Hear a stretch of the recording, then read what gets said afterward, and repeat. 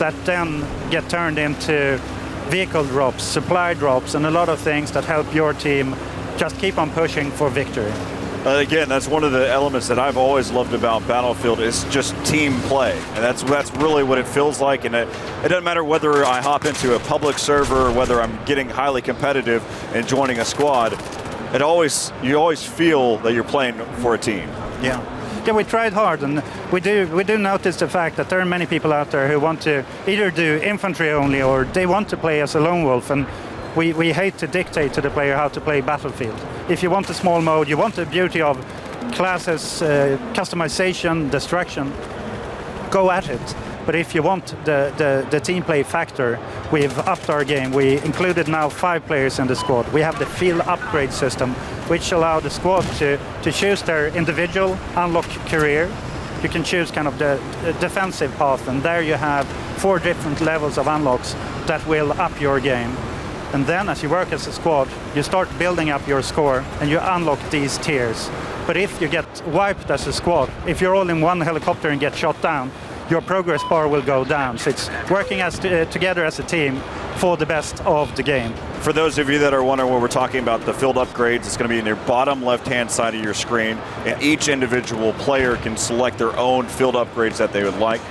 So far, we have the defaults for each of the classes is going to be an offensive and a defensive, and then we're seeing some very specific types as well, field upgrades for each one of the, whether it's recon or assault or. Yeah. So you can unlock more, and it's really to allow you to find kind of what suits you best. So we don't dictate for a whole squad how they're supposed to play. So while being individualist, you can still be a team player. So how do you build up in your progress bar down here? So by performing team actions and working as a squad, you start seeing you have squad score, and these build up to this progress. And the progress is individual, so if you do decide to leave a squad and go to another, you keep the progress on your bar. Oh, good. Yeah. So one of the things that you'd mentioned is if your entire squad has been taken out, you go down. Is that just like one level, or is that? We've looked at taking you down one step, to be honest. While I stand here and enjoy myself and watch beautiful gamers game, the team is hard at work defining those, the last tweaks and tunes to find the balance, since this game is supposed to be played for many years, and you really want to nail that fine balance. So exactly how much is still to be defined. This is one of the things that I was looking out for is the assault classes having the defibrillators. I'm happy to finally see it. I know that it was going to be a part of the game, but I'm happy to finally get the chance to see them being brought out. Having to work so hard on the creative aspects of it, just the idea, where you're going with it, the design. Is there anything that you really like as a player, as just someone playing Battlefield? Yeah, to me, I'm in a fortunate position. For 14 years, I've been building the game that I love to play. So I think a lot of my taste in gaming has colored the game and its evolution.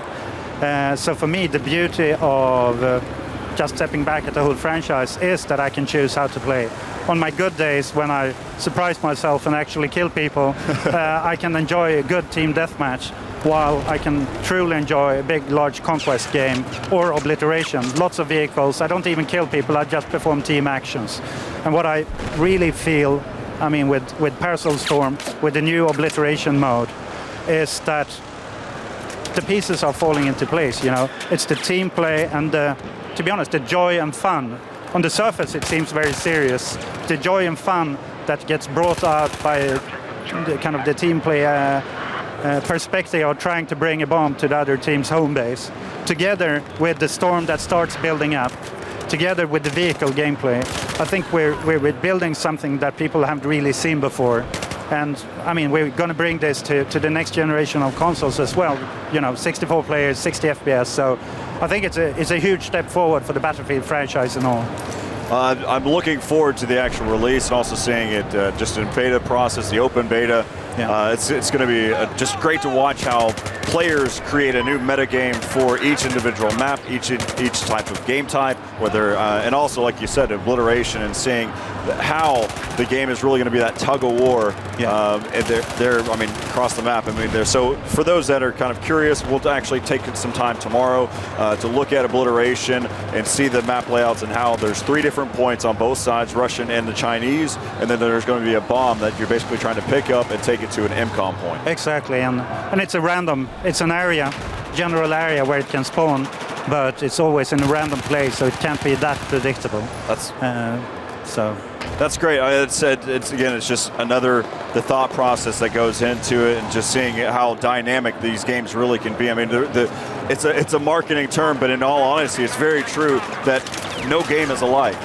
No single game is going to be like anything else. I mean, watching all the different types of evolution that come into play. Yeah, and many times I think when we talk about the game, it's easy to make it sound like it's a marketing pitch or anything, but to be honest, what we've done since the very first prototype is play it on a daily basis, and we still do. And as we do it, we build from the crosshair and out. If running, gunning, shooting isn't fun, then the rest doesn't matter. And then we add on top, we upped kind of your customization. You can customize your side on. We added lots of little things, like we talked about diving, sprinting on ladders, sprinting in water. Lots of little things, but all of these things often don't get any attention, since you talk about levolution or distraction and so on. But I think that once you start getting in there and seeing what's under the big names, it's truly a new battlefield that we're trying to refine in all the areas that we feel need to take a new direction, or we got a clear direction from the community that they want to see fixed. Let the viewers see at home exactly who's currently winning. Of course, Daniel Matrosa, that we've worked with there at E3, just did an impressive job with the spectator mode. I come from a competitive gaming background, a lot of shoutcasting, and just seeing what Daniel's done so far with the UI, I say so far, what it is right now is a total package as is, and I know that he's still fine-tuning and making those small tweaks.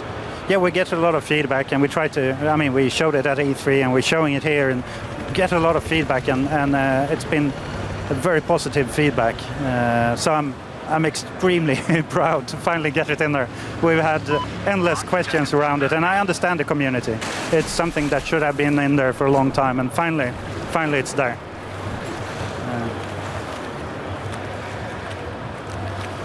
And overall, I think that the battlefield really lends itself to competitive gaming. We're always trying to cater for individualists, but packaging it with a layer of team play.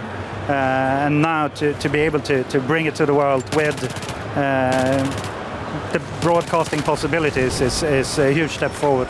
I think it's just a great component. It works for me. I mean, it's one of my things, my bread and butter. But also, let's just kind of talk about, you'd mentioned some of the attachments, some of the additional things that are being added as we're talking right now.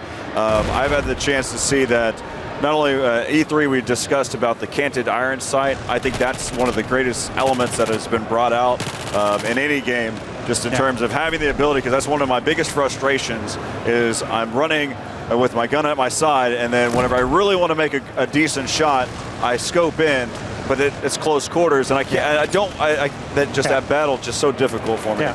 So no, I agree. It's a lot of little things, and for us, having made Battlefield for such a long time, it's sometimes hard to find a balance between what some people would consider extreme hardcore features, but we try to go at them and see what does this bring to every type of gamer. So whether you're hardcore or not, this makes a difference, and it's up to you to choose kind of how you want to play the Battlefield. And with the new test range we're putting in there to allow you to go in and try out things before you go on the battlefield, to finally get to learn how to master a helicopter or a plane or try out the tanks, I think that will also let people get acquainted before they go out and try to master opponents on the battlefield. So you have communities out there on Reddit, even on your own Battlelog forums, just all across. How often do you listen to the community? I would say constantly. I mean, I know that I'm not that visible on forums and so on. and I do apologize for that sincerely. But yeah, Battlefield has gone so big and the teams are so big, but I have a lot of good people who help me just scan the forums, bring up the hot topics, what are the areas that we need to improve, and constantly listening to the community, since even though we have a lot of new initiatives with Battlefield 4 and kind of how do we take it to the next kind of interesting gameplay perspective, there's also, as mentioned, a lot of things that are purely kind of direct feedback from the community. I think one of the key things to talk about too is whenever giving feedback, because a lot of gamers have input. They like to say something. Yeah. The issue is that there's no content behind it. There's no reason why. I think one of the things that I always like to mention to anybody that's in a community, whenever you have a concern, when you think there's something that's broken or needs fixing or an upgrade, to always have an explanation of why. Yeah. And then even if you can, then give the how do you do it? What's the approach to it? I think those three things are usually good for the community. I mean, there's a lot of great community people out there who arrange lists, who post videos of things they've noticed, which is super easy for us to pick up and evaluate and see what we can do about it. And trust me, I mean, we're doing everything we can to constantly be on top of things and just keep on improving the experience, since it goes. Second is one, the dynamic weather effects, and or two, is it triggered or is it timed? So and like you said before, for the sake of what we're doing here and pretty much letting people see like the coolness of Paracel Storm, it is just on a timed. It's like at a certain time it happens. As soon as the first kill happens, the timer starts going, and then the storm kicks in, and that's it. But again, it will be triggered in the actual release. So there you go, information for you guys. Soak it in. And also another thing people want to see, Corey, and you know you got to give it to them, is some first-person jet gameplay. Some first-person jet. Okay, let's see here. Let's go ahead for level 2 will be a rocket upgrade as we hop into the game here. Yep, and there's a jet, by the way. Just want to point it out. Bravo 5, he's flying in the jet. We got to show that first-person jet gameplay. So there you see it, guys, right there in all its glory. A moment of silence for the jet. All right, that's it. So now there you can see actually what he has equipped on the jet as well, which is pretty cool in the third-person view. And yeah, I'd say he's gonna do a little flip here, a little flippity flip. Do a barrel roll. I guess not. Okay, this guy's gonna come. He's gonna tear someone apart. Yeah, he's gonna be pushing in here now. Again, he's gonna be flying. The J-20 is on the Chinese side. Wow. Yep. And another cool thing, actually, that my favorite. I was talking about it before, but. You know, there's just a lot of different little things that you can toggle in and out, like, you know, the alpha and bravo stuff. If you don't want to have it there, you can actually toggle that out, which is pretty cool too. So, but, you know, for the sake of this, we want to see who's doing really well. And on the blue team, Delta Squad's actually doing quite solid. They're right now sitting 13 and 3 deaths. On the other side, Delta Squad, of course, on the gold team, they're doing well too at 12 and 9. So overall, you can get an idea what squad's performing, what squad is really helping out here. But and I was actually following the jet guy. He ended up getting taken out. He took care of that one, Corey. Who are you looking at right now? We're taking a look here at Alpha 10. He's currently 10 and 1 overall. What? This guy's a beast. Which is probably the reason why. Chilling in this boat right now. He's just. Well, again, one of the things that Lars and I discussed is how effective is the amphibious vehicles really going to be in this game. Yep. And so. Just kind of looking at it, I mean, look at this. It's definitely efficient. You can see how they're just kind of going from beach to beach, and you realize, hey, being shot at. And if you didn't see there at E3 for Siege of Shanghai, one of the quickest ways to exit out, well, yeah, it's a jet ski. Yeah, without a doubt. That is so cool, man. It just, I still brings a smile to my face every time I see it. But yeah, and another you know, cool thing that I'm seeing here as well in the third-person view of Alpha 10 is the movement, right? So like when his legs move, they really are like reacting to the environment as opposed to just being like static, you know, like just movements in general. It kind of has like a really good touch to it. That's just something I pointed out or something I noticed. But yeah, actually Alpha 10's using a sniper rifle. He's actually using the CSLR-4, but you're taking a look at someone in the Z1W, or excuse me, Z11W, that is Bravo 20, taking some fire here. He's in a little bird, seeing if see if he can pick up a kill here. He's at, so far, Bravo 20. Bravo 20. He actually is 0-0. Yeah, He's not doing too well, but he's not killed. Oh crap! Did you see that? The jet plane just flew into the helicopter. Nice. That was awesome. Let's go and hop on board here. That was so cool. Corey just laughs at me. Like, don't laugh at me, man. That was awesome. That was amazing. Get a perspective and see how well Alpha 13 can do here. So far, Alpha 13, he is 1-0. As you can take a look at your lower third, 1-0. 20 millimeter cannon, heat seekers, gyro stabilizer, infrared flares, or IR flares. Oh, this guy's got a lot of great control too. Yeah, he actually. I'm looking at his first-person view. I thought he was gonna dive into the water there, but he managed to stay alive. So that was definitely pretty sick.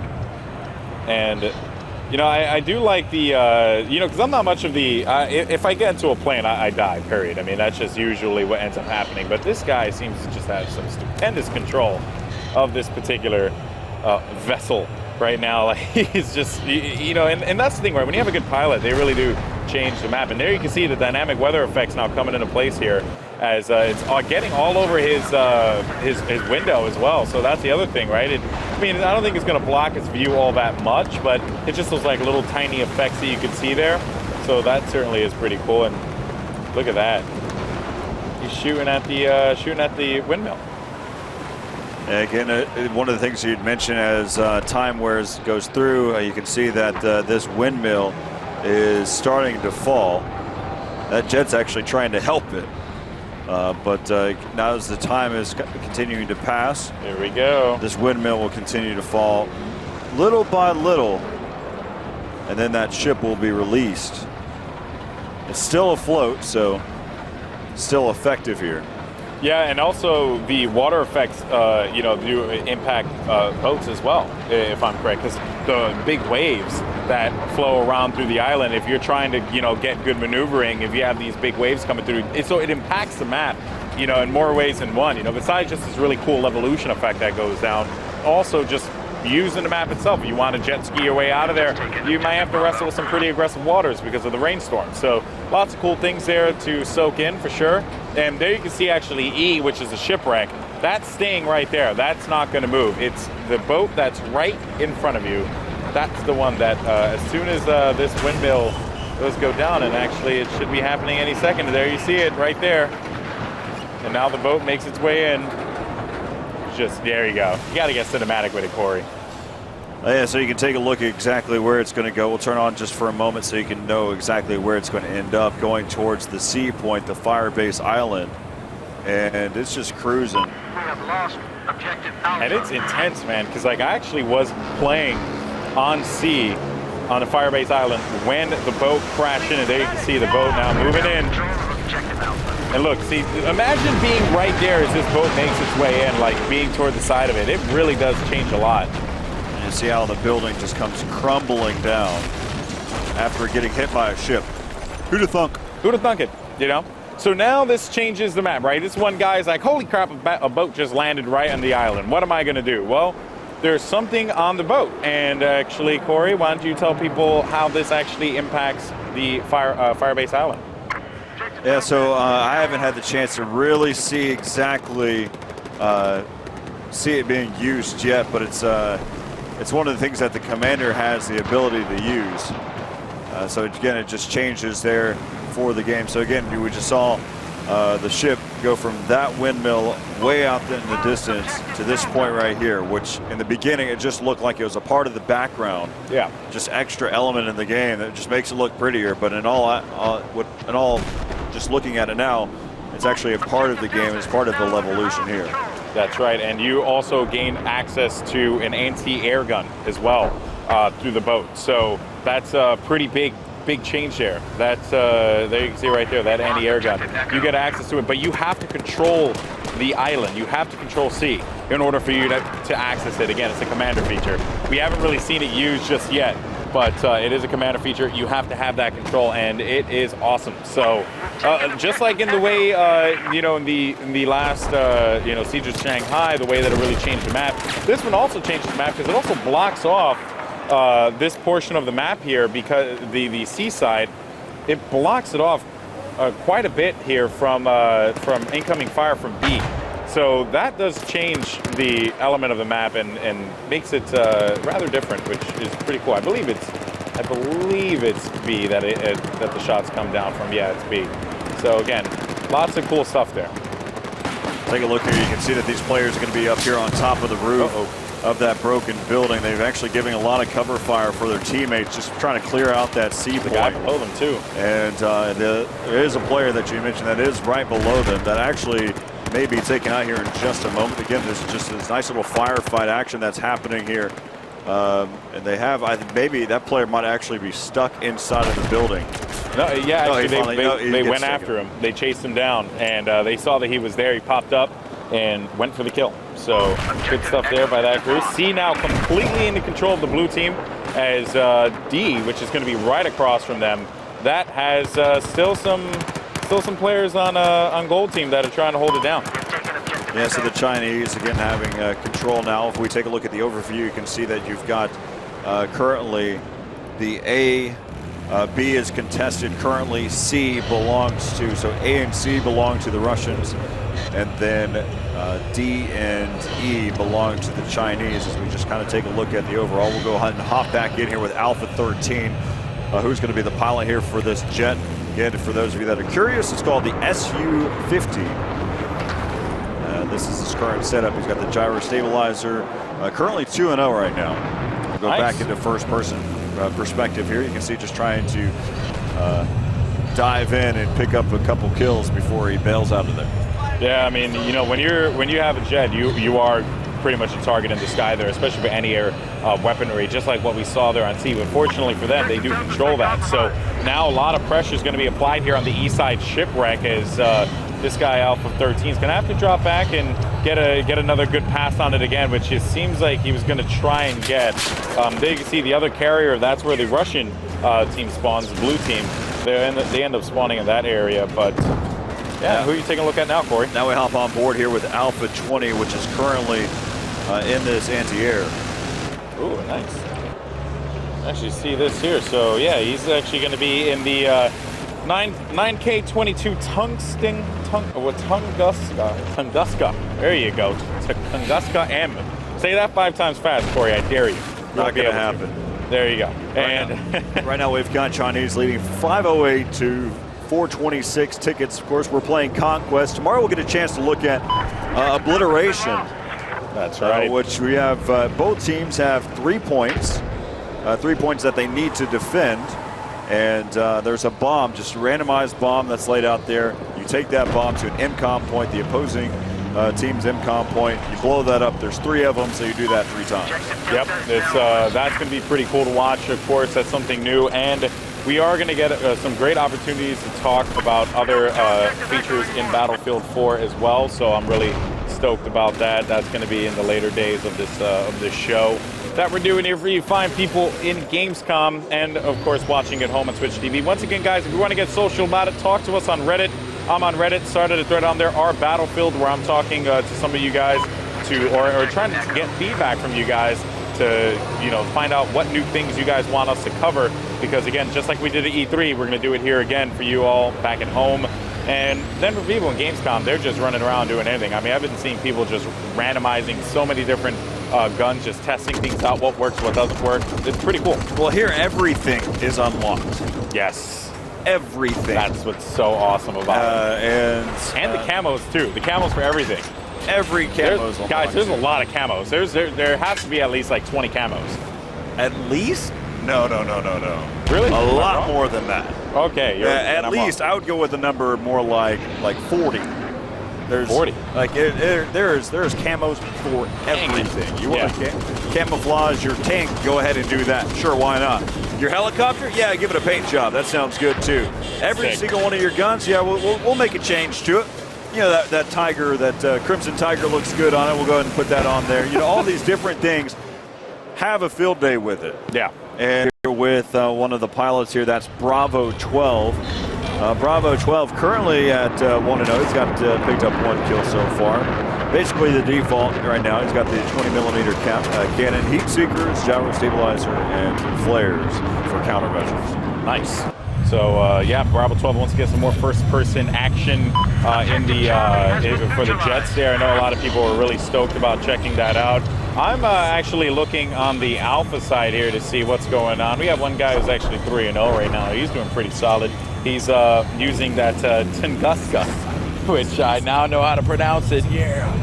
And he's destroying right now, running that assault class as well. So that should be pretty cool to watch. And but yeah, of course, on your screen you got that. Oh wait a minute, is he going after? He's trying to be able to take out the gunship. It's just you know, you can cause as much damage as you want to. There probably isn't anyone up there either, though. And that's the other thing you always have to just kind of look at.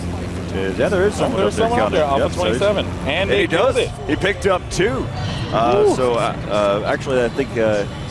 Let's go ahead and look and see exactly how many he's got. Yeah, he's got 4 kills so far. So he's causing some damage right now. As right now, you can see that the tickets are pretty close early in the game. Of course, only we're 9 minutes and 20 seconds into it, but that's also including the time for the players to get the chance to set up and get their classes set the way they would like. Yeah. So again, we're still here with Bravo 12. Yeah, and he also has a UAV as well that's helping him out. So he's getting a good, you know, not UAV, but just that sonar or not sonar. I'm totally messing that one up there. As you can tell, I'm clearly not adept when it comes to military speak. I just know how to run. And no! Bro! Well, that's unfortunate. Yeah. Let's go ahead and find another good player here to look out for. Bravo 26, I think that's Bravo 26 right now is the play that you were talking about. He's currently sitting at 6-0 right now.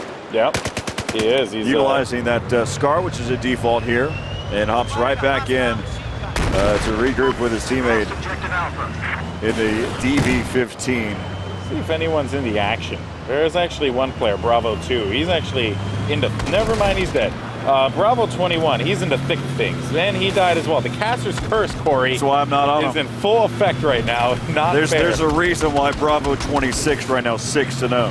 Yeah, because because of the caster curse. I mean, I don't. Well, that's why I didn't hop on it. Because you just knew they were. Stay with whoever's alive. Yeah, right. Follow that dude for as long as you can.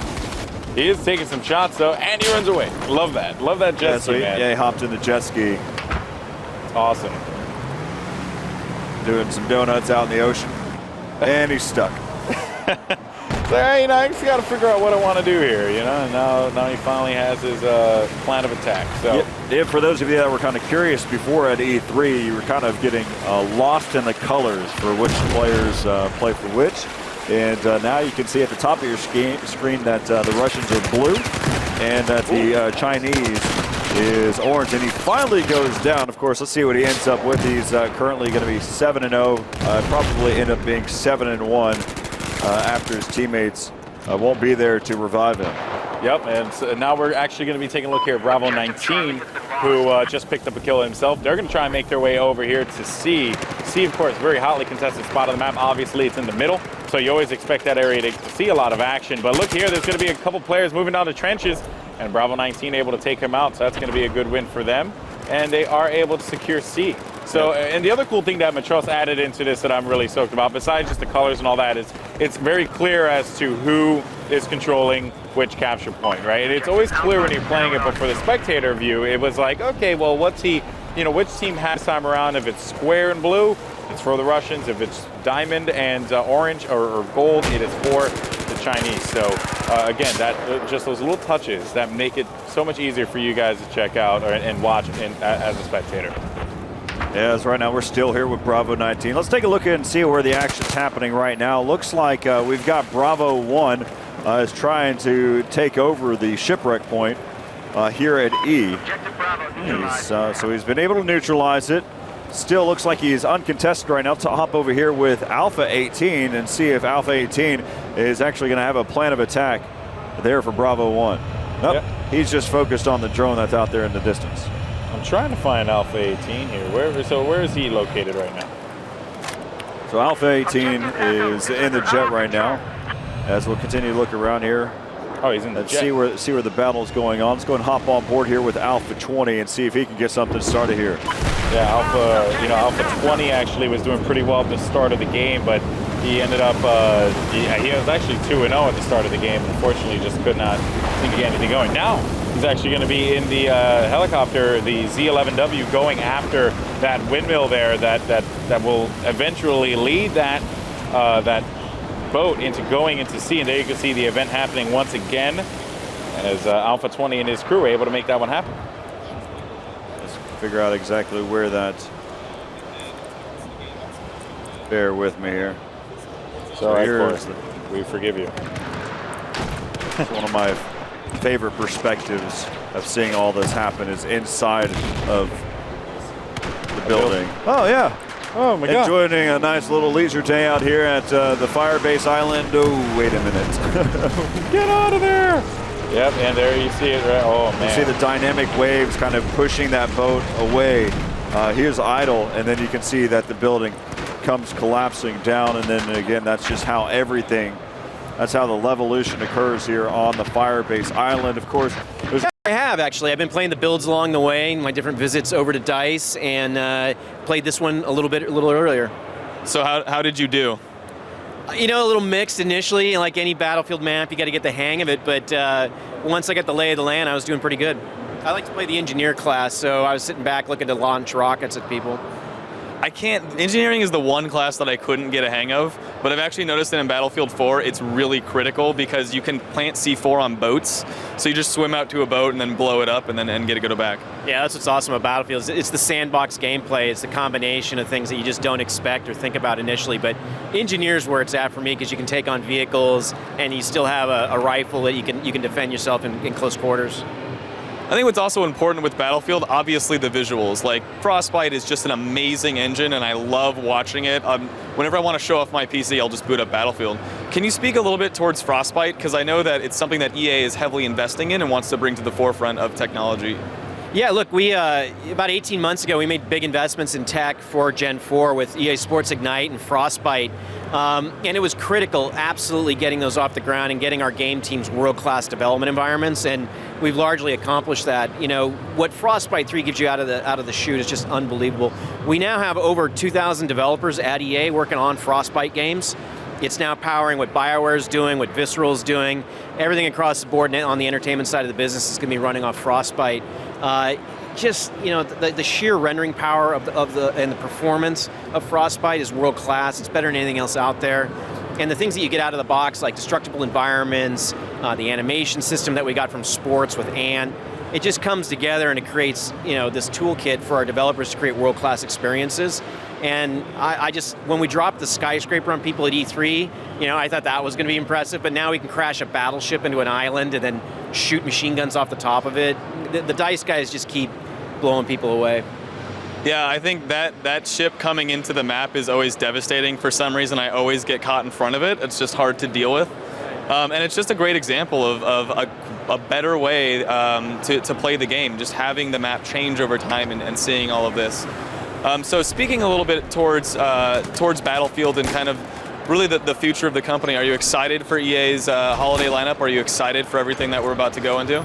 Look, we're about to execute the best transition in the history of the company. You know, going in on PS4 and Xbox One, we've got 6 incredible titles coming this Christmas, from NBA and Madden and FIFA to Need for Speed and Battlefield, of course, Peggle 2. But right around the corner from that is UFC, Titanfall, Garden Warfare from Plants vs. Zombies. And then we've got a whole bunch of new IP under development inside the studios that we haven't even announced yet.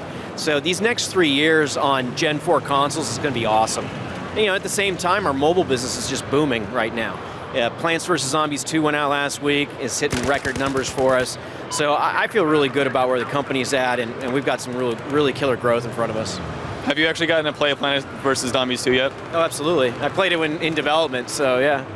Yeah, great game. I think that we have a lot going here on the games label and the whole company as a whole. I'm really excited to see everything that all of the... And to your point, if you have used the jet skis, for instance, you will actually notice that you are actually quite agile and fast. compared to the big, CB90s, etc. And you actually have a good chance of hiding in these waves. Yeah. So you feel quite powerful, like a small bee compared to the big bear hunting you. Yeah, you can really take really advantage. cool. Just take advantage of your surroundings. Yeah, and you add the dimension that is the element of the world. It's not only about how you use the vehicles or the weapons or the environment. It's actually how the environment changes around you. Yeah, yeah. And now, in talking about the environment changing, Levolution, got to talk about it. The the sea capture point, right? Which I'll go ahead and bring up the tabletop view here and zoom in. Right here, see this area changes dramatically as soon as that ship, which we saw on the live stream, crashes right into the island. Yeah. And it also gives the commander another ability as well, which is to use that anti-air gun. Yes. So when developing this, right, in the first one we saw Commander had a great impact on the majority of the battlefield, right? Yep. Really took advantage of the UAVs and the gunships and all that stuff. But now you give him another tool, right? Something really different and unique, in my personal opinion, to Commander. I guess, why not give that control to the player? Why give it to Commander? What was that that plan with that? The idea is actually still to give some of the command back to the player, so you can actually, when you're in that area, and this is something we're discussing right now in the studio. So how do we utilize this the best? The game is not completely done. We're still looking into some details. We're actually looking into giving the player the ability to spot enemies like planes and stuff, to use that anti-air gun as well. So it's not only a tool for the commander, but we're still discussing it. So if people have feedback on it, please let us know. I think it's we want to build the best possible game, and we really want people to give us all their feedback on how to utilize this most. To us, the most important thing is still balancing the game. You want the game to be super balanced. You don't want to overpower the commanders. You don't want to overpower the players. But finding the perfect balance. But also, to your point, that control point is also very interesting from another standpoint. That the ship actually crashes into one of the buildings. That's right. Bringing it down completely. The classic, what we call D2. Destruction 2.0, where you actually not only take down walls, you actually take down full buildings. And it changes that control point quite a bit. Much like we did with Siege of Shanghai, when you take down the skyscraper, you actually move a control point. You actually affect the way you play around the control points. And I think that adds a lot of dynamic depth to the map. Oh yeah, without a doubt. One of my favorite things to see in Battlefield 4, and especially with this map, has been how battles change over time. And when I was playing on C and that raid ended up happening, let's go ahead and bring up right here. I was playing over here. I was actually in this area right next to the building, right where my mouse cursor was. Boat comes crashing in, and I look at it and I'm like, oh my! Like it was like a set piece in a movie. It was probably like one of the coolest things, and I loved it. I thought that it was awesome, and it really just added a lot to it. Is that a plane that just flew by me? That was a plane. Sniper bullet. Oh, that was that guy right there, man. He's trying to get crafty with it, and of course, jets on this map too, which is really cool. And how are you guys? I guess when you added the jets into the game, we all knew that they were going to be in it, obviously. But I would have to ask you, how do you feel the overall feel of the jets are in Battlefield 4? Like, how is it? I guess. How should I say in terms that make sense for viewers back at home? But I guess, how does it feel? Do you like just flying around and beating people up with a jet? To be honest, I like flying the jets, but I'm not that good at it. Neither People am I. take me down very fast. Even choppers hunt me down and kill me. So I'm not the jet pilot type of guy. I know that the guys working with the core systems and vehicle balancing have worked a lot with both the jets and the helicopters to make them more, how should I put it, more agile, and also have them controlled better. Because we know there's a lot of people that only flies jets or helicopters or tanks. Yes. They don't spend much time with their boots on the ground. Because they love the vehicles. So we put a lot of focus on those, and we also made sure that you can customize the vehicles in the game. So if you go into customize menu, you have the vehicle tab, and you can customize your vehicles. And also another thing that... And you can actually put your emblem on your jet, and when you hop into the jet, your emblem pops up. So if you're a dude, you're rocking like the crazy skull symbols with like some flames and stuff like that, and that's the thing that defines you. And when you hop into a jet, people are going to know that is you. And I am so pumped for that because it's just that level of personalization that definitely people enjoy when it comes to first-person shooters. Oh, it's personalizing the game, changing up your camos, adding the emblems to your jets. I mean, we're probably going to see a lot of great things that's going to be customizable. Of course, we got Bravo 20s probably about to do exactly what I've been doing. I've been doing barrel rolls through all of the windmills. Oh man, that's about all I can do. And I'm out there, you know, pushing the objective, bro. Not cool at all. But there's a lot of action going on over at I believe this is going to be the B capture point. So we should probably take a look at that in a little bit. B capture point is going to have a lot of a big encounter that's about to go down in just a bit. But yeah, man, I mean, there's just, you know, it's crazy. There's always just something to take a look at here in Battlefield. And so right now we're here with Alpha 14, who's just basically trying to hold down this point as long as he can. He's going to get taken down. Let's go take a look here back over at the overview. Again, the battle's been happening over here towards the D point. Looks like they basically have taken complete control over there, continuing to scan. Now we're back over here taking a look over at B. Yep, B, lots of action going down there. You just jumped on board with Bravo or Alpha 18 as Alpha 18, you know, actually able to pick up a couple kills there. So that's going to be good for him. Finding someone in front of him, he's able to take him out too, but gets dropped in the end. Still a very valiant effort. It seems like the blue team, the Russian squad, they're going to be, or the Alpha squad, they are going to be losing a lot of ground here on B. And wait, never mind, they're actually flipping B, but I'm surprised because it seemed like there were a bunch of players that were surrounding that. Yeah, so taking a look now, let's go back over here. You can see that they've got complete control over this area. I actually thought that they won that building to the left there. It's going to end up right now. Basically, Alpha 5 is going to have to hold this one down. Of course, it is contested at this moment, and it probably be picked up here by the Chinese here in just a moment. They've got the sheer numbers advantage right now, as, again, we're here with the Russian squad. We're looking at basically at shooting at the Chinese, which is orange currently. Now we're back over to Alpha 15, and looks like he's going to be trying to take that dog tag. One of the things that we looked at as well in the list of weaponry that you can have is the number of different types of knives that you can unlock. Oh yeah, there's a lot. There is a lot. I went through it, and these are just to name a couple because I don't want to dive down deep into it. What do you got there, Corey? Tell us about, because I actually took a bunch of pictures of the guns just so I can get a good idea of like what weapons people are going to be using there. But what do you have? So just on the knives, just in general, just kind of looking through, we've got a bayonet. We saw that. We've seen that. We've got a shank. We saw that at E3. Yeah, we saw the shank. We've got the ACB-90, of course, which is basically what you're typically equipped with in the military. We have a machete. So we're going out. Any machete fans out there, that's for you. We've actually got something that's called it's improvised. So basically, it's a MacGyver type of. MacGyver. They just call it MacGyver. That'd be amazing. Or improvised. That works well too. So there's just so many different things, and that's just for the knife, and they all do the same thing. Yeah. At least that's what I know. I mean, if the machete does something completely different, just goes out there. If I could just bust out a machete and just run through like jungles and hack down bushes and open ways, that'd be amazing, man. It'd just be like I'm exploring. I also got to take a look at the assault class rifles, and I want to go ahead and run down this list here. You have the AK-12, which is what you pretty much are standardly equipped with, the Scar H M416, SAR-21, as well as the AEK 971, and a gun that I've become quite the fan of, which is the FAMAS, which is like one of my favorite guns in pretty much any game that it's in.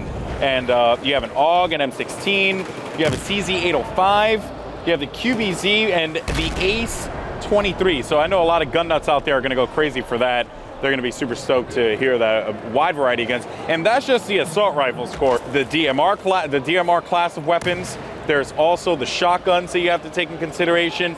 You have the bolt action guns too, the carbines, DMRs, and shotguns. So you have 4 different classes of guns here for the assault class. Well, with that being said too, I mean, even the scopes have categories as well. So if you're a recon class and you've got your sniper that your preference, it even has, close range scopes, it's got your medium range scopes, and even your long range scopes. There's so many scopes to go through Hey, we're going to probably need to group them now because now we're abundance of them. Yeah, no, and also, you know, a scope that I become a big fan of, is particularly in this map, especially when things start to get dark, is the low light scope, the infrared scope.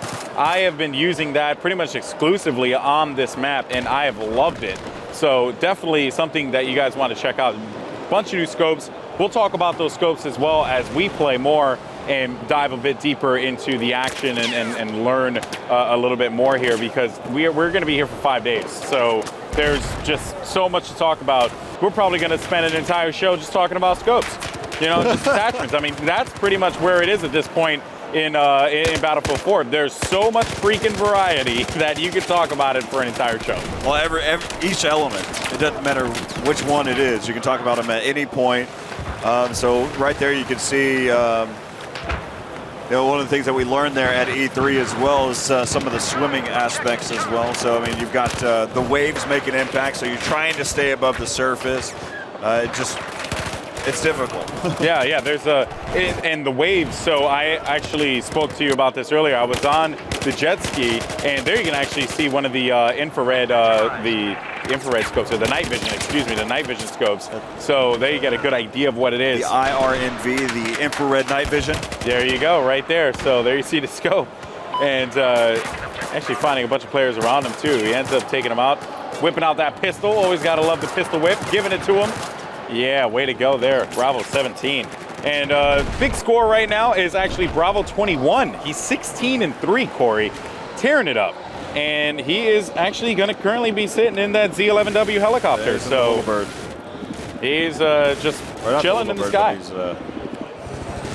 We're at Bravo 21, high in the sky right now.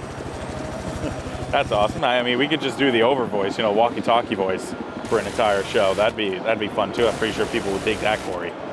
But all right, so here again we're with Bravo 21, taking a look from his perspective here, and he's just going to go all out. Of course, you can notice that. Take a look at that camo that comes along with it as well. He's got such the a sick scar camo. That's in hand.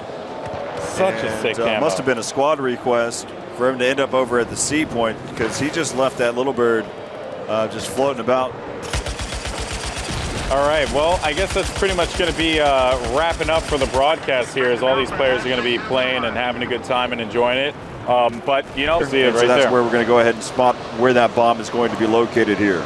Yeah, so in case you guys are wondering what this would play out like, if you're ever familiar with a neutral bomb game type in any other FPS that you may have played, neutral bomb basically, one bomb, you got to go after it. The battle is going to begin there, and then from there, the journey to take that over to one of the other bomb sites. And it definitely is going to be a journey because, again, we're playing on Paracel Storm, and, you know, Paracel Storm, it's an island-based map. You can see there the bomb is actually located right next to that tanker. And again, Paracel Storm is a big map that has a lot of open space, water as well. It's gonna be tough to take it over to those MCOM points. So look for a lot of teamwork here from squads, as we actually see a squad of 3 that's gonna be moving up here, trying to see if they can secure this. And they don't have any opposition near them right now this second. And they have actually a helicopter above them that's giving them some kind of support. So this is certainly going to help them out a lot. They just need to make their way over to that last MCOM point, which is going to be A for the gold team. Yeah, so you take a look here. This is what it's like in the first-person perspective of the bomb carrier. There's 2 different types of indicators. One, you can see in the bottom right-hand side of your screen, that's basically what the bomb looks like, that little icon. Also, one of the things to note, of course, you're blinking red the whole time. Yeah. You can see how players can notice you from afar. You're also, again, you're indicated on the map as well the entire time. So no matter what, the bomb can be found at any point. So just take all those different items into consideration whenever you're the bomb carrier, and also whenever you're trying to defend your point. So right now, again, the Russians still have 2 available points. They're still holding on to 2 MCOM points, and the Chinese only have 1 left. So you can kind of scan around the map and see exactly where the points are. So this point right here, you can see that point has been blown up. As we look at another point, this is the Russian side. That point is still available. So basically, at the top of the screen there, the gold team, they only have 1 point left to destroy. Correct. And then the other team, the blue team, they have 2 points left to destroy. So back up. those are the points that you have to defend. Ah, okay. Those are the points you have to defend. Okay. So okay. that's allowing your team to know, okay, guys, we still have A, we still have C. B has been taken out. We can basically let that one go. As for the Chinese, we only have A left, and we need to make sure that we hold it down. Because right now, as you can see, let's go and take a look here at the overview right now. You can see that the bomb is ticking away here and seeing if this is going to last any much longer. Nope, that's going to do it right there. So you see, again, just getting the bomb down. Again, and we also added the random factor so it wouldn't be totally predictable and, you know, a pile of C4 waiting for you when you get to it. I'm happy about that one. It is random too. I mean, I've noticed the different points that it comes in at. I think that over time, is there a number of random points per map, or is it? Yeah, it's a number of them, and to be honest, not even I know how many we have, and we're probably gonna have to see as we're still tweaking and tuning the game whether we need to add more and make the area larger just to ensure that it feels fresh and unpredictable. See, this is one of the things that we're talking about, so you can see, especially a map like Paracel Storm, is seeing how the boats really do make an impact into the game. Trust me, whenever I was playing, it was difficult to get around. Anytime you're going beachside, you're getting taken out by something. Yeah, and I mean, what we were seeing here was an attack boat daring to go very close to the shoreline, which means that in any bush, behind any rock, there might be an RPG. So, I mean, we're still tweaking and tuning to find that balance so we don't have a super vehicle on the battlefield. Since it's always key that we have kind of the rock, paper, scissors gameplay in place. So one of the things that we talk about it greatly about Levolution, there's a lot of questions about weather dynamics and how does it really impact the game. So first, we'll talk about the Recon class. Does it really make a difference? Does it make an impact on when you're sniping and the bullet drag to it? You mean that the wind picks up? Right. No, actually, that's a good point. Maybe that's something for the future. So, no, we haven't taken it to that extent. And to be honest, Battlefield we always say that it's perceived realism. We want you to feel that, yes, this is the real thing, but when you go at it, we don't want to create a simulator. It should be easy to get into, and I think with that random factor of the wind, it would be almost impossible for many people to get into it. Well, especially with that storm that rolls in. So. Yeah. So the next question then is similar to it as well. With the weather that's going through, you can see that the trees are being swayed. Is it any more difficult for a helicopter or pilot to be able to fly during that storm? No, same thing there. It's all of these cool things that when we start building up a concept and we start brainstorming and we throw out ideas and it seems like a super great idea until you realize that many people are still struggling with, getting into planes and helicopters, and that's why we're adding the test range to add another dynamic element that sometimes it's never fun to die because basically you don't really know what happened. Right.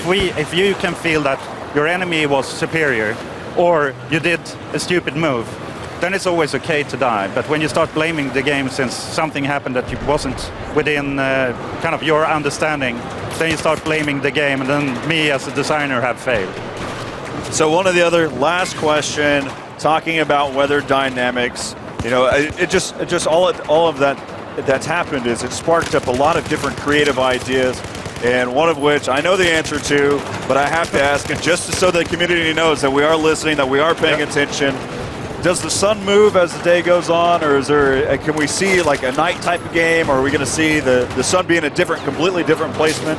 So we have the possibility with the Frostbite 3 engine to do the full day cycle, but once again, especially many of the smaller modes are intended to allow you to be competitive and have a predictable experience even 2 years from now when you're still gaming. So we have the possibility of changing the sun. We can go from early morning to a brighter day and so on, but we don't want to twist and turn everything too much since you want to be able to have a certain predictability. So one of the questions that's been asked multiple times now, in Battlefield 3 we had Conquest and we had Conquest Large.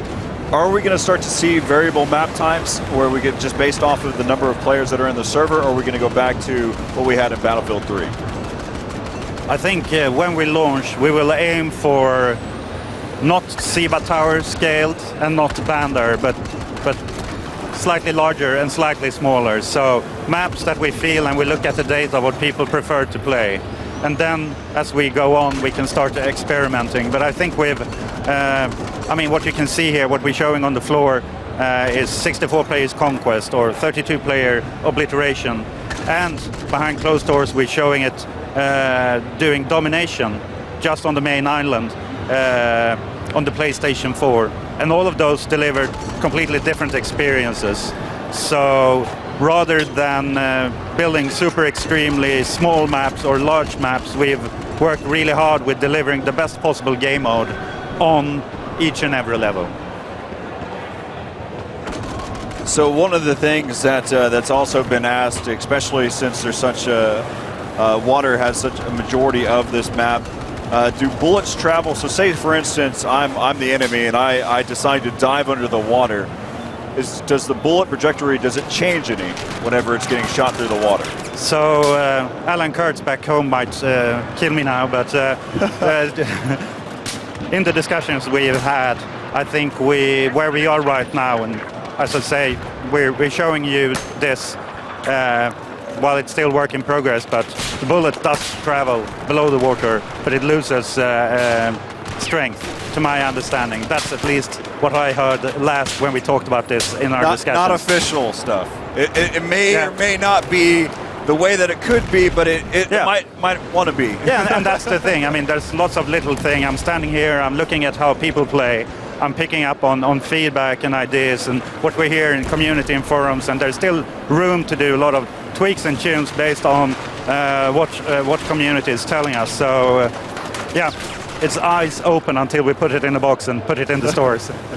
Well, I know that one of the things that I was trying to do is trying to different varieties of things where I'd go out onto the shipwreck that's out there near the windmill, and I tried to get on the edge of the boat points, and you can spawn off of your squad as well. Yeah, and I'm actually taking a look here at Bravo 4, Corey, who's identified a couple of parachute people. Who just met, is it Bravo 4? Yeah, Bravo 4. There you go. That's my boy. So he's using. I want to talk about the camos real quick because I had a chance to play while you were interviewing Lars. Done. Out of here. Eastern Turtle by far is the best camouflage Eastern Turtle, yeah, out of all of them. It really is so a sick camo. It really is. I don't disagree with you on that one. Look at that. You can see the players parachuting in. So basically, I was like, I wonder how many camos there are, right? And I looked, and there were like, I think 15 to 16 camos on this one gun. I thought, wow, that's a lot of camos for one gun. Then I noticed there were 4 categories. 6. Oh, there's 6. There's 6. I missed it. I missed the other 2. How is it you always seem to catch that little bit? I mean, 6 categories. Let's just put it like this. I told you yesterday. There's a you crap mentioned, ton of camos. Oh, I think there's 20 or more camos. I was like, no, brah. It's like, no, brah. There's like 80. It's a lot. There are a lot of camos. But these are all, of course, here at Gamescom. They're all unlocked. Every item is unlocked for the most part. That does not necessarily mean that we have everything that we're going to see at the end of it all, or the initial release. There's just so many things. I was just using one of the PDWs in the build. I believe I think I was using the PP something. Not entirely sure the name of the gun here. Actually, I think that was it. Which one is this? What weapon is he using? And actually, we'll go ahead and show this one to you. This is the G36C. So there was a question out there on Reddit that asked, well, is my G36C going to be there? There you go. We answered your question for you. So we are going to have that weapon that's going to be available in this game as well. Yeah, that's right. Let's go ahead and take a look at it in action here with the iron sights too, which are pretty clear. I have to say the iron sights in this game are really impressive as well because I am a red dot user. By nature, I just go after a red dot all the time. And although the IRV scope is really, really good, I do find that the iron sights for a lot of these weapons are equally as reliable, and they allow you to, I guess, put on a couple things. I don't ever see a reason for you not to put a red dot on there because there isn't a penalty for having a red dot on your gun. But again, it's like if you're using an SMG, I don't think a red dot is as important for you because you're going to get a big jump with the gun when you shoot it through the sights there. But if you decide to go with hip fire, you're probably going to be okay in regards to that, which is basically what I was doing. I was using a laser sight, green laser sight, which, by the way, green laser sight, I'm not too sure if there's like a difference with the green or the red. I think it's just preference in color. I know one is a little bit, I know the red laser sight, if I'm correct, is easier to see than the green laser sight, especially on maps like this. But that's just from what that's just like a personal thing from my perspective. Let's go ahead and find a good player here while we have a quick little discussion right now. So there's been questions about vehicles and all the different types of things that you can have with it, all of the weapons. So we'll just kind of run through it pretty quickly. So we've got the anti-aircraft, of course, the AA. You've got a 20 millimeter camera or 30 millimeter cannon. You also, for the secondary side, you've got heat seekers, you've got a passive radar, a Zuni rocket, as well as an active radar. Then you look at some of the countermeasures. You can look at the IR smoke screen, fire extinguisher, active protection. Then for your optics, you have your zoom optics, your IRNV optics, and your thermal optics. And then, of course, for your upgrades, you've got your maintenance, thermal camo, auto loader, proximity scan, reactive armor, and air radar. And then guess what? You can give it a paint job as well. And of course, you know what I go with? The Eastern Turtle. Yeah, Eastern Turtle's your thing, man. It's awesome, man. That's going to be the Corey Dunn camo. You know, it's done. That's going to be the Corey Dunn camo, straight up. It's like Eastern Turtle, boom, that's it. Yeah, so one of the other things that we kind of look at as well is going to be the attack boat. Of course, you've got different modes of your primary weapon, 25 millimeter, 30 millimeter, and also a burst cannon. Then, of course, you can look at the secondary weapon. You've got the tow missile, the passive radar, as we can go ahead and look at Bravo 15 while we're talking about it. Yeah, Bravo 15 is actually in the attack boat right now. He's in the DV-15. So you've got your tow missile. Let's see exactly what he's using. He's using the tow missile. But you can also have the passive radar, laser-guided, Zuni rockets, TV-guided missile.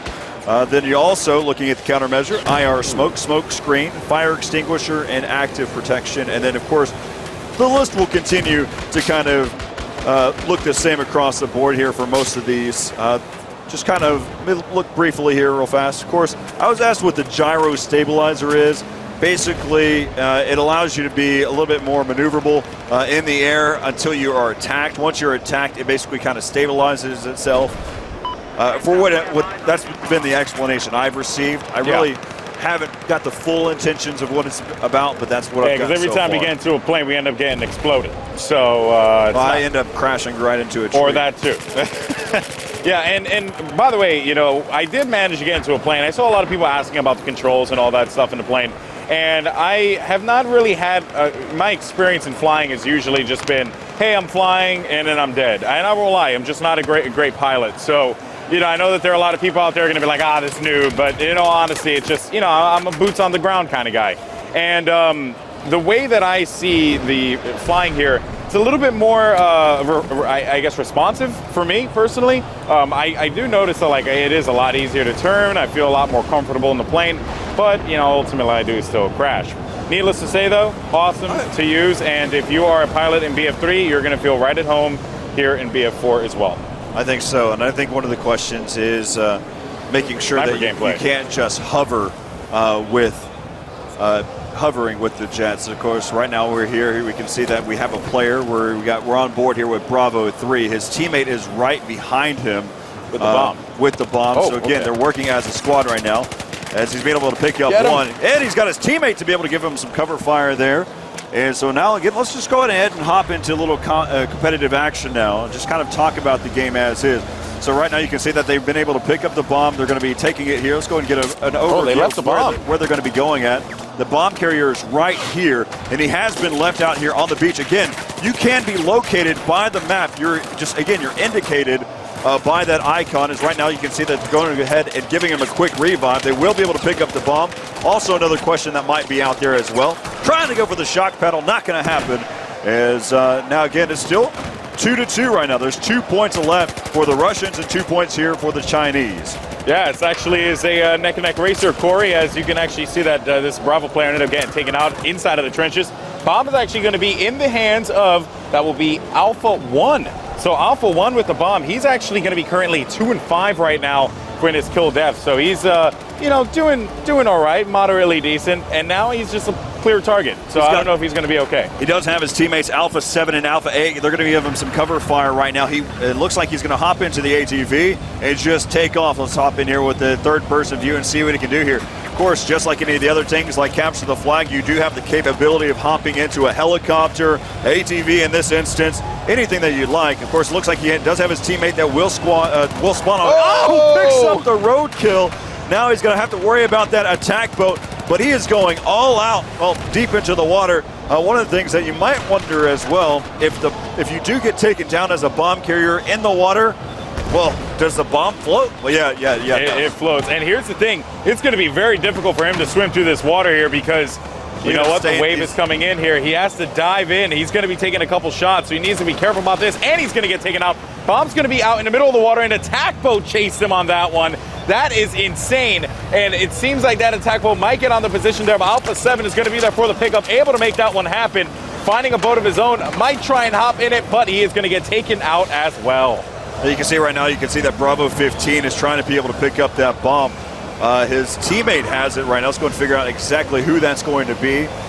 It looks like it's Bravo 5 right now. So yep. Bravo 5, he's got the jet ski, and it looks like they're going to go ahead and take it right now. They're going towards, looks like they're going here towards C right now.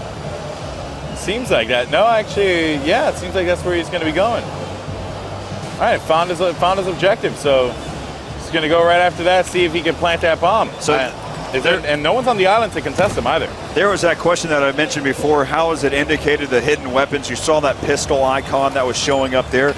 Now he's going to go for the plant. He will get that bomb down. Now here is the question as well. Bomb timer, how long is it? It really isn't that long, so you just have to give it enough cover to be able to allow that bomb to explode. Right now you can see that they've got a player, nice little cover fire there. He's able to pick up one, but it looks like he's going to get taken down though by the bomb exploding. And so now for the Russians, there's only C that's left. Yep, that's right. So bomb was in fact delivered there, and there you can see the indicator popping up there letting you know what's going on. Now the bomb is going to go back to that island. So the battle is going to begin there. It's going to get really fast and really insane. Expect to see a lot of people, just a lot of players converging on opposite beaches there and trying to make their way over there because the new bomb's going to be located in a couple of seconds. Looks like we have a little bit of battle going on, a little scuff between these two so far here on the main island. Let's go ahead and take a look here and see if the bomb has been dropped. You can see that these players are basically waiting to see if the bomb will spawn over there towards courtside, that basketball court that's over there, or if it's going to spawn here in the main area. Yeah, bomb has been located. It's going to spawn over by the docks. No one is there to be found. Oh, so it was a different location that it spawned at. Every single time it's randomized. It's going to end up at different points. So it's but in this same island, though. It's always going to be on the island. Okay, so on the central island, but it will be a randomized spot. Correct. Awesome. Look at this jet ski, though. Let's go and hop on board here with him. I love jet ski gameplay. All right, take that back. It's not a jet ski. Now you just made me sad. The way that he was cruising looked like he was on a jet ski. Reckless with like no intention for other people. Yeah, jet ski players without a doubt. Uh-oh, he's going to have to worry about it. He's got his teammates to give him some cover fire there. Nice little control there. He had his teammates actually come in on the flank, and he hops right back into the same boat that was needed. Again, they only have 1 point that's left, so you know that the Russians are going to go quickly on the defense. So we're going to take a look here at the overview.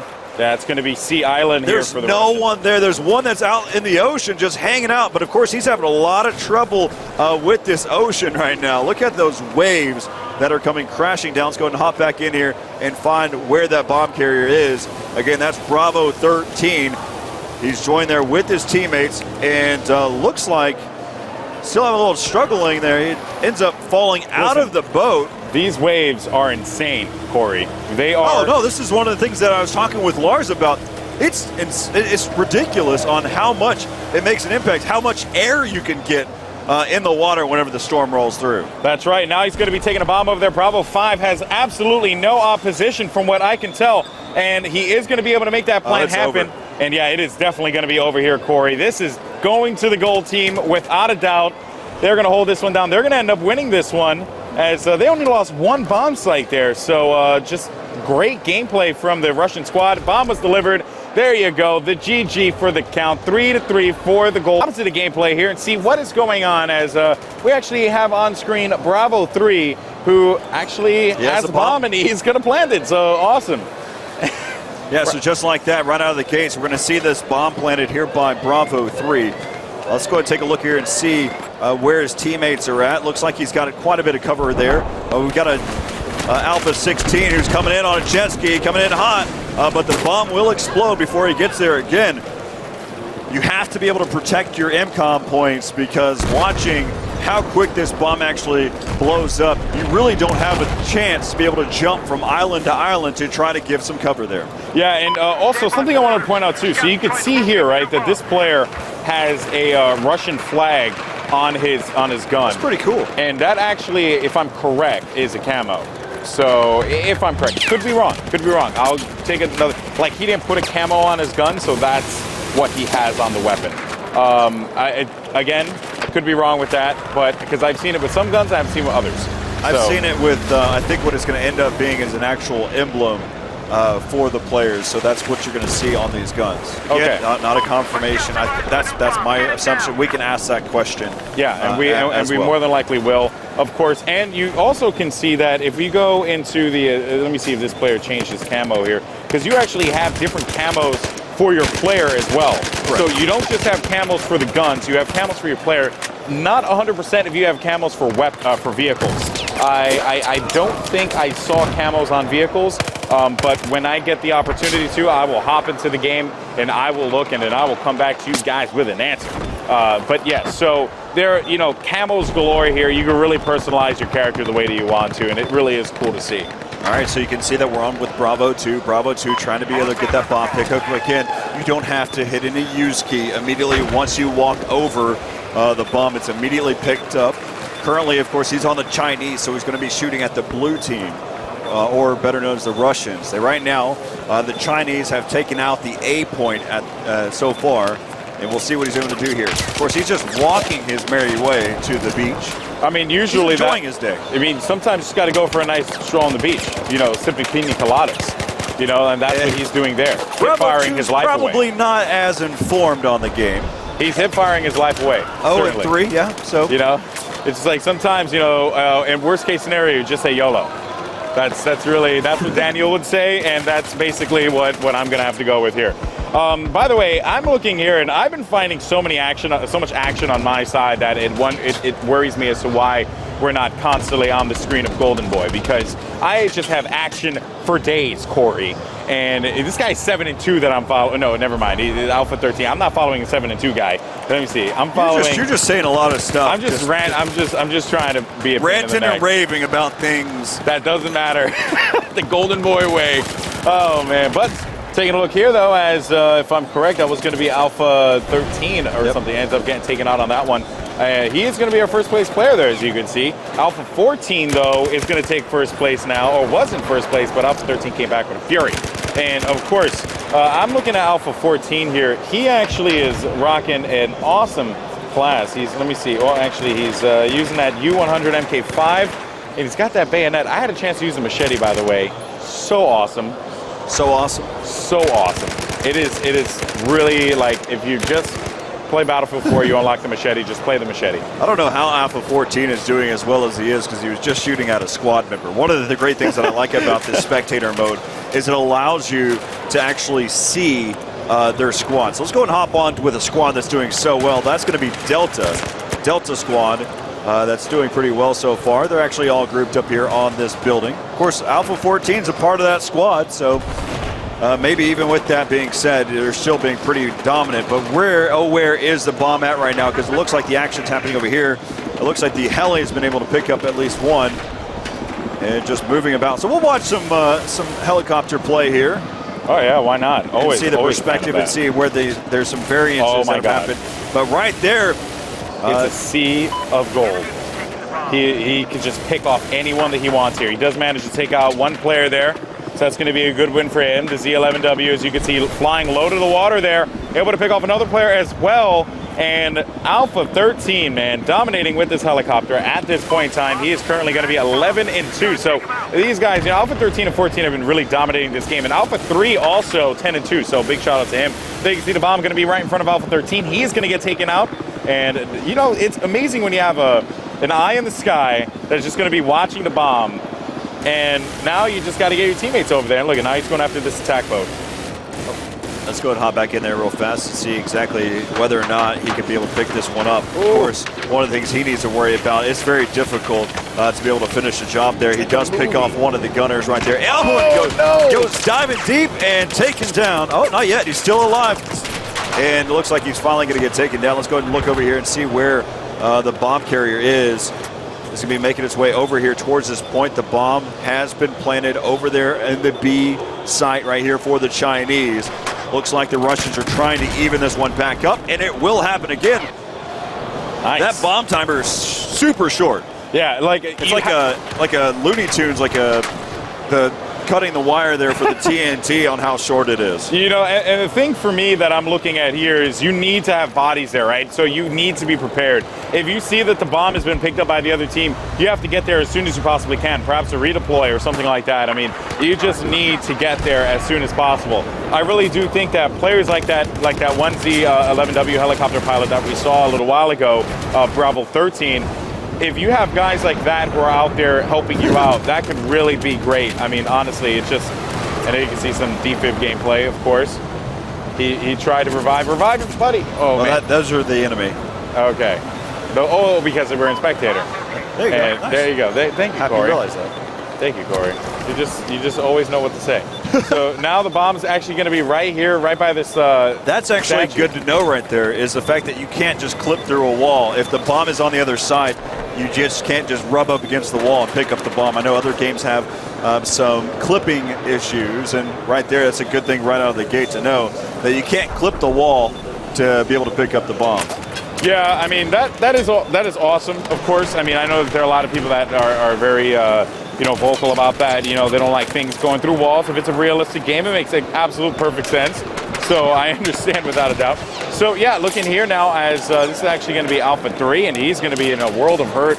And remember too, he's going to be identified because that bomb, is in his possession. So he is going to be in a bit of trouble here. Let's see if he can stay alive for as long as he can. Actually, he ends up getting taken out, so that's unfortunate. As who are you hopping on board with now? Let's take a look here. That's actually interesting. And it's Alpha 3 who's using the FLIR scope. Let's go ahead and hop back in here, and we'll see if we can find that bomb carrier now. As right now we're Bravo 1. Bomb has started to move its way out there. Back over here to Alpha 13. That trench now, it's going to be complete trench warfare between these two, fighting over that bomb. As right now Alpha 6 is just over the top, giving some cover fire. They're shooting long range here. Wow, and actually getting some shots. So that was reload. Bravo 13 will be able to finish the job. Let's go again, hop back over here with the bomb carrier. Again, it's just going back and forth here inside of this trench, still waiting. Again, we're here with Alpha 9 right now. Full health. Of course, the reason why you're seeing that blinking red is because he is a bomb carrier. There's a little indicator on the bomb as well. Going to go and hop out of the trench, able to pick up one. He needs to be able to worry about his 6. They're going to come smashing in. And they're going to pick up that bomb as well. So now, again, it's just that tug-of-war battle that goes between these two teams. Yeah, always, you got to always expect that. Obviously, I mean, especially with a game type such, it's always going to be so fast and frantic that you really just, you're never going to know what you're going to get with something like this. So now taking a look here as we are on board with Bravo 1, and he's going to do everything that he can to stay alive here. He does manage to pick up a few kills. And there's going to be no one pushing in the trenches. A couple players to his right side, though, is not aware of it as he comes out. Shots fired as he's going to get taken out. One player was going to be on his right side, and he was not aware.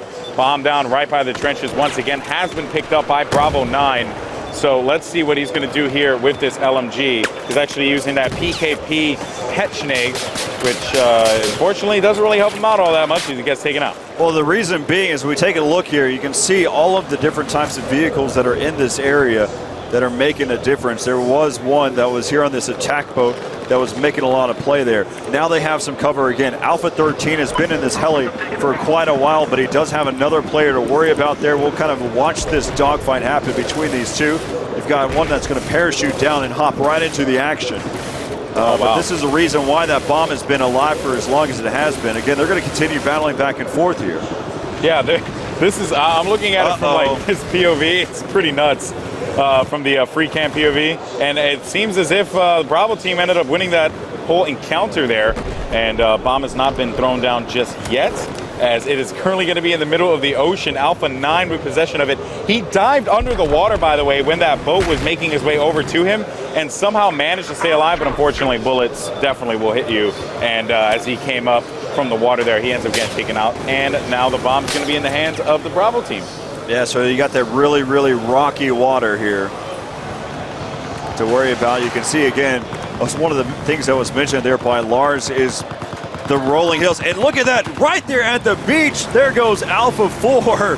He's going to get ran over. I had mentioned it too. That's kind of the irony of it all, is I had mentioned it during the talking with Lars, is that I haven't yet seen anybody get ran over by a boat yet. And sadly enough, we saw a player go down. Yeah, you know, I mean, it is what it is. Things happen, of course, and now, you know, these players are trying to, actually, he has 2 people with him, so this bomb carrier should be in a pretty good spot. So long as his teammates make their way over and support him, he should be okay. Of course, he has to make his way over to the, I believe that is going to be the A bomb site, but he is going to get taken out, unfortunately. Alpha 16 had the right idea as he was pushing in with that attack boat. Now he's giving some cover there, allowing his teammates to kind of slide in there, pick up the bomb, and make something happen. Great job here now by Alpha 16, trying to make the best of the worst possible situation there by being beached. Yeah, you know what? Sometimes you just got to do what you do. It's basically now just turned into a turret, and let's go ahead and now hop in here with Alpha 4. Alpha 4 has the bomb in hand, and again, that glowing red thing there, it will definitely throw you off, and I think that's just like one of the things with the bomb. You know, you're just going to be a target the entire time you have it in your hands. Alpha 4 also going to be taking some shots, currently going to be at 66 health right now, and is going to do everything he can to make his way. His falling right behind him. Oh, man. Now you also got to be able to worry about Bravo 16 coming across there. Alpha 16 barely missing him.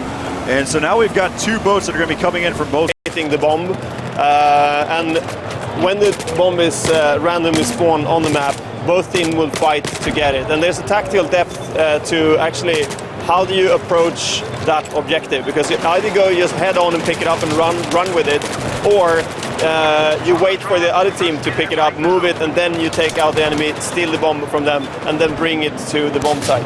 Yeah, I noticed there's just like a lot of variety in how you can approach it, right? And I think that's a really cool thing about obliteration, for sure. Yeah, no, I love that shit. And also on top of that, once you have the bomb, you need to be very careful on how you get to the objectives. And as you're taking out the objectives and they become fewer, you start with 3 and you take it down to 1. The enemy will know exactly where you're heading. Yeah. That means that they will set up a defense around that spot and try to take you out as you approach. So then you really need to play as a team.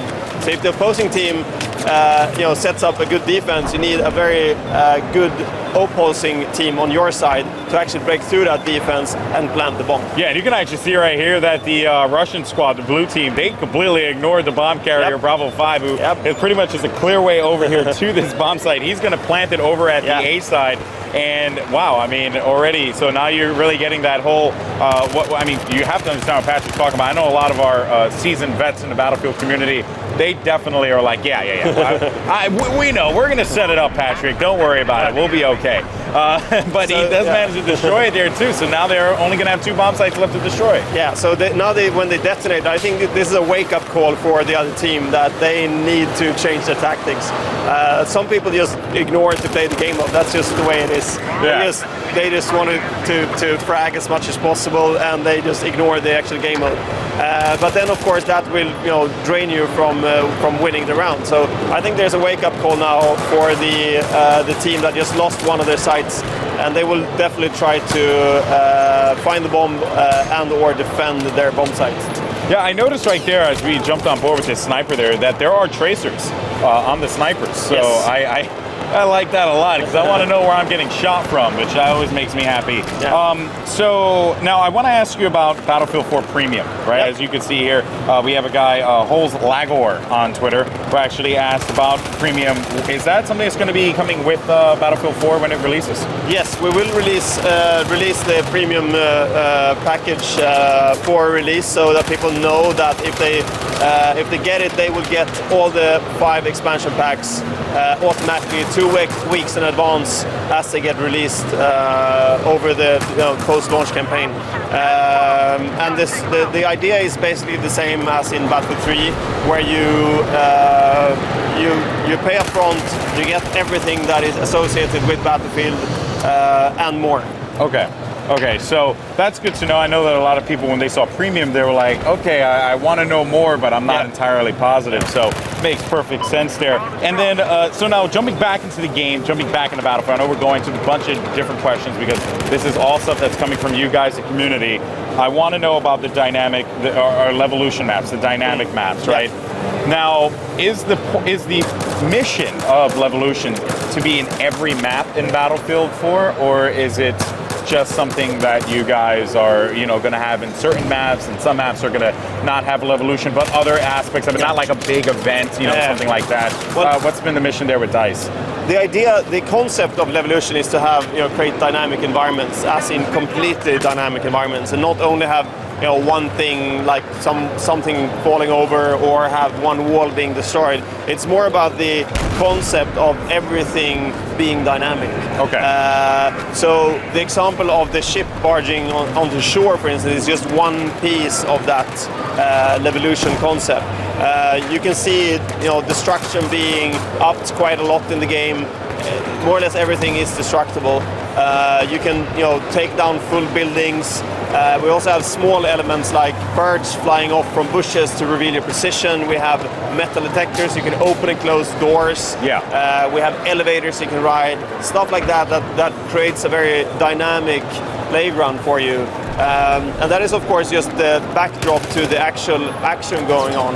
So it's for the players that are, the smarter player will be more efficient in a dynamic world. And then on top of that you have, like in the Paracel Storm example, weather changes. Yes. That drastically changes not only view distance and the way a map feels and looks, but also the waves then becoming really high. Yeah, I've seen it. Completely new way of playing on water that we haven't really seen in any multiplayer game before.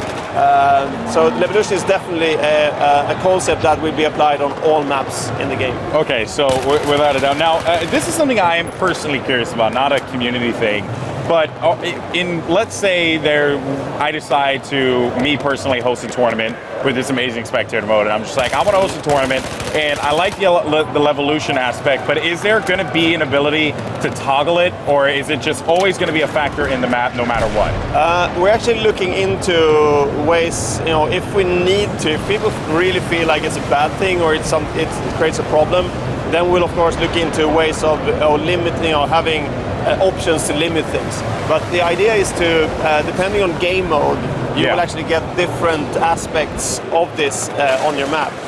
You can see, in this game mode it's full on, for instance, but when you play Domination, it's not as important because it's not circling around several islands. It's more about one island. That's right. So that's right. the waves are not as big as a problem, etc., etc. So the smaller, faster, tighter game modes will not be affected as much as the Conquest or the Rush or the Obliteration game modes. Okay. And now in the Obliteration game mode here, I do want to ask you about the Levolution in here, because I know that the tidal waves come up, right? Yep. Does the ship crash into the island as well, like in Conquest? Yes. Okay.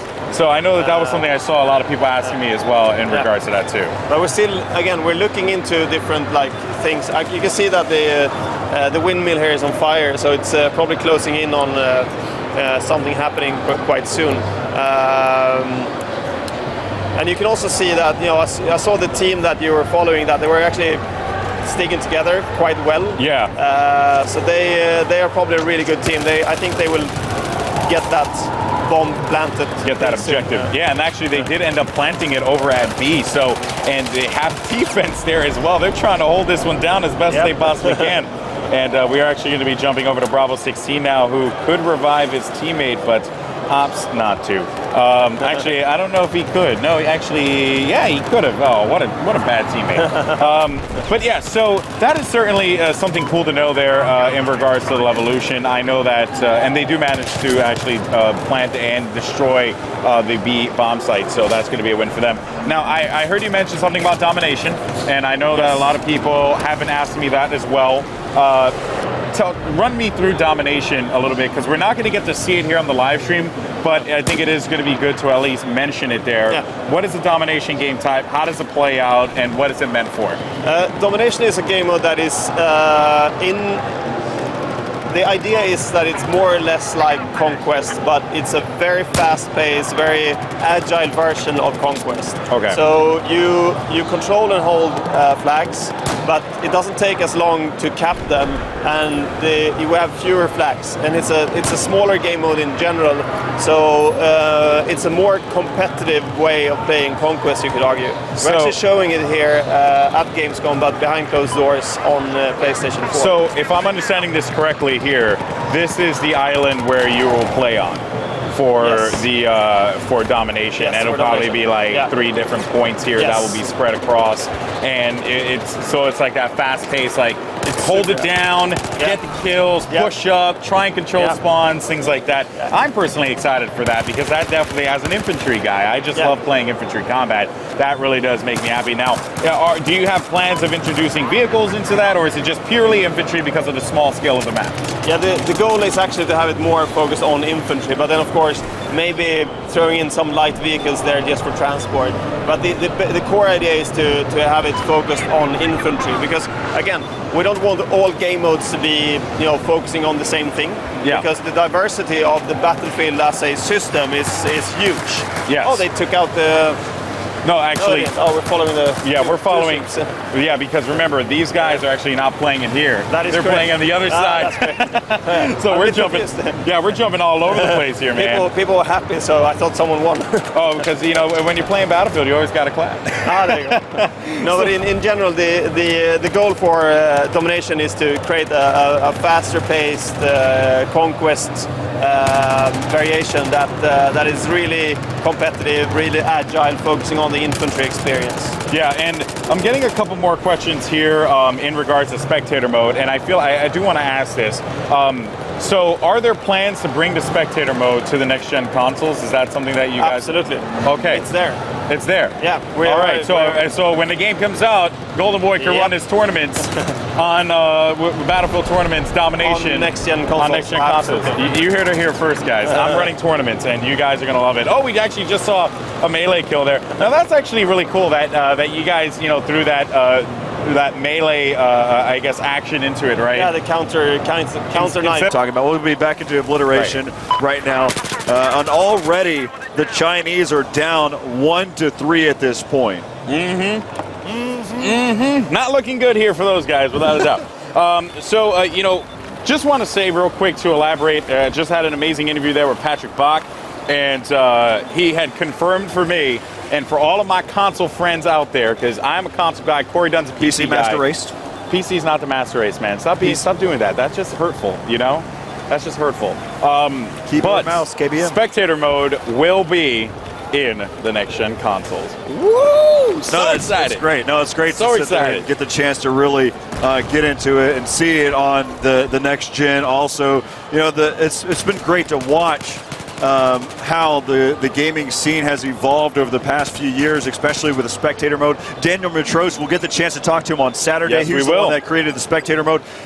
The great thing is that I asked him at E3, he knows about where the spectator mode... We cover that. Also, someone did mention about the weapons that were available here at Gamescom. Guys, just so you are aware, the weapons that are available are, again, I don't know if these are all the weapons. So we're not privy to that. We just know that there are a lot of them. I will state though, so these may not be all of the weapons. Again, we'll sit there and rehash that just to make sure that it doesn't end up anywhere. But really though, these are completely unlocked. So these are different battle packs that you'll see, different types of guns that you can acquire, premium type guns. These are guns and attachments of all different avenues that you can take to get to have them all. So some of them you may not even be available. So again, there's just something to note. You may not be able to access all of them if you're just playing as basic as you get to it. Yeah, and Corey, also, someone did ask something here. Chadman70 actually asked me if we can actually show. Neil's a good guy. We can show the squads. We can show how the squad view looks there when you cycle through the different squads. Yep. So there you can see you use the up and down arrows there to cycle through the squads. All it really shows is what class they are and the kill death of the squad as a whole. Currently. Doesn't mean that we won't see any type of objective-based type of information, seeing whether or not a capture happened. And right there you can see he pulls away the dog tags. There, that was Bravo 14 who picks up that kill there. But also, one of the things that we can kind of look at too, or kind of talk about as well, is the counterattack. I had the chance to counterattack. Yeah. And right now I still think there needs to be some minor tweaks. I know that they'll still work through the process. You can't just spam the F key and hope that you get that counter knife. Yeah. As soon as you see it, as soon as you know that you're being attacked, you can't just spam the F key. That doesn't work. Okay. But there is a chance where as soon as you see it, it's enough time for a really highly competitive player to be able to be ready for it. Again, most players who are doing keyboard and mouse playing on the PC, you've got your ASWD. F is right there to be able to quickly do the counterattack. Yeah, and I'm unfortunately not very adept at that. I'm always like, where is it? So I can't wait till I play on controller. But yeah, so I do see that, there is, and of course there are going to be tweaks there. And going back to spectator mode, that squad option there that we were just cycling through a little while ago, that was not present at E3. We were simply tabbing out, finding the players that were doing really well and clicking on them, and then that's how we ended up going to those players. We could not have that option of individually selecting a player in a squad. That, to me, is an amazing addition. And again, Daniel Matros, he is always looking at ways to improve it. Of course, we've been talking to him too as shoutcasters who use spectator modes on a frequent basis. Corey has a very vast background in that, in regards to production and all. So he looks at it and says, hey, this is something that could look good. And from what I see, it definitely is stepping in the right direction for sure. So one of the things that we can sit there and talk about as well, it's been mentioned about the terrain and how it will make an impact there for Sir here on Paracel Storm. You can see how much of an impact it makes once the storm starts to roll in. It's very difficult whenever you're in any type of amphibious vehicle trying to get about, whether you're in the attack boat, whether you're just in the regular boat, as well as on the jet ski. It's very difficult to maneuver through those waves. It does take an actual time to get yourself trained and ready for it. So that's something to kind of mention in there. Yep. And I'm actually trying to see if I can find some sniper gameplay, by the way, because I know we have actually Alpha 14 on the Alpha squad for the blue team. He's actually going to be sniping here. Alpha 14? Yep, let's actually go ahead and find him. So he's using the tab select option, right? And I used the squad option, so I was able to cycle through the squad. Ooh, he unfortunately gets taken out there. And the cool part there is that while in tab view, you can't really tell what they're rocking, but in the squad view, when you actually utilize the squad options, which, by the way, Delta Squad is just tearing it up with 22 kills, but Charlie Squad's doing equally as good with 12 kills. You can just clearly tell, who's using what are the classes, and all that good stuff. So, again, there's just all that diversity there, and really makes me happy to see that so many different players using a variety of weapons that are, at least they're trying them out here with their limited time with the game. All right, so right now we're here with Bravo 11 to kind of take a look there. He's using the 20-time zoom, which is going to make it extremely difficult for anything that's that kind of close quarters. Yeah. And the 20-time zoom, by the way, which is something that I saw a lot of people asking us, that stuff is in the game. There's a 20-time zoom and there's a 10-time zoom. I think 20 is as far as it goes, though. It doesn't go anywhere beyond that. I mean, I don't think that they make any scopes that go beyond that anyway. But yeah, the 20-time zoom is a demon. I have not had the opportunity to use it myself, but I can't tell you that it is crazy good. So yeah, of course, taking a look here, Bravo 11, going to see if he can actually pick off a sniper shot here on a player on a boat. but does not find anyone. Let's see if I actually get this long-range shot here, because that would be amazing if he was able to do so. But yeah, so you guys asked for sniper gameplay live on Twitter, and we got it for you, because that is what we do here, fellas. We get the community together, and we try our absolute best to make sure that you guys are happy with what you're seeing. So Bravo 11 still sniping, trying to shoot this one guy. Unfortunately, he's not able to do so. So the question, I got a question here saying, can you get revived underwater? Thought I saw that someone to do it earlier. Now that's the difference though, is whether you're standing or swimming. Once you're swimming, the only thing that you can do is swim and shoot. So I guess you can do two things, but basically the only thing you can do with an actual weapon of sorts is shoot your pistol. You can't pull out anything else additional, so you can't use your shock paddles, or you can't use your defibrillators, you can't use your repair tool. None of those things are possible. So you may have seen that happen, but it was right at the edge of the water while the player that was using the defibrillators was standing. Okay. So there's some information there on the defibs, of course. Man, Chad Man just said I need to get a haircut. That's not cool. I just got a haircut. I mean, it wasn't the best one. I didn't go to my barber, unfortunately, but it is what it is. Okay, so Lewin09 actually asked, guys, a lot of people are asking about this. How do battle packs work? And battle packs is something that we still aren't really privy on information of, but for right now, the way it basically is, battle packs are just, things that you get in the game. That's what I know. Again, not sure how much we, well, not about that, but just like how much we know about it, because again, this is an ever-changing process. So what battle packs are right now could be different, 2 weeks from now. But from the way I see it, battle packs are simply just things that you get in-game that kind of help you out a little bit and boost you up. But again, it's something that we just aren't exactly sure on ourselves. So we'll definitely make sure for day 3, 4, and 5, we'll make sure we figure out exactly what that is. I have seen, while playing the game, I have seen some indicators that sit there and have a battle pack looking, or a case that's right next to the weapon, so you may only be able to pick up those weapons or access those weapons through battle packs. Okay. So that may be something that to look at there. But again, we'll make sure, put in the back of our mind, we'll ask that question. Yeah, battle packs are something that we are always, very aware of, but of course, as we descend here at the end of our broadcast, showing you guys some obliteration gameplay. Hopefully these guys can wrap it up here in a little bit, because the CN team's getting mollywopped right now. Although one team actually is sitting at 34 kills, 34 kills, 20 deaths. They're really not working too well. Another one, 33 and 17 squad. So the Alpha and Delta squad there for the Bravo team are doing quite an amazing job, but unfortunately not really doing all that well in the staying alive department.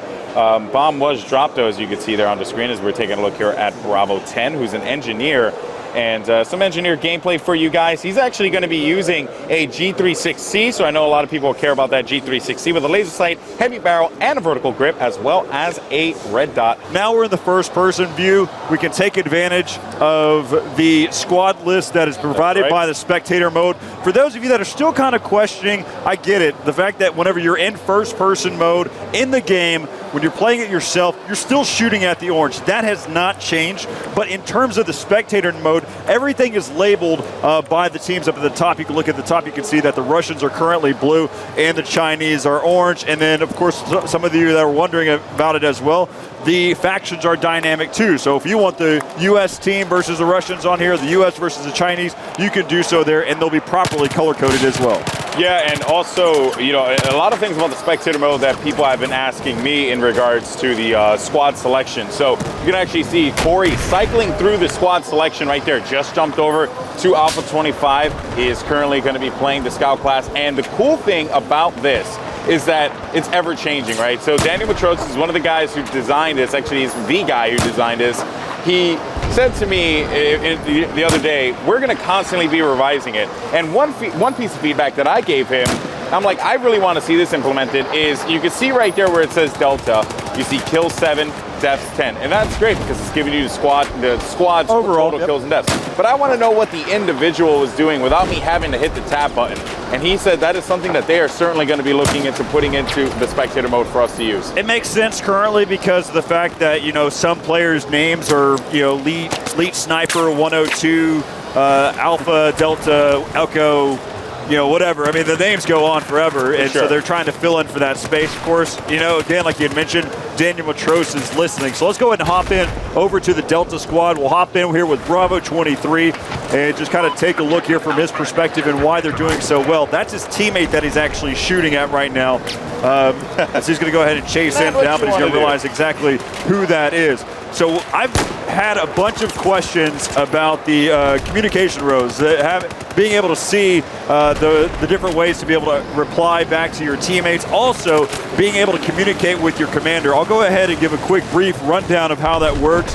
You still have the chance whenever you're under some gunfire, when you've taken some damage, you can ask for a medic. You can say, I need a medic, or go, go, go, affirmative, thank you. All those good things that you usually need, especially for me, I always need a ride. And usually I get left, but still, it's okay. It's okay. It's okay. I'll say I'm sorry or whatever that I need to here in the communication rows as well. But if you're the squad leader, you do have the ability to request an objective, an attack or defend objective, or you can sit there and request a scan, request a supply drop.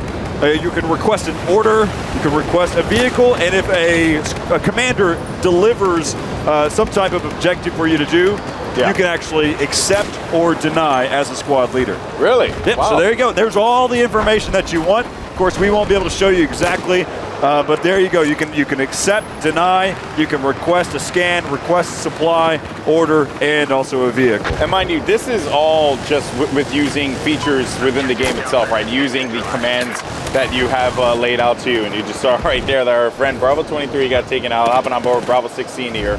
I got Bravo 17. Bravo 17. He's in the gunship right now. Nice. So bear in mind that you should always be able to talk to your commander in TeamSpeak, or if you're an Xbox Live player, you know, probably whip out that party chat, you know, who knows. So, and we are going to get, because I know that's something I want to know as far as, you know, voice applications, what you can use in the game. So we are going to have a couple opportunities to do some interviews today, and we're going to be asking the people who would be able to provide those answers for you fine people. Right, we'll be asking the questions of whether or not you can communicate with your teammates all across the radio command, and also asking whether or not the enemy can hear you whenever they're close to you, just kind of getting a real perspective. Again, there is realism in Battlefield 4, but also keeping the fun factor. You don't want to go super realism, but again, there's realism parts to it, but at the same token, it's still fun and enjoyable at the same time. Yeah, and so then I want to get into some more of the finer details, right? Someone actually requested me, you know, about more support stuff. They were like, Golden Boy, we have not seen anyone use support class, and I will lie to you, no one here in Gamescom's really whipping out the support class. Let's see what Bravo 9's got. Does he have it? Oh man, what squad is he in? He's in Bravo squad? He's in Bravo squad. We'll keep looking around here. We'll go to Bravo 28 while we wait for some others to spawn in here. You can take a look right now. He's got the U100 MK5 here for the support class. We'll go ahead and go back into first person mode. He's going to be on the Chinese shooting at the Russian. That's going to be any of the blue indicators. That's right. So I wanted to talk a little bit about the squad, the support class, and as well as the shotguns too, because that was something that a lot of people were asking me. They were asking me about the slug with the SPAS, right? The SPAS 12, which is the gun that I actually use. And I can safely report that that SPAS 12 slug, while strong, is not as deadly as it once was. It seems to be that the spread is a little bit more. You got to get close up on them for that one-shot kill. I did pick off 5 people though, but that is because I'm a baller. But I just want to let you guys know that it's not a long-range killer, or it's not something that is, you know, I guess overpowered. I really did, and he ended up getting counted on that one. So I ended up really enjoying that time that I spent with the SPAS 12 and the slug. But if you guys have any like detailed questions, I'm going to be here actually all day in the Battlefield booth just playing, and then I'll be able to answer questions individually on Twitter about some of the more minute details. Have been using a lot of the PDWs though. So far the PP2000, I believe, is the gun, is probably my favorite SMG, but I did use the UMP45, and I really enjoyed using that weapon. So I don't know, I've been finding a lot of guns that I've enjoyed playing, and truth be told, you actually see some dark gameplay if I'm correct. This is the, no, this is dark gameplay? I'm not entirely sure which No, this is with the support, and so you can see what he's got right now. He's got the XM25 Okay. I was using the Airburst. dart earlier. It looked very similar to that. Yeah, So that's the just a Airburst. quick little rundown for those of you that are shotgun users. Just overall, you've got the QBS-09, the 870 MCS, the M1014 Hawk 12 gauge, the Sega 12K, the Spaz 12, as well as the UTS-15 and the DBV-12. So those are all the different available here at this current point here in Battlefield 4 while we're in the Alpha Point. Now there was also a question while we were covering Obliteration yesterday, or during day 2, was whether or not you could pick up the bomb while you were in a transport vehicle. So whether you're in an ATV, whether you were in a helicopter, any vehicle that is, as long as you're inside something. With that being said, from my recollection, we'll still ask the questions. We'll still do some more testing and figure that out. But I'm almost positive that you can't, because I tried to be able to pass over the bomb whenever I was in a helicopter. I'm a terrible pilot. That may be the reason why I wasn't able to pick up the bomb, but I'm going to go and assume it's very similar to capture the flag. Yeah, you're going to have to actually put the boots on the ground to be able to grab it. That's what I meant. So, you know, and I've seen that a few times. Another thing that I'm actually going to be bringing up here as well is the when you aim into like an objective. So like if I go through the ADS and I aim down the sights and look at C, which or any of the other like points of interest. Oh, that guy. Oh no! Wow. There's no, it doesn't fade out, so it still is a very like bold color, and sometimes could result in you not seeing what's in front of you. Maybe once, or it doesn't happen all the time, but it happens occasionally. That's something that I am going to be bringing up, because that certainly is something that is interesting to me, especially as a player that is very objective focused. I like to focus myself on, you know, making sure that the flags are secure and stuff like that. So something I'm going to be looking into without a doubt. We are going to be showing more recon gameplay as well, so do not worry about that. Hopefully we get some good snipers in there, but there you can actually see that levolution taking place as that warship ends up colliding right into the sea firebase island, and pretty devastating. And it does create quite a bit of a stir up there with the gameplay, because you have to go around the boat, and you only have one way, so it's ultimately this choke point. You can go on top of it. Yeah. I just wanted to make sure that it didn't get lost in translation. You can utilize. There's a ladder right there that you can go up on top of. There was questions about whether or not you could use either one of these, the CRAM or the anti-air there, and you cannot. So those are both just fixed points there up on top. You cannot utilize them. Just kind of give you a general overview of what we're looking at there. So just kind of, let's go ahead and browse around now. You can see here, we'll hop on with Bravo 31 currently. You know, one of the things I want to sit there and mention that we haven't done yet, we didn't say this at E3, we haven't mentioned it yet here at Gamescom.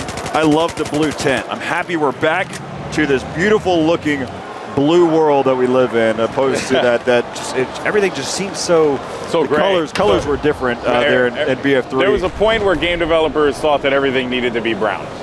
And I'm happy we're back to this. And I'm glad that, you know, because I mean, you still have I love the contrast of the fire in the background. Yeah, you still have that though in some of the maps, because again, it's like certain cityscapes, you know, have that style to it, right? But when you go to like lush forests and whatnot, it shouldn't look bland. Oh wow. Yeah. Bravo 29 is 20-2. Bravo 17 is 17-1. So we'll stay here with Bravo 29, who currently has the most kills. So we'll take a look here exactly what he's been using so far. He's an engineer. He's got the CZ3A1. He's got the Cobra red dot sight, my preference as well. And he's got the flash hider and the angled grip. Taking a lot of damage though in that fire. So those of you that are kind of questioning whether the fire can make an impact on you as well. It can. Yep. Can't walk through the fire and flames. You will get burned. Yeah, pretty much. Unfortunately, he killed himself though. Yeah, there's ground there too. You know, just like diving in cliff diving, that same can make an impact here. I do want to talk about something as well. This just goes back to some of the other weapons that I saw that people really wanted us to focus on. Was the so I asked you what game modes are available there with the commander. We'll see the end of it all. See, I've asked whether or not the capture the flag will be in the game. Now, here's those for that are really hardcore gamers out there. So Paracel Storm, we take a look at the overview of the map here. Is there a location for those hardcore gamers that like to play, their pilots in the jet? Is there a place that they can land on this level? Well, if you're a skilled pilot, you can land anywhere. That's true. That's a very true. And we've seen it depends on how far you want to push that concept. But in general, we've seen people doing some crazy stunts on this map, and you've probably seen that here during Gamescom as well, where people do some crazy landings on top of buildings. They find these small spots in the small forests, and also you can see in this view that there are some spots where it's actually quite easy to land. But then again, it's also easy for people to hide, so it's easy to be taken out by a Stinger or a rocket launcher of any type. And the cool thing, I think, with this map is that it at first sight, it feels flat. You think that you can control it, you think you know what it is, but once you get into it and you start to explore it, you notice that there's a lot of hiding places and there's a lot of stuff to do, and especially when we added the naval warfare, it actually turns the game into something very, very different. And it's actually quite hard to be a pilot on this map when you have these powerful CB90s. We're in one right now, and they're quite powerful. It's like a tank on water, so it's quite effective. Yeah, he took it up on the shore. That's nice. Let's go ahead and take a look and see if we can find another one here. Yeah, that's the CB90.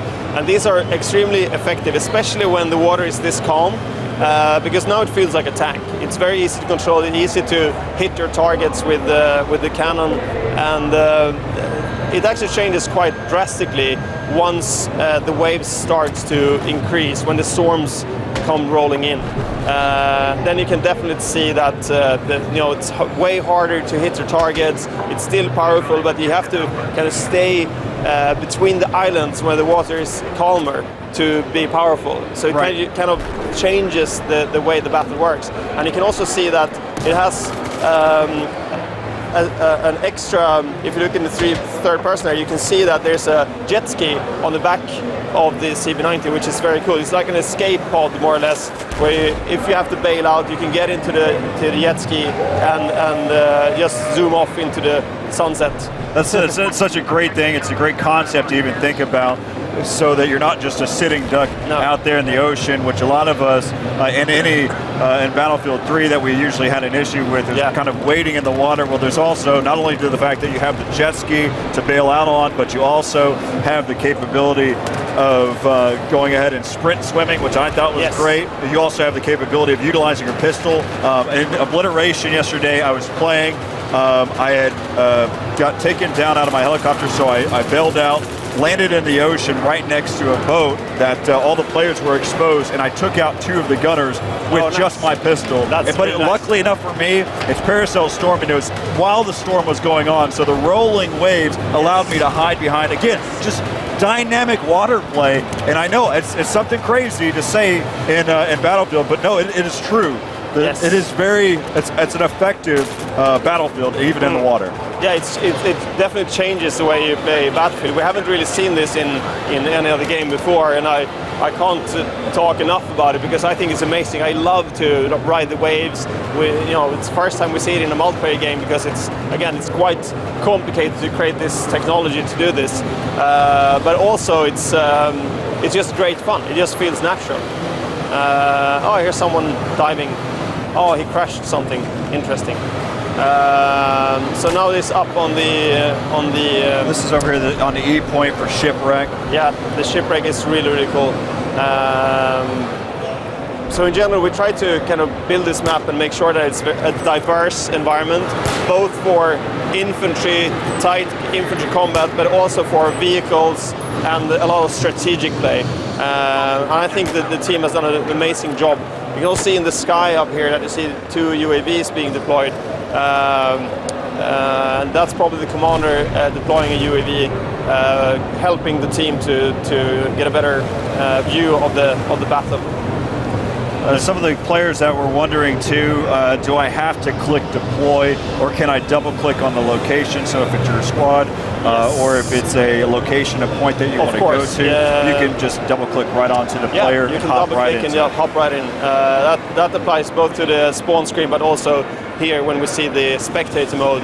I love it. We try to utilize the all the PC features as much as possible for the PC, and do the same with the consoles. Let's take a look right now and see what we've got so far. So again, this is where you can see that the storm is starting to pick up earlier. I mean, this was just moments ago where this ocean wasn't as it's not calm anymore. Let's just say that. So I mean, look at how big these waves really are. I mean, just showing how much they truly roll and how much of an effect they make into the game. One of the things too is, I mean, utilizing a jet ski in these waters is actually great. Now, trying to go over the top of one of these waves, pretty difficult, but utilizing them as trenches, it's so effective. Yeah, it's when we started to talk about this, we imagined like the tank battles that we've had for some time, when you rolled over these dunes and you have these epic tank battles with dunes that you hide in, and you have this hide and seek moment with both tanks and smaller vehicles. And then we started to imagine what would it be like to have this happening with rolling waves. Oh, it's breaking free. Okay, someone is desperate trying to shoot down the ship. So the ship is broken off now, and it will come barging into the shore. Yes, there will be some surprised people very soon. Actually, we talked to some people about this as well, and there's quite a few after the press event. They actually thought that this was a cutscene, that this only happened as a set-piece cutscene. So they got quite surprised when they saw this happening in real time during the gameplay. I was talking with Golden Boy before we started the show, and one of the things that I had mentioned to him, Alex, I can't believe that we've gotten to a point where we can get into gaming, just gaming in general, to see worlds like this that look super realistic, and just, again, look at the trees, everything three-dimensional. We're not using sprites anymore. That we have to. It's just amazing that we've gotten to this point in gaming. So let's go ahead and answer a couple more questions. So I had answered a quick question about commander mode and having the ability to accept and deny requests using the communication rows. So let's see here. I'm asked this question. I haven't read it yet. So bear with me. In general, you can just touch upon that. And the goal is to, of course, having the commander help the squads giving orders, and then having squads accepting those orders to send them further down the chain of command. So the goal is to give the right tools to both the commanders and also the squad leaders to do well. And the more you play as a team, the more rewards you should get. And of course, that will not prevent you from being a great lone wolf, but it will help you and your team to win the match. So one of the questions here says, rumor has it that grenades and RPG wasn't resupplyable by support ammo bags anymore, and only through supply drops. True or false? That sounds like a false rumor. That's what I'm thinking too. Someone back home has done a very drastic recent change that they haven't told me about. But I would be surprised if you could not resupply through the normal ammo bags and only through the supply drops. That would be very surprising news to me. I think it's important for people to understand that we're not done with the game. This is still alpha software that we're looking at. So we are actually using Gamescom and all the events to actually get feedback on things and see if we can, before we ship the game, make it even better. So we're still, on the fence on some things, while other things are completely locked since months ago. So in general, we are very open to suggestions still. We're very open to doing last-minute fixes if it's fixable at all, or if it's actually a problem. In some cases, a small thing might unbalance the entire game. So we are very cautious about doing changes that will affect the game too much, because the most important thing is actually to have a game that is well balanced. Wow, he crashed his helicopter and died in the flames. So to us, it's very, very important that people understand that it's not about the individual players always. Sometimes it's actually about how the game works as a whole. Here we can see someone putting camo on his gun. This is some kind of leopard pattern. I can't really see what it is. But this is also a very cool thing that you can personalize your guns much more, not only from a visual perspective, but more importantly, so it fits your playstyle. So both barrels, grips, scopes is very, very important. And of course, you have the canted sights as well. It's one of my favorite things, especially since I'm usually a recon class. I take advantage of the rifle scope and then also have the ability to go to a canted. So there's a lot of different things. There's a nice little melee attack there that happened. He didn't get countered. I think that's one of the things that you're still fine-tuning, is really determining how you would counterattack someone as well, because you don't want to have the capability of spamming the key that you need, so the F key in this case by default, or being able to time it the right. I mean, some gamers have such quick reflexes. You still want the capability, but and it's also about the you only have the ability to counter if someone comes right at you face to face. If you come behind a player, they will not be able to counter your attack. So we want to also push people to actually do proper stealth attacks to get that guaranteed knife kill. So it's a bit of a gamble when you just pull a knife on someone face to face. So I have a quick question. It says, is there a way to play Conquest without a commander? Or is it mandatory? It is not mandatory. Like a lot of things in the game, we don't want to force things onto the players. We want to give players opportunity to use the features that we have in the game. So Commander can be turned off. You have server settings to do that, but we think most players will actually have Commander being on, because they will see the benefits of having a Commander. But if they don't like it, they just turn it off.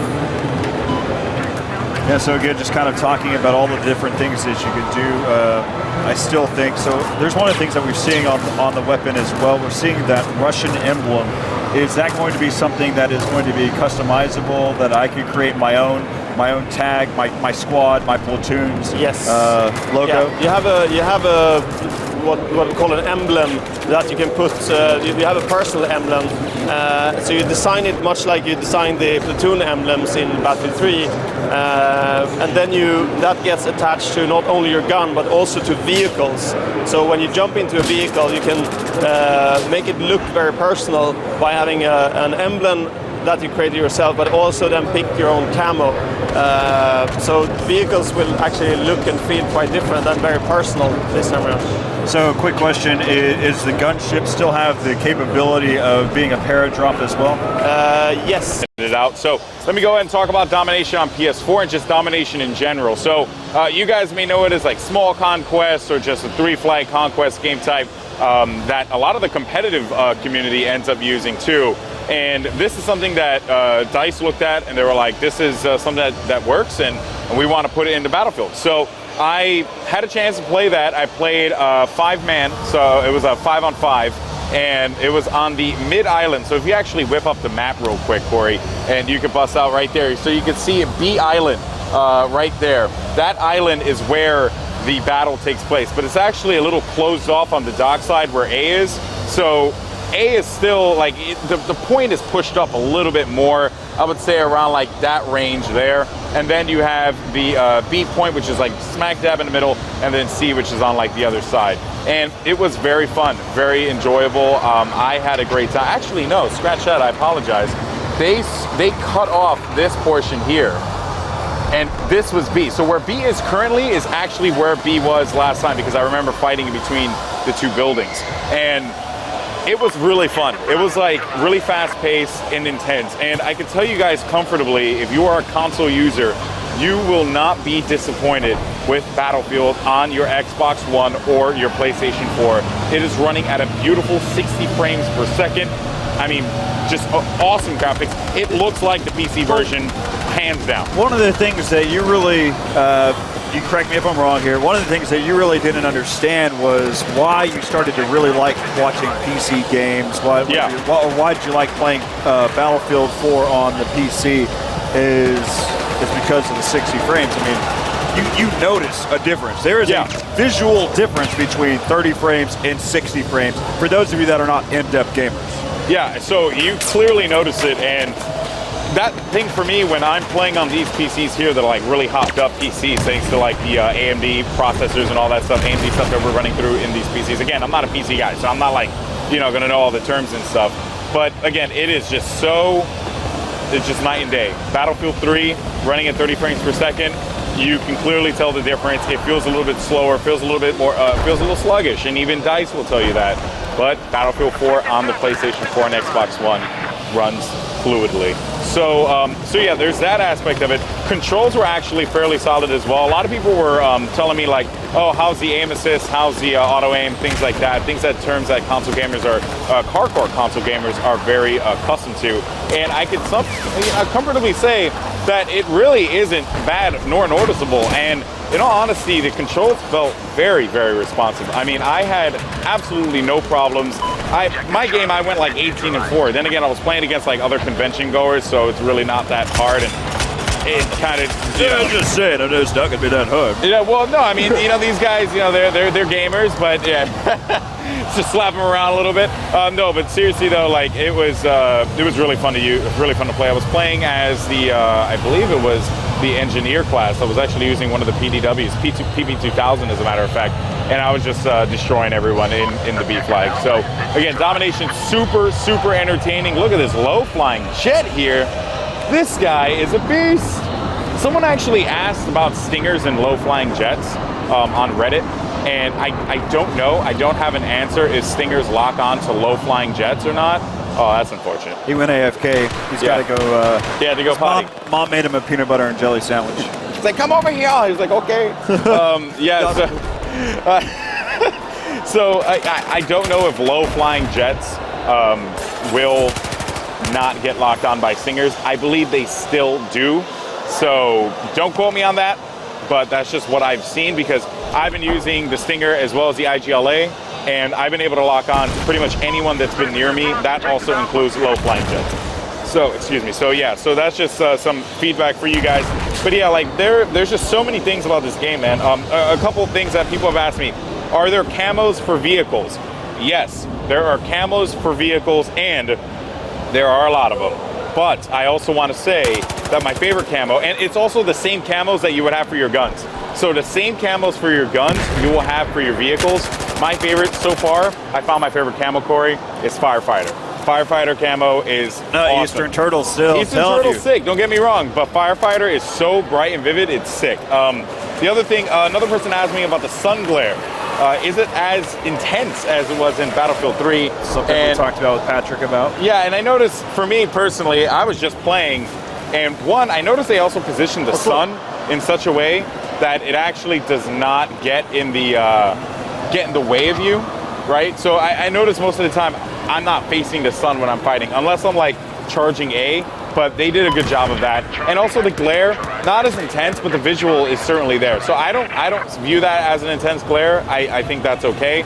But I know some people may be like, oh my God, it's so bright. For me personally, it's not. So I don't know what you guys, what your thoughts are in regards to that, but you can feel free to sound off in Twitch and Twitter as well as Reddit.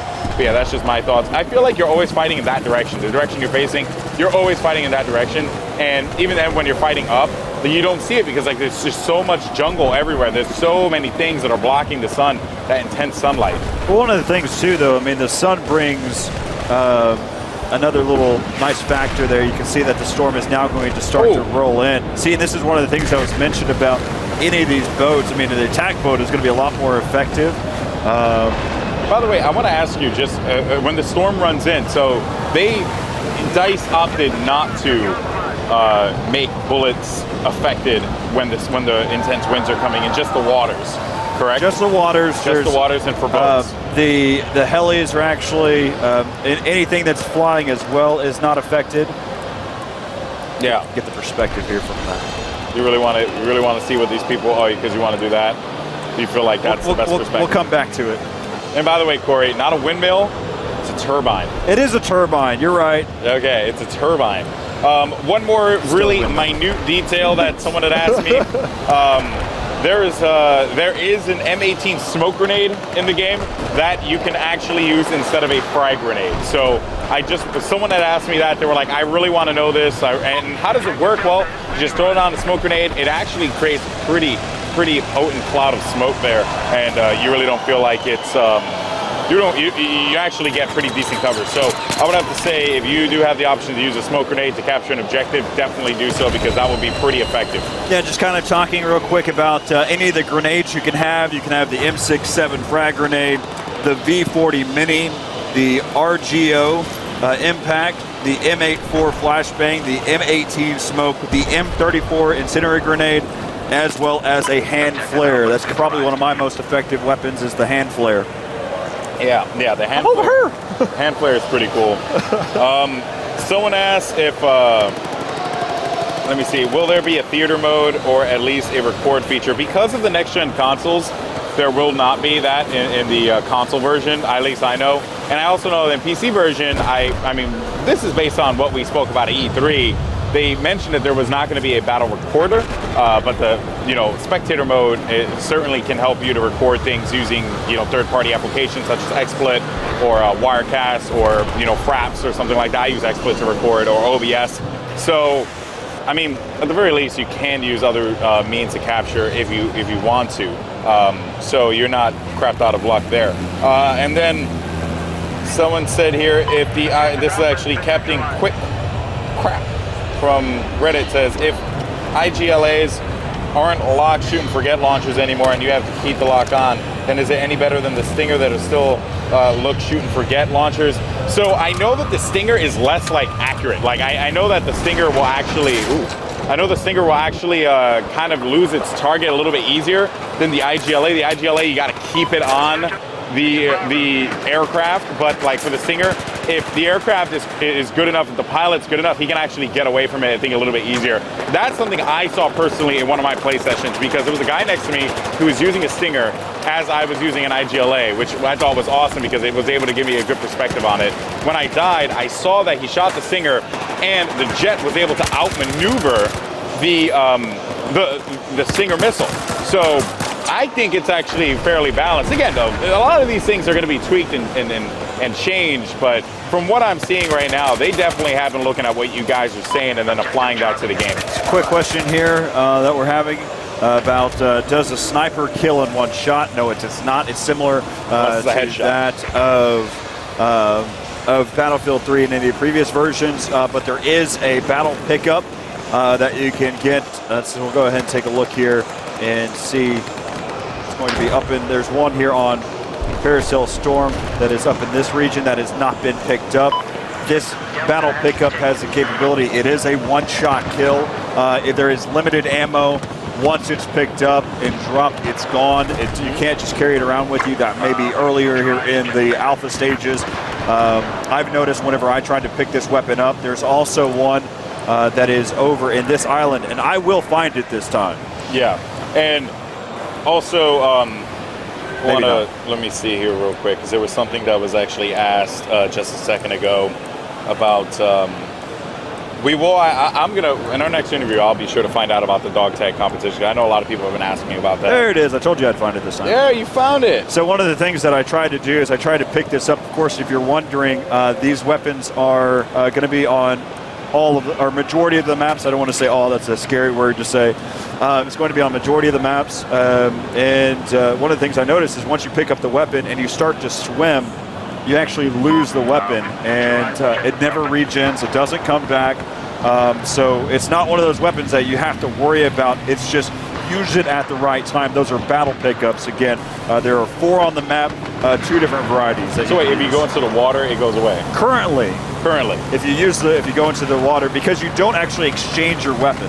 Okay. You pick it up, and you still have both of them. And once you change back to your primary weapon, it ends up. It ends up getting dropped. And I also know, because I spoke with Daniel about this for the battle pickups, they work on a dynamic spawn timer. So the way that works, basically, in case you guys are not aware with the term, pretty much when you pick up the weapon and you use up all of the ammo, it will come back after 60 seconds. This is something that, if I'm correct, they are looking at providing tweaks for, and also just like if you want to be able to tweak something yourself. So actually, you know, the cool thing here is that the battle pickup itself, it's a power weapon. And if you're a fan of Quake, if you're a fan of Halo, you know what that means. And I think that's actually pretty cool. Adds a little bit of depth to the game, kind of makes that an objective. And of course, these players here are not going to be aware about it because they only know so much based on what they're being told. But the cool thing is that when you guys dive into the game, you're going to know all this stuff, and then you're going to know, yeah, we definitely got to fight for the battle pickup here on this island, or we got to fight for the battle pickup in this building. So that's going to add another layer of objective for you guys, and especially if you guys are nuts about that, which I am as well. So well, it adds a whole new metagame into each map, and that's one of the another benefit to kind of look at. There's also going to be different elements of Levolution on majority of the maps as well. Again, we're just looking through each one of these. One of the things that you may be noticing over the spectator mode is all of the different grenade icons that are populating. Yep. That's only in the spectator mode right now. It is going to be fixed. We're talking with Daniel Matros as well, and he knows, he sees it. Also, there has been mention about whenever you're capturing a point. So right now you can see on the edge of your screen, we'll go ahead, you can see that where the C point is, that's how you know it's available. Whenever you start to get within a 180-degree turn of it, it disappears because you're basically kind of looking around. So that way you don't have to worry about, and this happened so many times for me in Battlefield 3, is whenever you're looking in a general area, it would basically take over the screen. So you couldn't see your enemy. Yeah. You had to shoot through an emblem and hope that you're hitting your spots looking at hit markers. Yeah, and that actually is pretty cool there. Some people asked about the kill cam, so it's not really a kill cam. No. It's more just like you died and now it's time to go back and deploy. No. Let's give it a little bit more than that. Yeah. It's what it currently shows. Whenever you die, it shows where your opponent is from your location. It zooms in from your location and shows the player as it's highlighted in orange. It's going to be a little bit more, there's going to be a little bit more to it then, but currently it's highlighted in orange, showing where that player is. So if they're behind a wall, if they're a sniper in the distance, if they're in trees or anything like that, it's currently highlighted. So there you go. That's going to end that game. Again, we are paying attention. Some jet gameplay going on. Yes, right now you can see we're on board here with the Chinese jet here, the J-20. Just kind of taking a look, go and hop back into the first-person view. One of the things that players are starting to notice, gamers at home, is looking at the radar in the bottom left-hand side of your screen. It's actually blipping the enemy that's in the air with them. So that's one of the nice little features that have come into the game as well. Yeah, and someone has been asking about two-seated jets. As you can clearly tell here in this jet gameplay, there is not an option for a second seat, so it is a one-seater. I saw someone on the in the chat actually say that, so no two-seated jets. Stop asking. Because I've been getting that so much, and I'm glad we were able to finally nip that one in the butt. And then there is another one that I saw here. Let me see if we can actually scroll up there. Explain the five-man squad thing again, I think, for everyone back at home. All right, let's do it all over again here. Let's help out Gretty here on the Twitch chat. Let's just be like, Gretty, we're going to help you out, buddy. We're going to tell you exactly what the deal is. Break it down, Corey. All right, pull out your abacus, your calculators, whatever you want. We're going to sit there and kind of do mathematics for a moment here on the Battlefield 4 stream.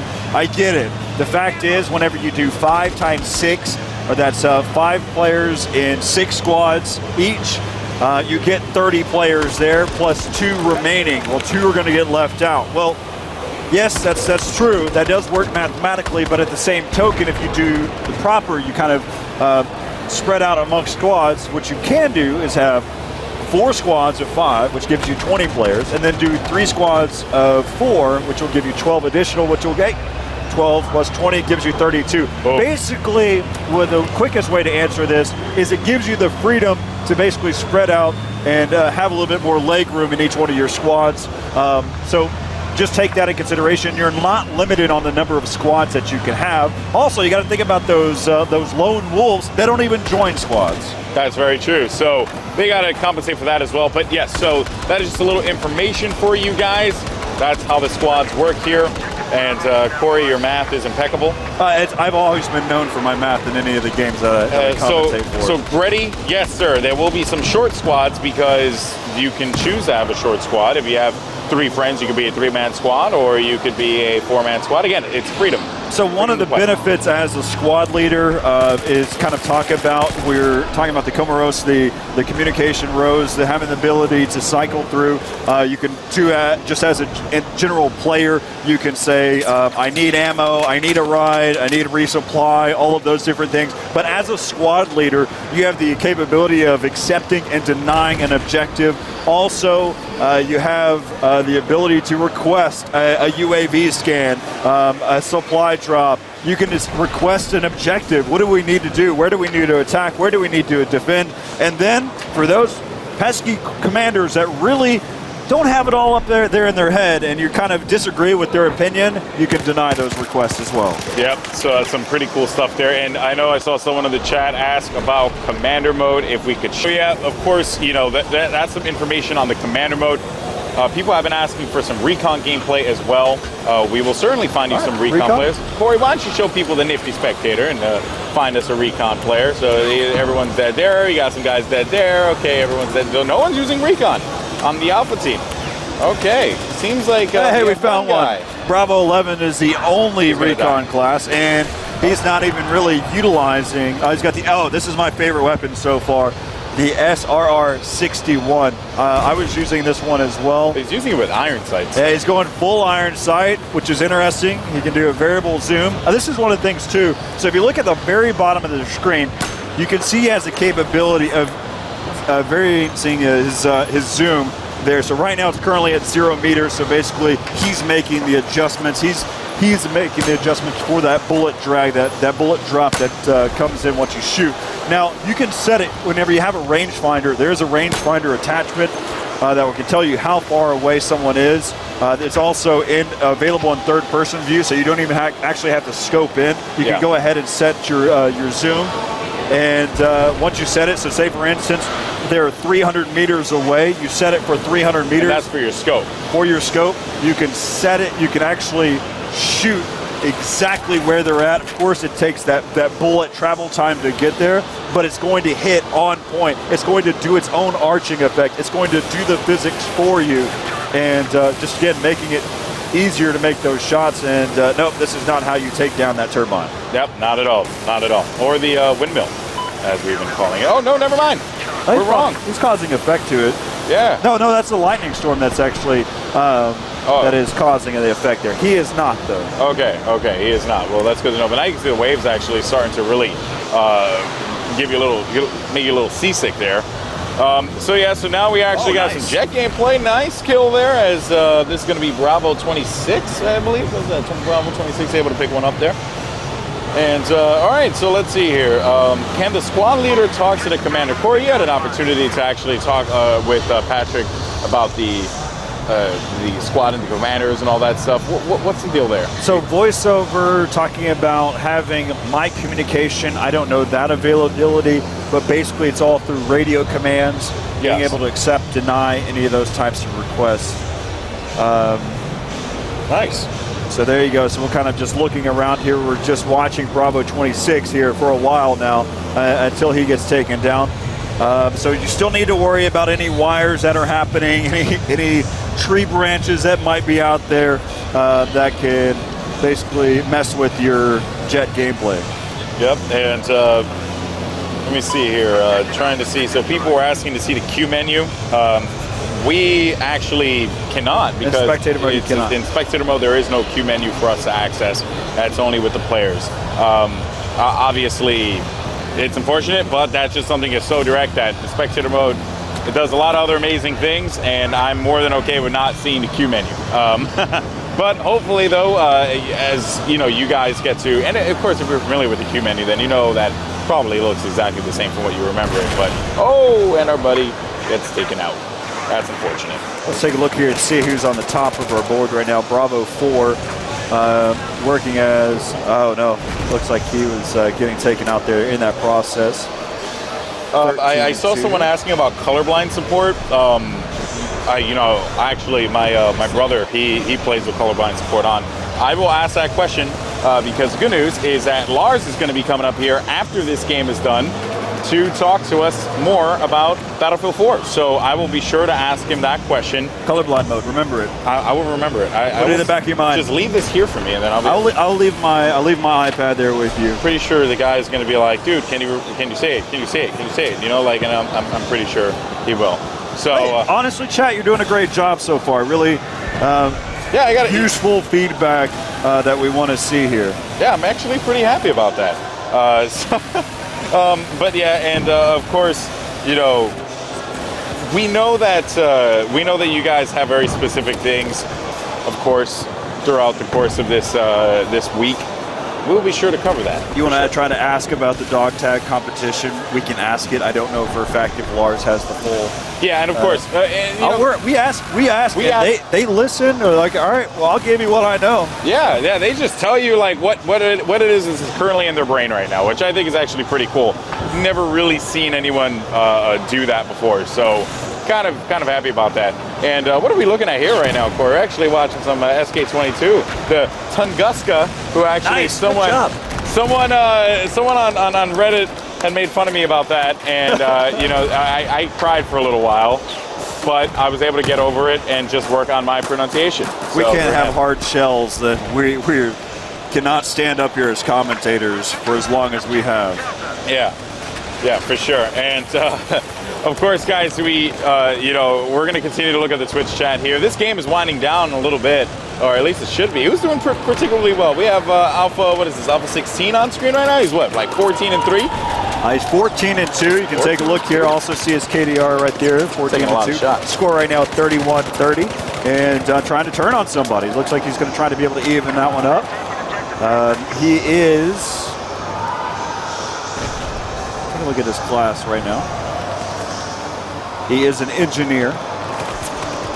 We did see him in a heli earlier. Yep, he did pick up one. I want to mention this real quick because a lot of people have been asking me about suppression. So I've been doing a lot of suppression on my play sessions. Not nearly as strong as it once was. From what I understand, a lot of people were. BF3 was insane on the suppression. Yeah, I agree. Yeah, well, I was curious about it. I was using suppression a lot, and honestly, people were able to get away fairly easy from it. All right, so this is what we're going to do right now. I'm going to find a sniper. So we keep getting questions about sniper glare. See if we can find a recon. Oh, the glare is there. The glare is there for sure. It is there, but we'll see how effective it really, or how far away. So right now, in this game, we do not have a recon class. I think that's the first for the internet.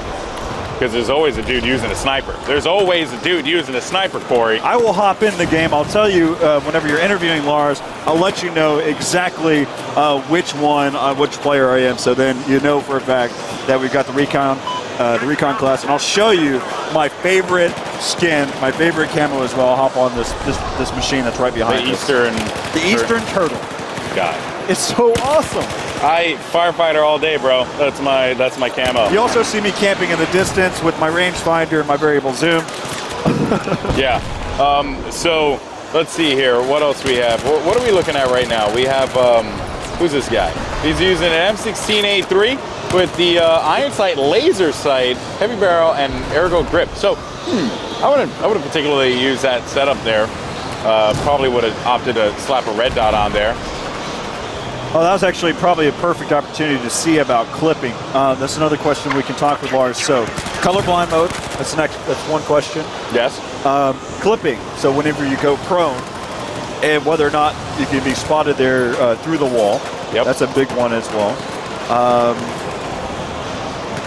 And I think that's what we got so far. We'll look into the sniper glint, the scope glint. I mean, I can tell you guys, I was killed by a sniper yesterday. It really sucked, and I saw the glint from quite a distance. It was actually pretty prominent.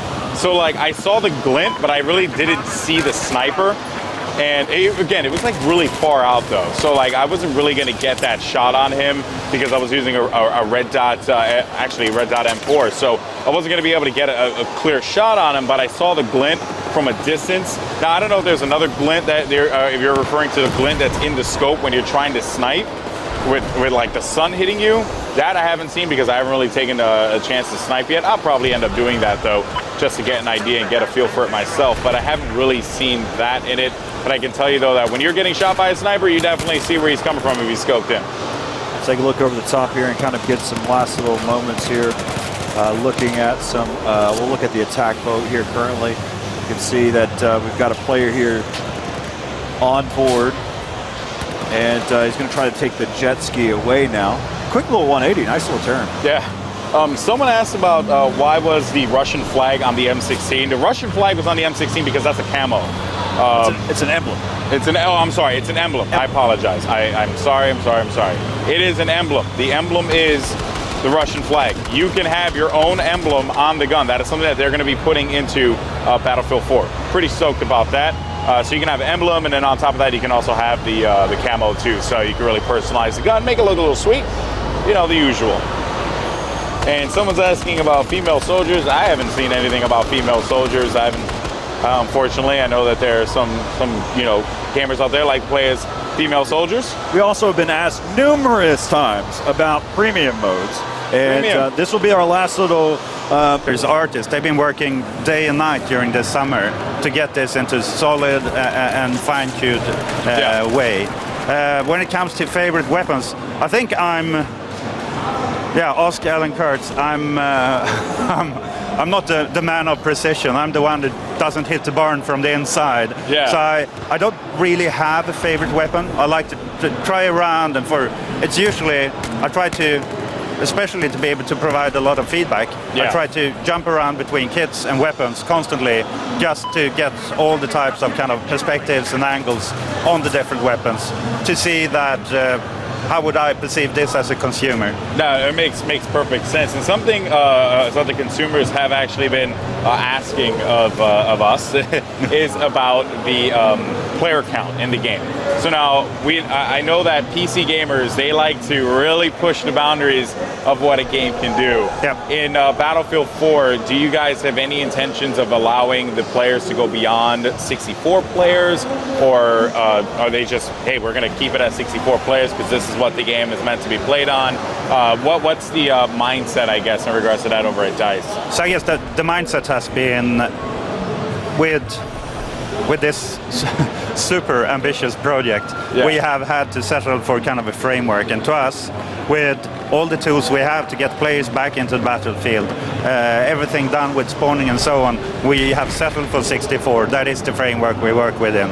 And then it's more about the experience with those 64 players. So we have put more emphasis and effort, which I hope you have noticed, to the dynamic battlefield, to the use of the battlefield. So 64 is what we have, and if you look at the journey from Battlefield 1942, where we started with 64 players, when you died, you had quite a long journey back into the battle. Yeah. So if you look at the player count today, given that people spawning quicker, they have spawn beacons, they get resurrected, spawn on vehicles, spawn everywhere. The player per that you see in view and that you encounter and battle with is by far so much higher than previously. So who knows in the future? But we can't take on all the challenges at the same time. To me, many times when we see the community setting up servers, dedicated servers and so on, it's very often that it's not 64 players that's the favorite. It's usually around 40 or something, and that tells us that people often strike a good balance around 40, where they find kind of it's a good pace between good hectic battle, good encounters, while still playroom and not too chaotic. Yeah, and I do notice, players, speaking of like expanding on stuff, players, they like to, I guess, test the limits of things and see how much you can do. And I've been seeing, we've been talking a lot about the squads, right? And how it's organized. Yeah. So you can have 5 people in a squad, and you can also have 4 or 3. Now, me and Corey have spoke about this quite a bit, but I haven't had much of an opportunity to ask one of you guys about it. For those at home who are not aware, how are squads working in Battlefield 4 different in comparison to Battlefield 3? so that, and also like how many squads can you have? Can you have an unlimited amount of squads, or is it just 5 squads you can have, as we've seen in spectator mode? Yeah. What is the approach there for you guys? Yeah, so what we've done is, given the number of 5 players per squad, you can have as many squads as you need, 5-player squads up to the max amount. I don't think we ever settled for locking it. Yeah. But we are in the last fine-tunings there of basically what we can make in a readable UX interface. But we want to bring back the freedom to players. We're upping from 4 players to 5 players. Yeah. In the old days, we even had 6 players, but we also have the system of there's a certain kind of level of satisfaction to be able to level another squad. We built that part into the field upgrade system, which is a new part of our squad functionality, where each and every player, they pick their field upgrade career. Yeah. And specific ones for classes or the more general ones.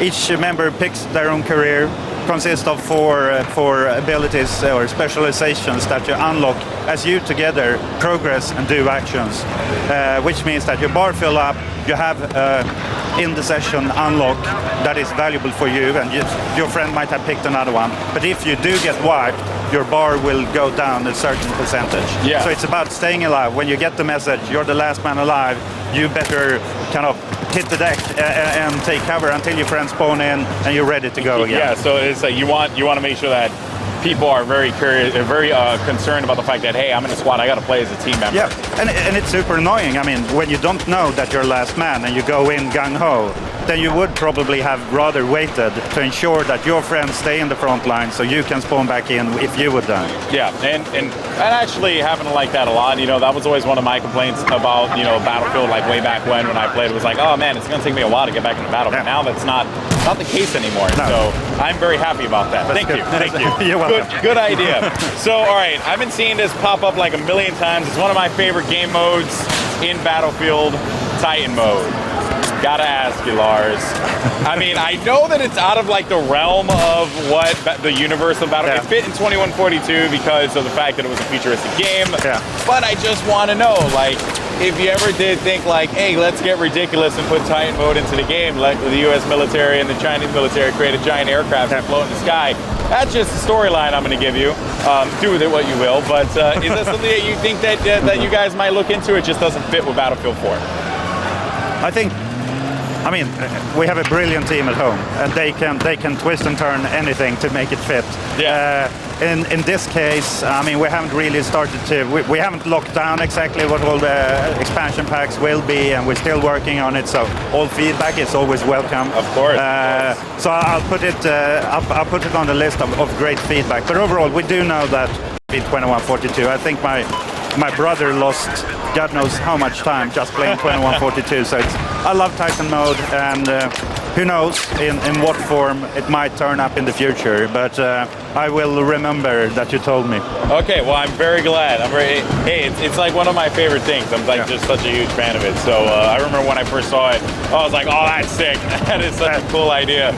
So very happy about that, of course. And just so you guys know, by the way, you were taking a look at Corey's perspective. We were actually watching Corey's perspective as he was sniping, which was actually pretty cool. He didn't do too bad. I just gotta throw it out there. You sound surprised. Yeah, well, you know, I mean, he's an old man, and I'm always afraid that his don't.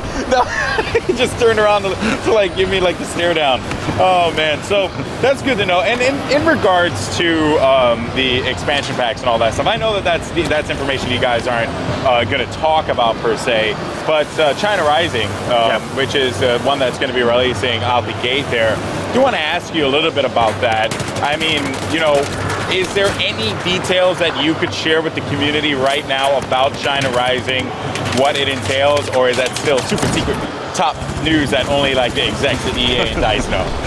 I mean, it is still under lock and seal. Okay, but overall, as the name says, we want to make even more out of the Chinese team and the Chinese setting. So I mean, I'm looking forward to talk more about that. But already now we still have multiple levels for the base game we haven't talked about. There's so many settings and themes that we, as you might have known by now, I mean, Siege of Shanghai brought something very new to the battlefield. I agree. Now with Paracel Storm, it's a totally different Levolution theme. So we have plenty more, as the trailer revealed, with flooding cities, breaking dams, and I mean, we're so caught up in what we do right now and long for showing more and more that, yeah, I'll save the stories about the upcoming expansion packs for later. All right, and now I want to give a shout out to Battlefield Idea on Twitter. He has been asking me this all day long, the dog tag competition. A lot of people have been asking about it. How's it going? Found any cool dog tags so far in it? I mean, what's the lowdown with it? To be honest, that's in the hands of the other crew. Right now, I've just been so head down shipping this game and, you know, preparing for E3, preparing for Gamescom. Of course. So I'll let the other guys on the team to answer up on that one. All right, well, I will be sure to ask again. Hopefully, like if Patrick comes around or something, I'll bug him on it. You know, which is perfectly fine. So now there was another thing I was curious about with the jets, right? We saw a lot of this as well, two-seater jets. People were asking about that. Is that something you guys had thought about doing, like two-seater jets and having that one person kind of like assist them, the pilot, or be like the shooter or something like that? Or you guys are just fine with the one-seaters and that's all it is? Yeah, we had them back in Battlefield 2, and we know that people like them, but it was also I mean, a big part has been that many times we rather put an extra jet on the battlefield than add more players in the same vehicle. But I mean, we've heard the feedback and it might turn up again in the future. But overall, I mean, the more players we can have active on the battlefield. Hop in just yet, because well, we can take a look here for the last moments of the game. Why not? Yeah, you know. Fine. All right. You give it to me? I'll allow you to have this one. Okay, that makes perfect sense. This game's going to end pretty quickly, though. Yeah. So, one thing that, of course, guys, we're still very social with you all on, you know, on Reddit, on Twitter, you know, Facebook, our Battlefield, all that stuff. By the way, Alpha 10 just crushing it, 24-4. I've seen a lot of this during Obliteration. Is anyone that's in the attack boat has really been dominating. Earlier today, we had some YouTubers that were playing there on the other side there. Of course, if you don't know, we've got 2 64-player sessions going on, one of which the booth that we're currently in, or the side of the area that we're in, has 64 players plus 2 commanders. We're playing 32 versus 32 Conquest. On the other side, which we're following right now, there's 16 versus 16. 2 sets of these sessions going on, one of which had YouTubers that were actually playing, and they were dominating. We're talking 30-1 is how they finished because they were utilizing the attack boat. Just talking about how effective the water play is now. Yeah, I mean, naval combat was like a big focus for DICE. They wanted to really shine a positive light on that. There you can see the game had ended. We hopped in a little bit later. But for right now, we are going to talk Obliteration and, of course, continue to take your questions in regards to the game mode. If you have anything, you know, obviously with that, or just some other random questions like we've been doing all week long. There's just so much to dive into here, so much information. And one thing I do want to cover for you guys is, you know, everyone's been asking for specific weapon gameplay. And if the player does not use the weapon, then we just cannot find the gameplay. You know, like someone had asked me about, I think it was like the SRR-12. The SRR-61 is the sniper rifle that I've been using a lot during my recon class. Let's just say it's really good. Yeah, I mean, I saw you tear faces. It has been on the stream. Yeah. Because whenever you were talking with Lars, the creative director over at DICE. Oh, yeah, that's right. You were using it. I was using that weapon with, I think at that time I was using the PLA digital for the camo that's alongside it. Yeah, so now you've switched. You're no longer about the Eastern Turtle anymore? No, not necessarily. I do a mix between. I've got the Eastern Turtle on my secondary now, the PLA digital. Then I'm also, depends on what the vehicle is. I definitely put the PLA digital on the attack boat. And again, this is all what I would like to do. You can do whatever you want to. There's so many different varieties of things that you can do. It's a lot of camos, guys. A lot of camos. It's pretty ridiculous. So, yeah, and of course, you know, one thing that I love about Battlefield is the fact that, like, you know, they really started to step it up with that variety. So people have been asking us about vehicle skins, and again, we'll just continue to confirm that. You can actually apply a skin to your vehicle in Battlefield 4. It's awesome. It is awesome. You're going to do it as soon as you log into the game for the first time ever. And I even saw a couple of people getting their early beta downloads or early beta access things on Origin. So pretty cool, you know. I mean, like, there's a lot of a lot of people really gearing up. They're getting stoked for Battlefield 4, and it's great. Of course, we're waiting for the players to hop in here and get into the action. Of course, as you can see, the beautiful vista of Paracel Storm. Yeah, so one of the questions also is... we have players now. Just talking about these bridges. These bridges you can take them out as well, so just trying to get from one point to the next. But let's go ahead and start hopping into the action. Jump over to Bravo 5 if you don't mind. He's using the FAMAS there, and FAMAS with iron sights. And I was using this one a little while ago, and I could say this gun tears it up. I love it. It's such a fun gun to use. Some of the questions that we'll continue to ask, of course, those of you at home are wondering the number of core maps that will be out there on the release. We will also talk about how do revives truly work. There is a purpose and a style that goes along with it. Well, I can explain it now. Might as well. As well, yeah. So the way that the defibrillators work, again, you can shock your enemy. You can take them down by using the defibs. But also, one of the things to note, so there is the capability of running around and reviving your teammates. If you do a quick revive, meaning that you do not take the time to charge your paddles, it will basically bring them back with low health. And so at that point, they can be taken out pretty quickly.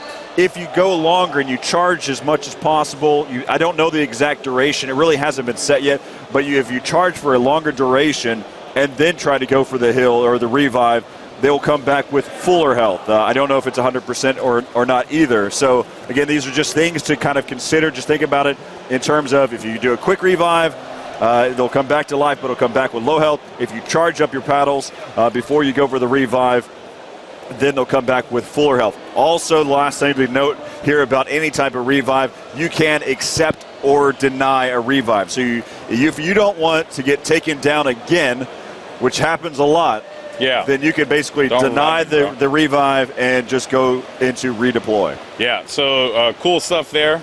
I know the guys that don't revive me, bro, are going to be happy about that. You know? So yeah, that is some cool stuff there indeed. And once again, guys, we will cover that again in case you guys didn't hear it. But for the time being, we are following I'm looking at Bravo 5 with that FAMAS gameplay. Who are you looking at? There we go. Now we're back over here. You can see this. This is the PLA digital that we have right here. You can see on the attack. All right. Wow, apologize. And but he's got the bomb. I mean, he's following his objective right now. He is doing the objective. Of course, so he will get that bomb planted. Oh, okay. So here was the thing that I loved, right? So when I was speaking with Lars, we were talking about how the squad spawning works, the purpose of it, and everything like that. And then you get that notification when you're the last guy in the squad. And I was in the middle of a crazy battle, man. Like I was actually fighting for the battle pickup, the Spaz 12 battle pickup that they have there on the island, one of the islands here in Paracel Storm. And I saw that indicator that said last man standing.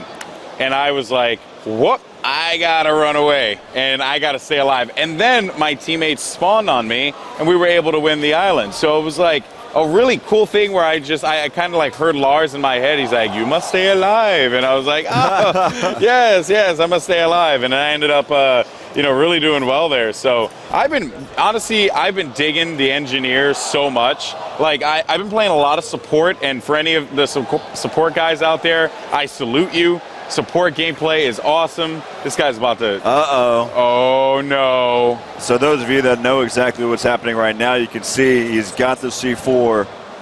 And let's see what he can do. He's got the Jihad ATV.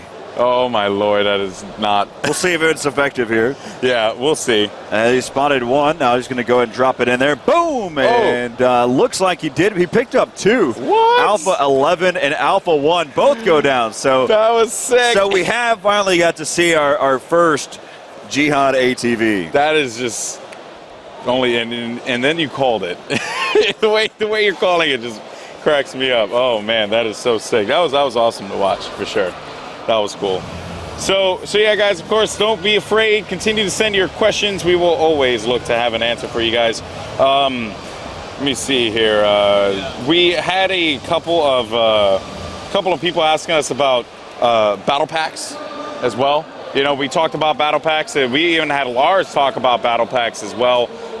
You know, there's a lot of information on that. Make sure you guys go ahead and check out that rebroadcast. You saw that dude trying to go for that defib. So one thing I'm curious about, though, and I do hope we can find out, is if I attack someone with the defib, right, is that going to, like, if I have to charge it to get the kill, or if it's just if I you understand what I'm saying?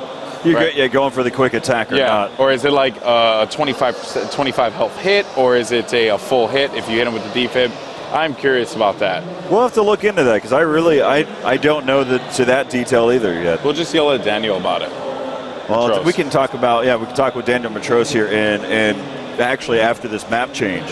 Yeah, that's right. So now right here, who are you taking a look at? Because I have a couple good players on my end.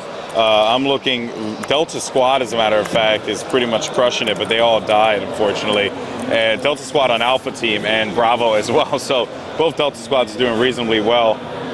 I'm on board with Alpha 5 right now. As you can see, he's going to try and see if he can get his kill on here, as he's able to pick up a couple kills. And what is that scope he's using, actually? It's going to be the, he's using the magnifier with the Cobra RDS. I like that. That's actually a really cool hookup there with that AK-5C. See if he switches over to right now, currently utilizing the red dot sight, leaping over, a little parkour for you.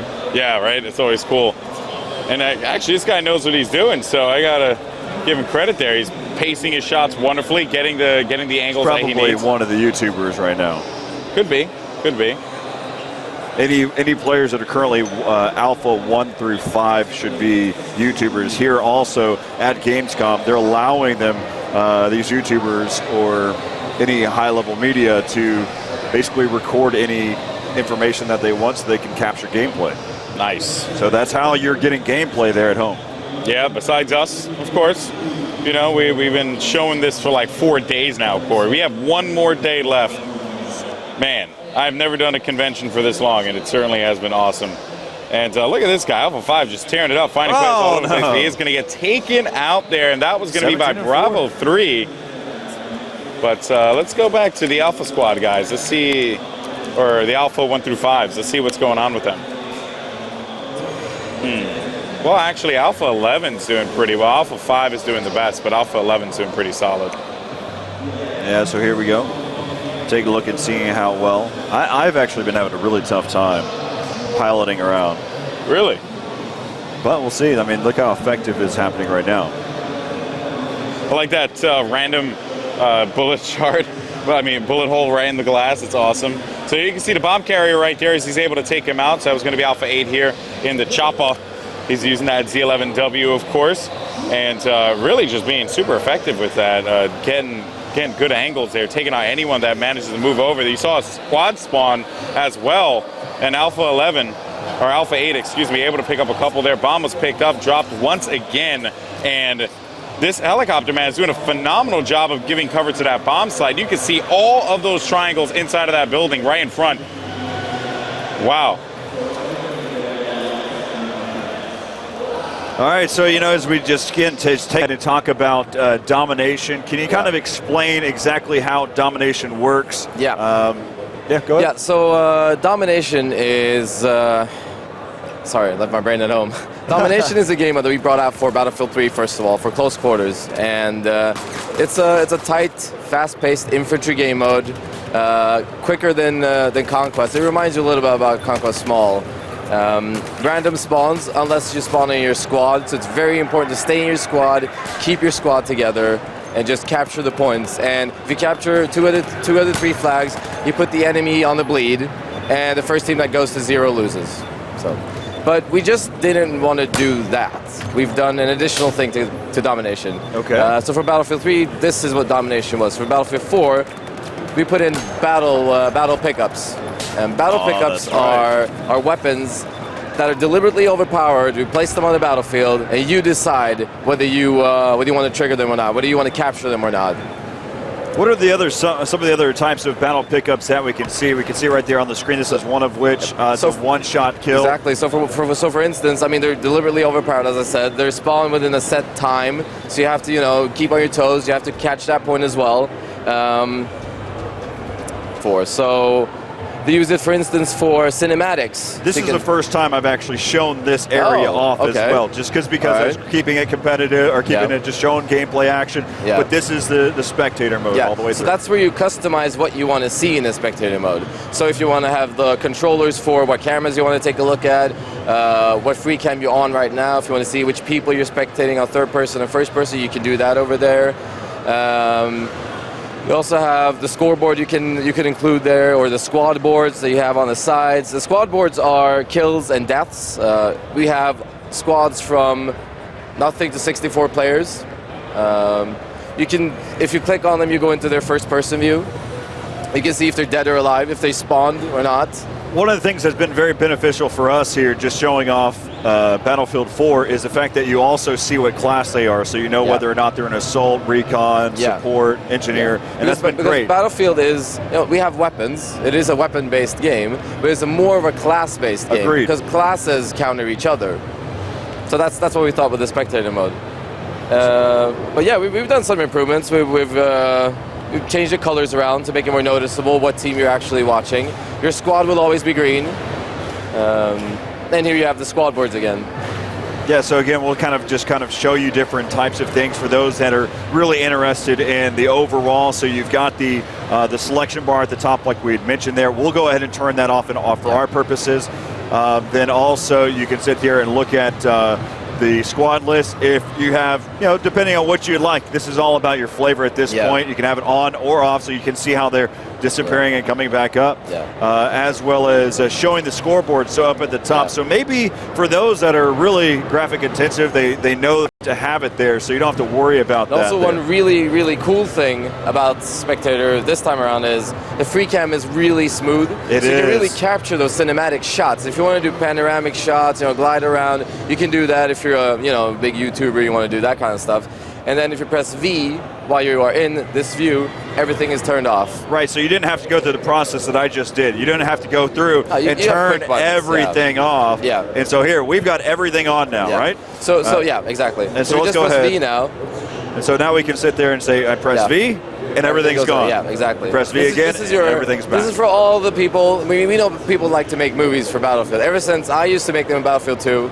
BF42 was before my time a little bit when it came to that, but looking at all the amazing videos that have ever been done for Battlefield, we feel like this is the perfect thing for them, and a really smooth free camera too. Well, that's one of the great things that I like about it too. So say we're really into a competitive match, there's a lot of great action going on. I didn't have my preset camera set up at a certain location, and I need to get into the action quick, but I want to use the free cam. I can sit here and go from this point to this point really quick by just as I went to my extra free cam zone. So the 5 free cam setup, I mean, so we can zoom around looking at Spectator mode as well, looking at competitive games today, you can film a first-person game the way you want. You can film it top up so it looks like Command & Conquer, or it can go into first-person action or into third-person action. So there's multiple ways of broadcasting a match, and in my opinion, it's actually cool that all matches are not going to look the same.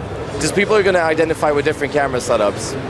So I've asked, about it. I've asked you this question before. I'm going to ask you again. You can let me know where we stand at this point. How many spectators can we have in one game? Yeah, so we're around 4 right now. Around 4. Around 4, yeah. And that's including if you have a 64-player server, you have 2 commanders. Yeah. You can also have 4 additional spectators. Okay, just making sure, just clarifying. And they don't take up player slots either, so you have 64 players on the server. Great. I mean, so now let's just, there's a lot of different things that we can look at. Again, we'll go ahead and bring everything back up here that we can show. So where are we headed with Battlefield 4 competitively? What are some of the outlooks for the future? There is a lot. 4? So where are we headed? For glorier days. No, Battlefield is headed in a very good direction. As I said, I've been around since BF2, BF 1942, and that scene. I've always wanted to see competitive gaming in Battlefield. And I have one thing to say. to all the competitive teams that are looking to get into Battlefield, it's get ready. Just get ready. That's a good way of saying it here. Just get ready. Get your teams going, get your sponsors going, get the game, because we're getting ready for it. What's he? Sneaked in there, didn't he? I just went ahead and took off there. Let's go ahead and hop into a first-person view and kind of talk about it again. So you have the player's perspective. One of the things that I like about it as well, opposed to whenever you had this, you had the selection bar available, you could see here at the top of your screen who you were following. Yeah. When you turn off the selection bar, I like the fact that immediately we also know who we're still following by looking in the bottom right-hand side of your screen. Yeah. So again, just you can also turn off the first-person HUD as well in the customized screen. There we go. So now we can see beautiful, a very clean style to the game here from their perspective. We don't see all of the additional identifiers. There's no additional HUD there that you'll see in third person or 3D spotting, as it's been called before. Yeah.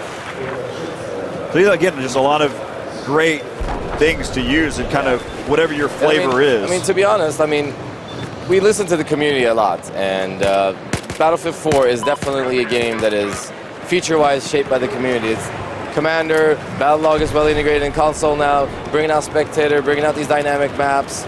We're totally geared for the future. We're looking really, really good right now, and in my opinion, I'm still a fan.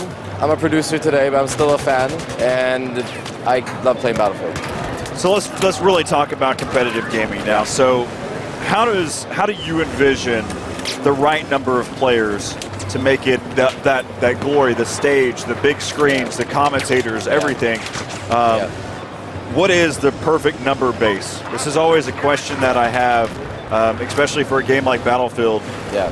What is the right numbers? Is it 8v8? Is it 5v5? So in my opinion, first of all, to make Battlefield competitive, or to make any game competitive, you need to have people who play it, obviously. You need a hardcore audience, not just a casual audience. You need people who want to learn more. Hardcore in a terminology of saying avid gamers, not exactly. not hardcore game mode. No. I know that I knew that may get mixed up between some, but that's again. All right, you need to be a regular gamer or game regularly.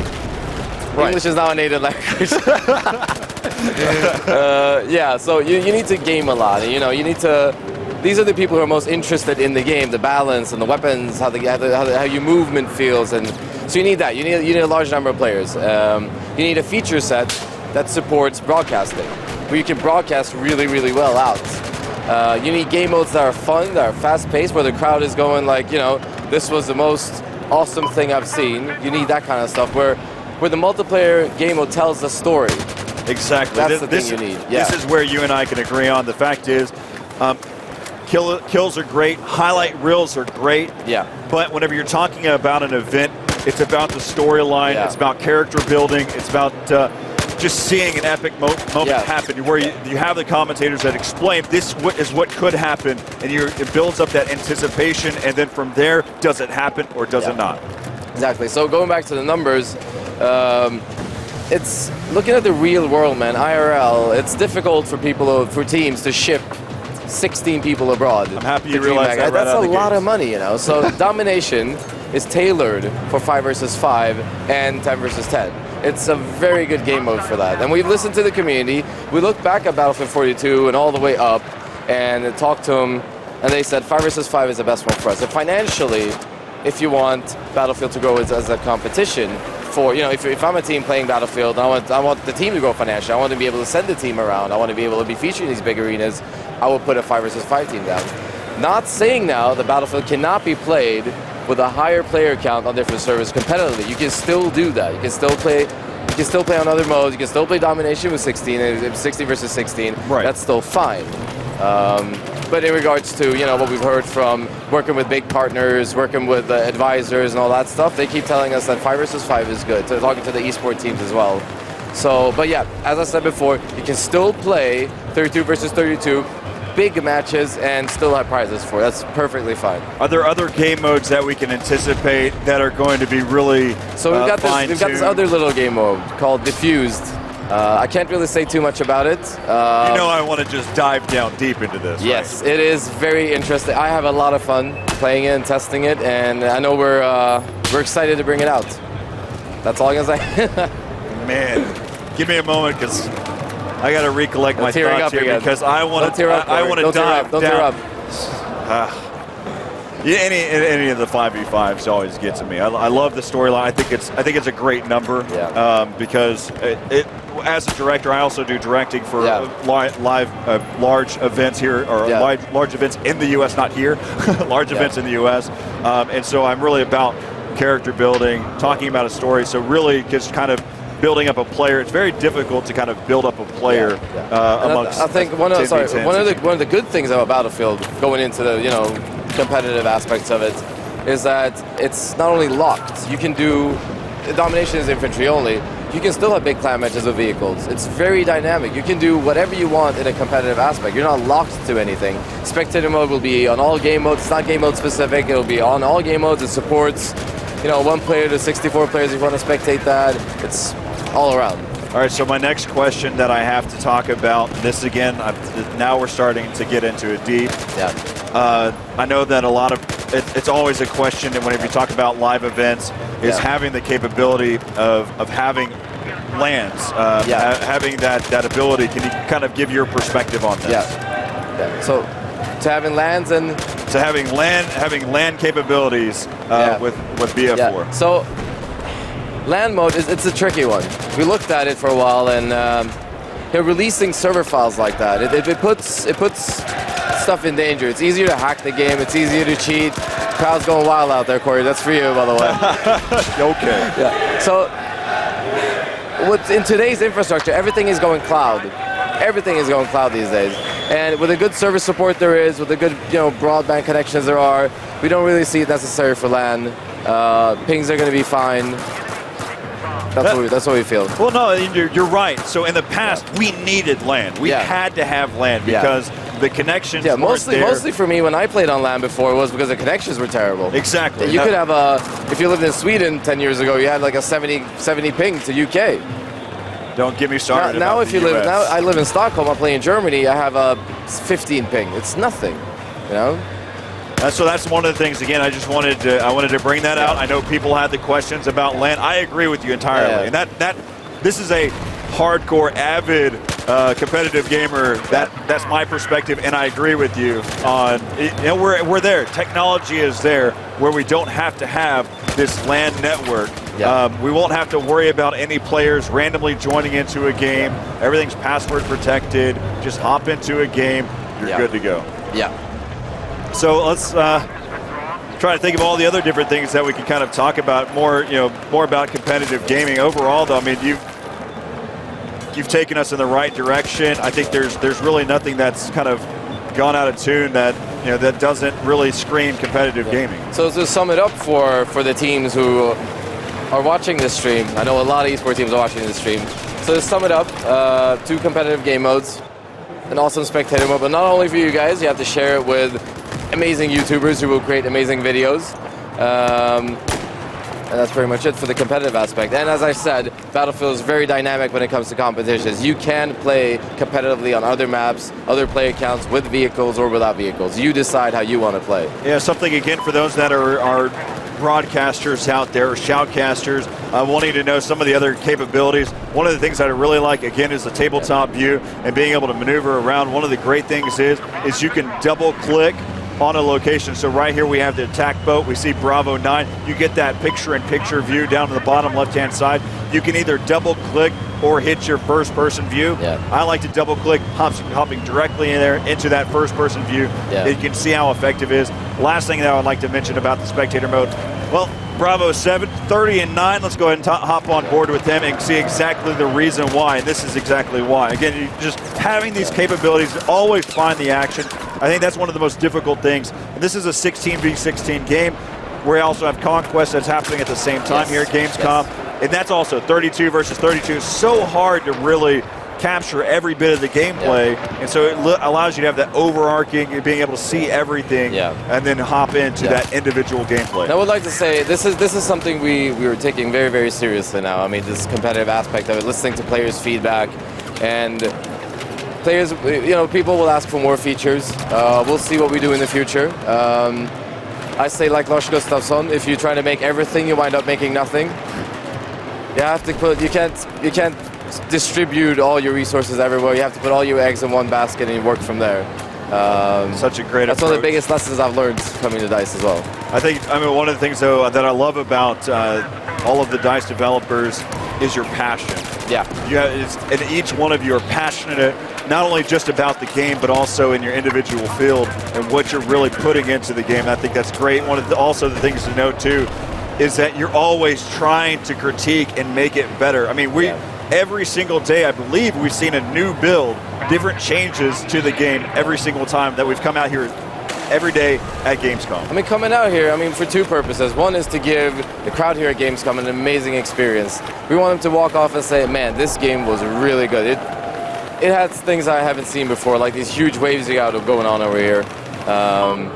Like the dynamic maps we have, and things that just go boom. People like that stuff. Things that just go boom. Explosions, I believe they're called.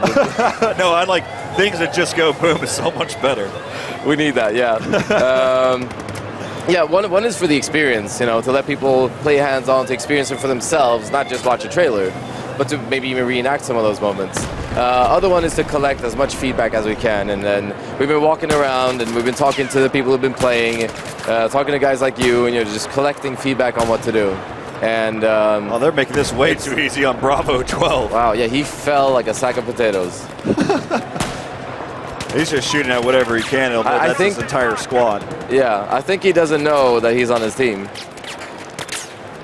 They've been camping in this building the entire time. I think it's because the bomb spawns pretty nearby and one of the points, and so it spawned here last time, and so he's waiting for the bomb to respawn in this exact location. He's firing at his teammates. I don't believe he really. Well, these are not his teammates. Oh no, sorry. Yeah, I didn't notice the follow-up. See, good feedback right there. It's your initial looking at the screen, and this is some of the questions that have been out there as well. Color coding was one of the things at E3 that we took seriously, and obviously coming back here, I directly see now that we need to color code differently now. Yeah, so and that's one of the things that I agree with is that it doesn't need to be your blue and oranges because that's what we use in game all the time. So it may have some purples and greens. I mean, it's just about switching out colors. It's about trying different things out. You know, it's trial and error. That's what it is. That's how it is. How it is to make games. In the end of the project, you optimize, you make it better, you polish, and hopefully, if you're really on your toes, you deliver a product that is outstanding. So let's go ahead and I want to talk about this game mode obliteration for just a moment here too. So one of the things that I noticed immediately is once you plant the bomb at any of the MCOM points, it takes about 10 to 12 seconds for it to explode. Yeah. What was the whole purpose behind that? Why would you want to deliver something like that? More gameplay, I guess. I haven't worked on obliteration, but from my point of view, it's to maybe diffuse it. Maybe have a team have the opportunity to diffuse it. Well, so one of the things too, I think it's, this is what I was trying to mention earlier, is watching the way that players play the game. If the bomb plant, so 10 to 12 seconds is pretty quick, especially on these larger maps, these 16v16. One of the things that I was kind of getting to is if you make the bomb timer longer, so say 20 seconds, that allows teams to rotate and clash down onto that endcom point way too quickly. Then again, obliteration. So we're going to continue to joke around for a little bit. There you can see no one really there. So here's some questions that have been asked. So here's the number of vehicles that you'll spawn off with in the beginning. Here on obliteration, you do have a little bird, a Z11W. Then you also have that same type of setup that's happening over here there for the Chinese. So you have 2 attack boats, a jet ski, and 2 regular 2 boats as well. Then also a helicopter that you can see in it. And just kind of looking around the map there. Then once you start to control, you can see that you've got a jet ski here, just a basic boat here. So you got different boats that are kind of positioned all over the place here. So that's been a question about vehicles. Whenever you are playing Conquest, Docks has some vehicles that you can acquire once you have those docks. You can spawn on. Then also you can take a look here. There's also at the shipwreck that you can have one as well. So right out of the gates, you've got some paradrops that are happening. You can see that they're just spawning randomly in the air. So we'll go ahead and hop in here with one of the paradrops here and kind of take a look there. So that's basically their perspective. You hop directly into the action, put you right onto this main island. Again, this main island is where the bomb will be located in the initial phases here. So this right now over there towards the docks. So this player who's out in the ocean that keeps dying over and over again is actually going to be at the closest point. But we'll go ahead and hop on here with Bravo 4, who's got the right idea. Yeah, of course you want to make sure that you hop on that jet ski or that boat as soon as you possibly can there. And what is he using? He's actually using an AK-5C, which is pretty common with the RDS. So completely understandable. It's the AK-5C is a pretty easy gun to use, and I don't mean easy as in like you're going to get a lot of kills with it. It's just in terms of recoil, kick, it's hip fire. It's good for newer players to hop in with. So a good gun to start out with, nonetheless. There is the bomb's going to be right in front of him. Able to pick that one up. There is a boat that's close by, but he will get taken out. Nice shot. Who did he take? Who took him out there? That was Alpha 4. We're just going to go and hop on board with Alpha 4 because I believe he's almost to the point where he's going to pick up this battle pickup. He did that with an iron sight with the SR, I think it's 61. SRR-61. This is my favorite sniper rifle as well. Yeah, and I actually saw someone in the chat ask me what my favorite gun is in the game. Currently, right now, my favorite gun is the PP2000. It is so good on the close range, and if you slap on a hollow sight to it, which I don't know why, but I really am digging the hollow sight in this game. I've tried hollow sights in other games, and I'm like, it's crap, I'm just going to use the red dot. But for some reason, I just love the hollow sight. So yeah, that's just my favorite gun. But just to answer the question I saw in the Twitch chat. And again, we're here with Alpha 4, just kind of taking a look from his perspective. Again, going complete iron sight. I believe he does have a no, he doesn't. All iron sight with a standard barrel. This is raw gameplay right there. I did actually get a chance to get that battle pickup sniper on my end, and yeah, that thing tears through your body like it's no tomorrow. It is a beast. It is a beast. That is a crazy gun. That is in itself is an objective to cover if you are getting to the island and you're like, I got to make something happen here. Ooh, actually, a good pickup there. Able to find one. Get him, get him, get him. Oh, no, you don't want to go with the close range here. Where are you going? That recoil taking the best of him right now. Yeah. But he is going to stay alive long enough to be able to get out of there and reload. See whether or not he can stay alive a little bit longer. He's got another spot there. Nice. Takes down Bravo 5, and so far, he is just going to town right now. This is Alpha 4. Hopefully he realizes he could put scopes on it. That'd be insane. What he could do, this is what I do. I'll use my style of a scope, which is actually the rifle scope, and then I also have the canted iron sights on the side as well. So right now we've got the bomb carrier. Let's go ahead and take a look there. That was Alpha 5 who took him out, but we'll go ahead and hop on with the bomb carrier. This is going to be Bravo 14. Again, what I utilize, I use I have the rifle scope, also have canted iron sights, so that allows me, even while I'm iron sighted, or while I'm looking down the barrel, I can switch between the two quickly. And I can look at the scope, I can switch over to the canted iron sight, back and forth, while maintaining looking down the barrel. Canted iron sights is probably one of my favorite additions as far as something new to the game.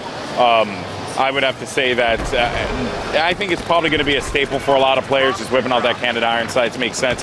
Saw a lot of people asking about current gen versions of Battlefield 4, and to my knowledge, this is all to my knowledge. I am not an expert in this one because, and again, I am a console guy, but I am not the person to ask in regards to the current gen because I haven't had a chance to touch it yet, play the game.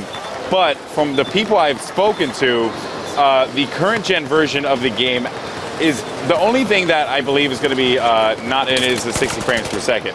I think everything that was in Battlefield 3. Talking about current gen, current gen. Talking about Xbox 360 and the PlayStation 3. Yes, yeah. So I think it's going to be the just like the frame rate. I think it's probably going to be the only thing, and maybe the player size. Again, this is just me being a console player, knowing what the current gen consoles are limited to. I know what they're limited to. I know what they're capable of. We've been playing on them for so long now. If you had to make that assumption, that would be it. But you know what? If you're not going out there getting yourself an Xbox One or a PS4. Wow! Did you just see what just happened? Yeah, he bunny hopped on the ground there. That's pretty dope. No. Not only did he do that, he did a touch and go on someone. He got a roadkill also while picking up a headshot with his. That's messed up. With his 25 millimeter. That's wrong. Oh, and so I don't know if we have anyone on here that is currently just talking about the consoles real quick. I don't know if there's anyone in here that is interested in it. I'm sure there are a couple of you guys.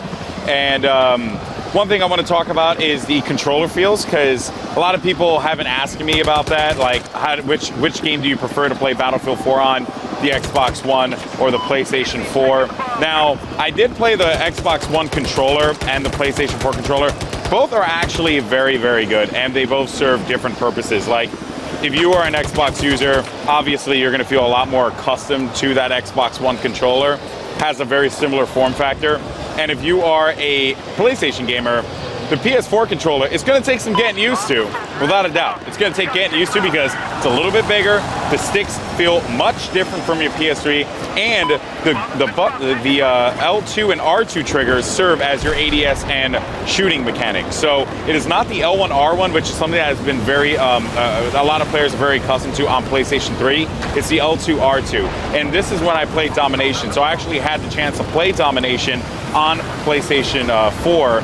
5v5, and it was so fun, so intense. It was amazing. I think I went like 18-4. I just pooped on everyone. It was amazing. I had a great time, and you guys are definitely not going to be disappointed. 60 frames Battlefield, 60% of Battlefield is probably like the greatest thing ever.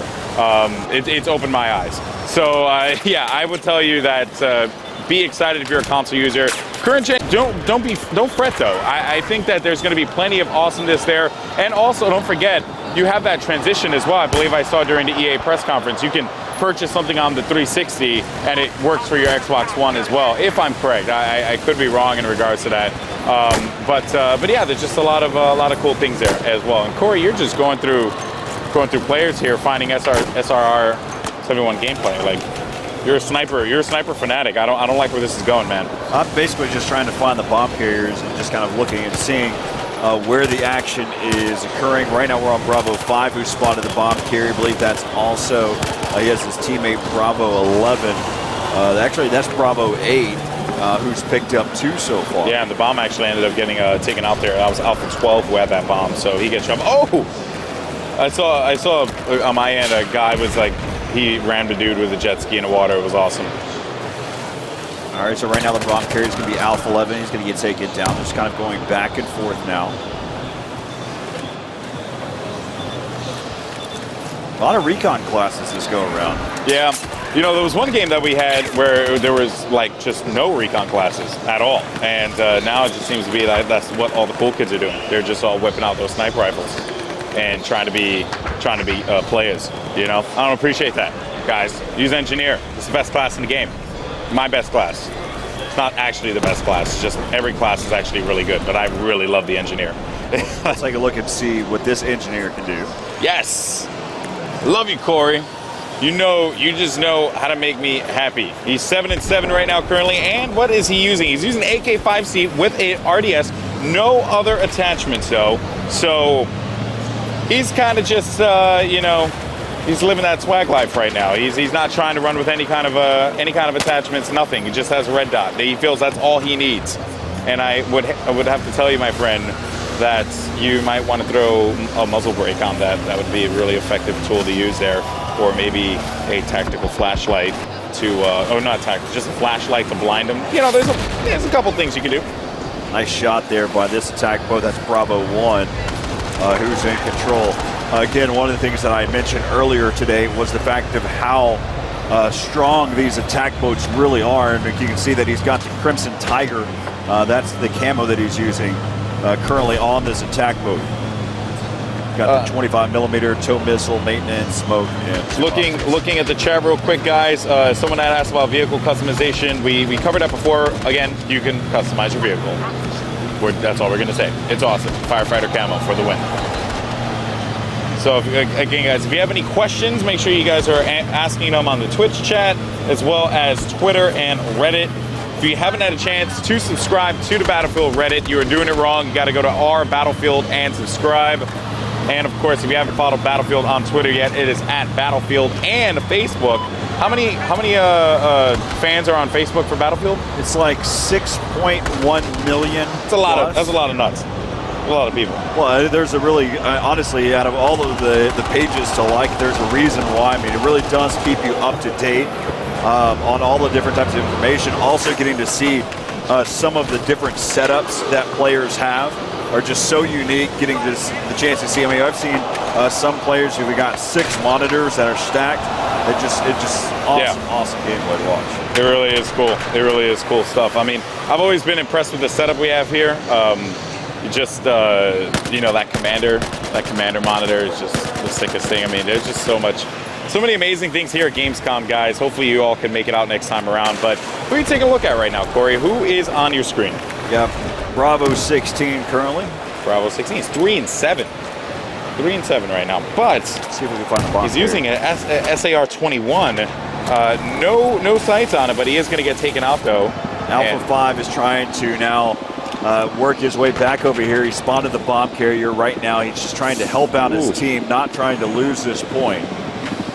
Looks like the bomb is going to finally get planted here. He's just trying to touch and go. Nice little landing there. Yeah, that was risky, but swing in, pick up one, to see if he might be able to pick up some kills now. None. Oh my God, he's getting shot here, and he is not going to be able to do this.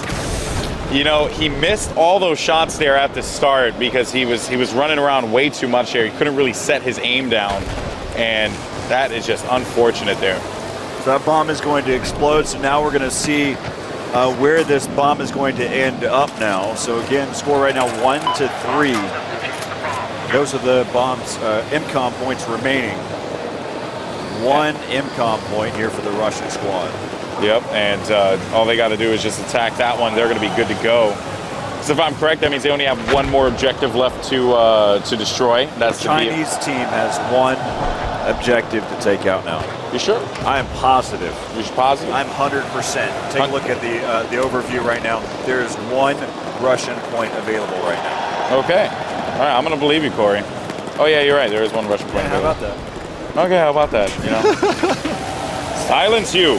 All right, bomb has been located, by the way, over by the AA conquest point here by the dock. So look for the scramble to begin there in a little bit. The farthest player is going to be Bravo 3 currently, as he's going to try and make his way through the jungle to get over to that bomb point. No one on the blue team is going to be able to contest. Actually, no, there is going to be 1 player there. There's some paradrops going in. Yeah, paradrops going in. There's going to be 3 players, Alpha 13 as well as Alpha 3. They are going to have an encounter in the forest, or in the jungle, excuse me, the forest, unless Bravo 5 and 13 can make their way over here. And it doesn't seem like these Alpha players are going to stop the gold team from making any moves. They must have spotted a few players over here. That's going to draw them in. These 3 players have not been spotted at this point.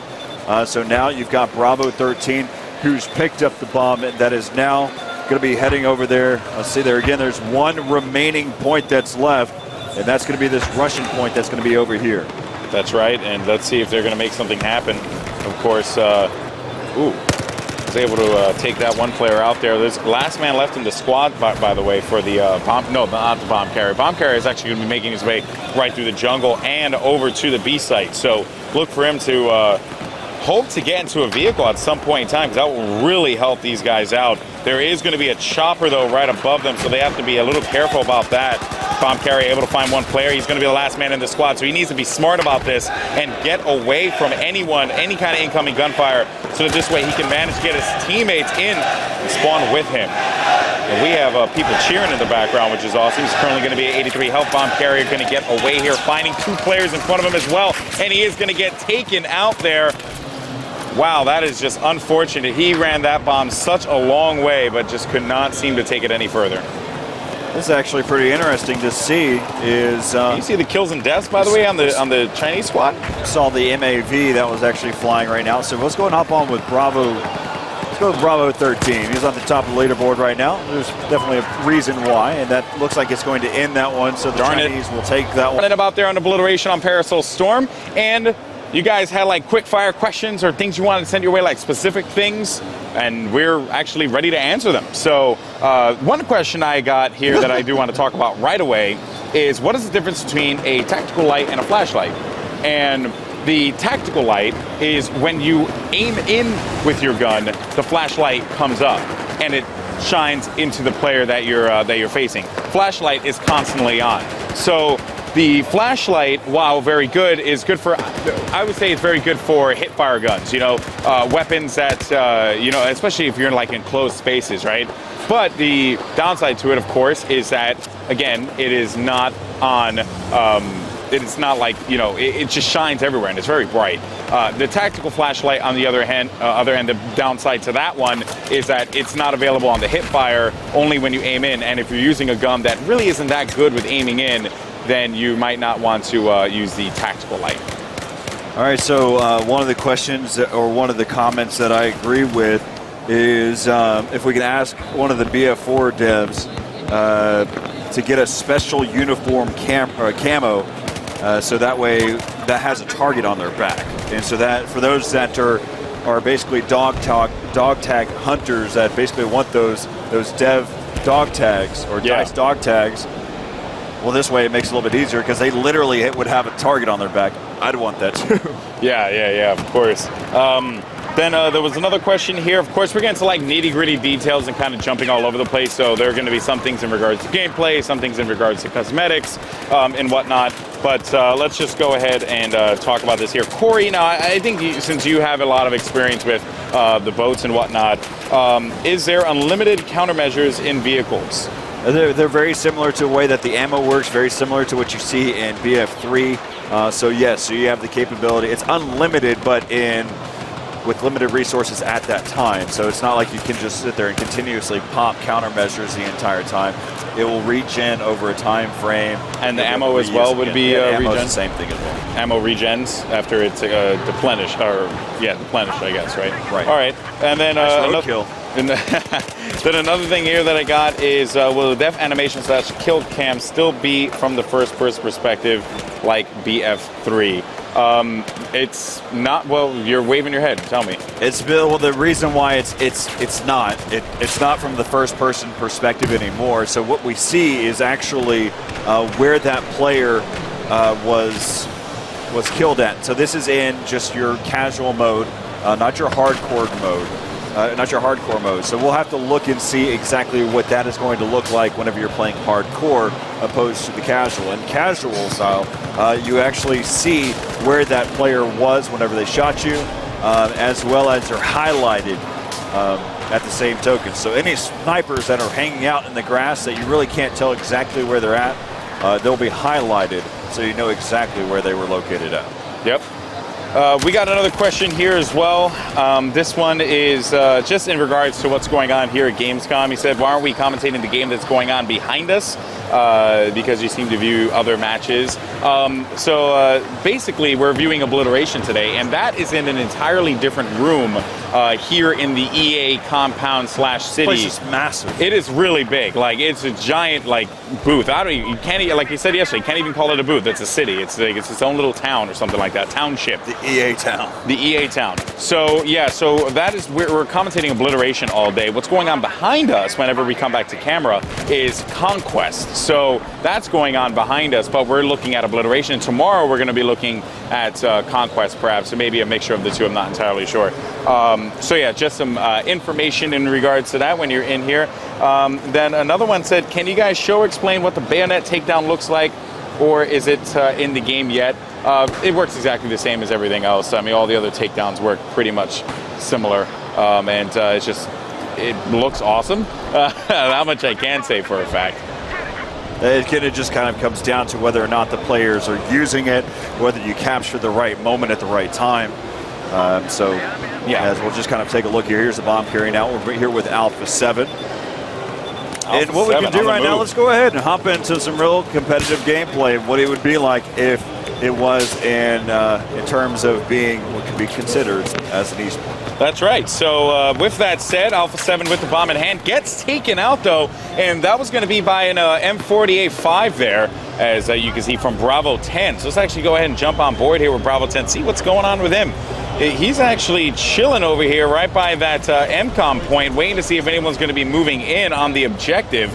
And that's a very smart move there, you know, just playing defensively. I like what I'm seeing there, and he has that SRR-71 with the iron sight, which is a very common thing that we've been seeing here all weekend long. Yeah, so we hop on board now with Alpha 4, who's been in this attack boat. Again, how effective the attack boat is, and also especially the fact that the bomb is right there. Now, he's not going to try to make an attempt to take down the bomb carrier. Just like that, the bomb carrier is going to hop into this boat and take off, but he does get taken down quickly. Look how many players are there. Oh, man. And so he's got complete control. He's controlling this beach side as they're continuing to attack time and time again. His teammate actually hopped onto a jet ski. And let's see if we can kind of give him some cover fire. Again, right now, score going to be 2-3, or those are the remaining points. So 1-0 right now in favor of the Chinese as they've taken down that B MCOM point there for the Russians. Yeah, and it seems like Alpha 7, he's going to be making his way over here. So, again, very just like, you know, great gameplay there with that boat. They're able to just navigate and hold it down, right? Protect him with that DV-15 boat. That was certainly something that you want to see a lot more, and certainly something that has been very prevalent in Obliteration, is utilizing the boats, utilizing naval combat to basically stop anyone making an approach on the beach. I really, really dig that players are starting to adapt that. Well, looks like Bravo 8 is going on a journey because he is in no man's land, but he is actually one of the closest players to the action, which makes you wonder what's going on with this Chinese team. How did they actually pick up that first MCOM point? As right now the score is going to be 1-1. Bomb has not been located yet, as again the bomb just exploded just a moment ago. Yeah, they're like in utter disarray, the gold team, the Chinese team here. They've got complete control over this island right now. Oh, they do though. You know, you are right. Like, they were in disarray before because it seemed like that bomb was just like running away from them. They had no idea where it was going. Now that bomb's going to spawn on the island, they pretty much have all their angles covered. There's going to be like maybe 2 or 3 Alpha players that are going to be in the vicinity there to be able to make something happen. And new bomb has been located smack dab in the center of the island. Let's see who's going to go for that one first. All right, taking a look here on the overview perspective right now. You can see that you've got these 2 players. Bomb carrier looks like now it's going to try to be Bravo 13. He'll slide in, pick up the bomb. He's got his teammate to give him some cover fire right now. As again, we are all tied up 1-1 right now between these 2 teams. That's right, and the bomb carrier, Bravo 13, like you had said, navigating his way right through the courtyard here. He's going to run into a couple of players that are going to be coming from the south side here of the map. They're going to be coming from the south side of the beach. Look for them to try and stop that as best as they can, though.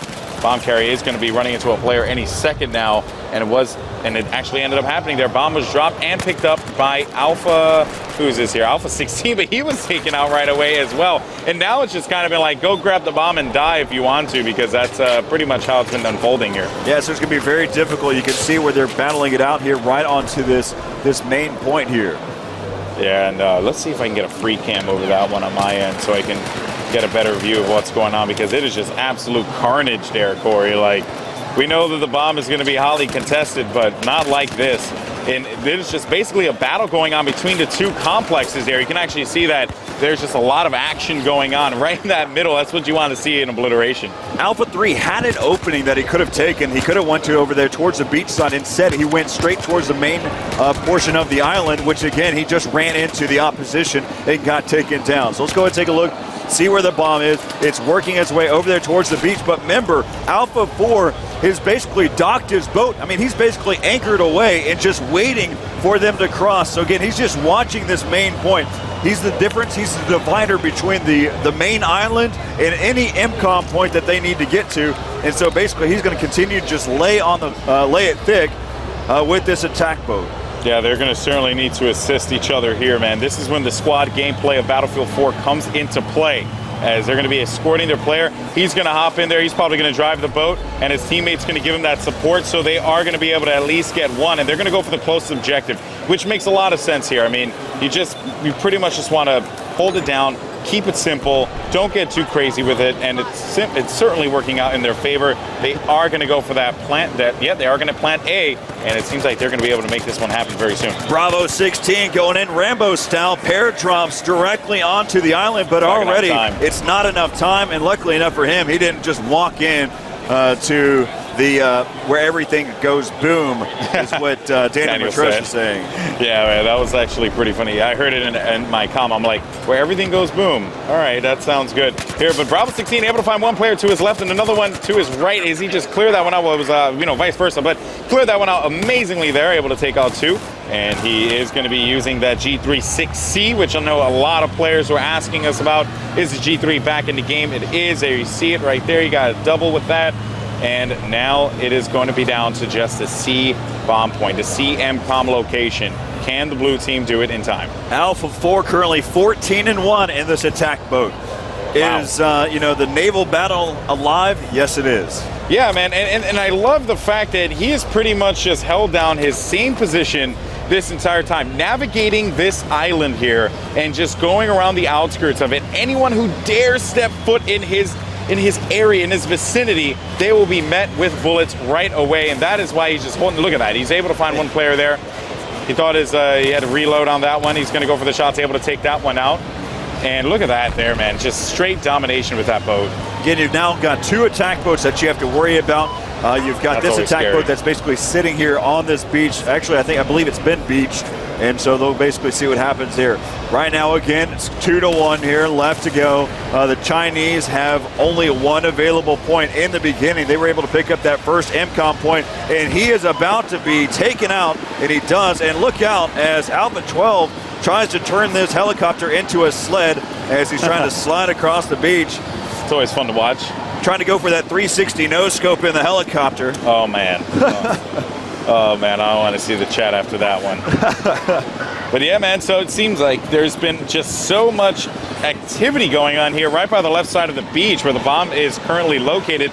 Nearest player is going to be Bravo 13 with actually Alpha 1 on the blue team parachuting in. So he is going to be able to pick up that bomb, Alpha 1, as you see it there right on the screen. Let's go ahead and jump on board with Alpha 1. Finding two players in front of him, able to take one out, but unfortunately cannot do anything. Paradrop coming in. Let's see what he can do. Alpha 3 saying, I've got this one.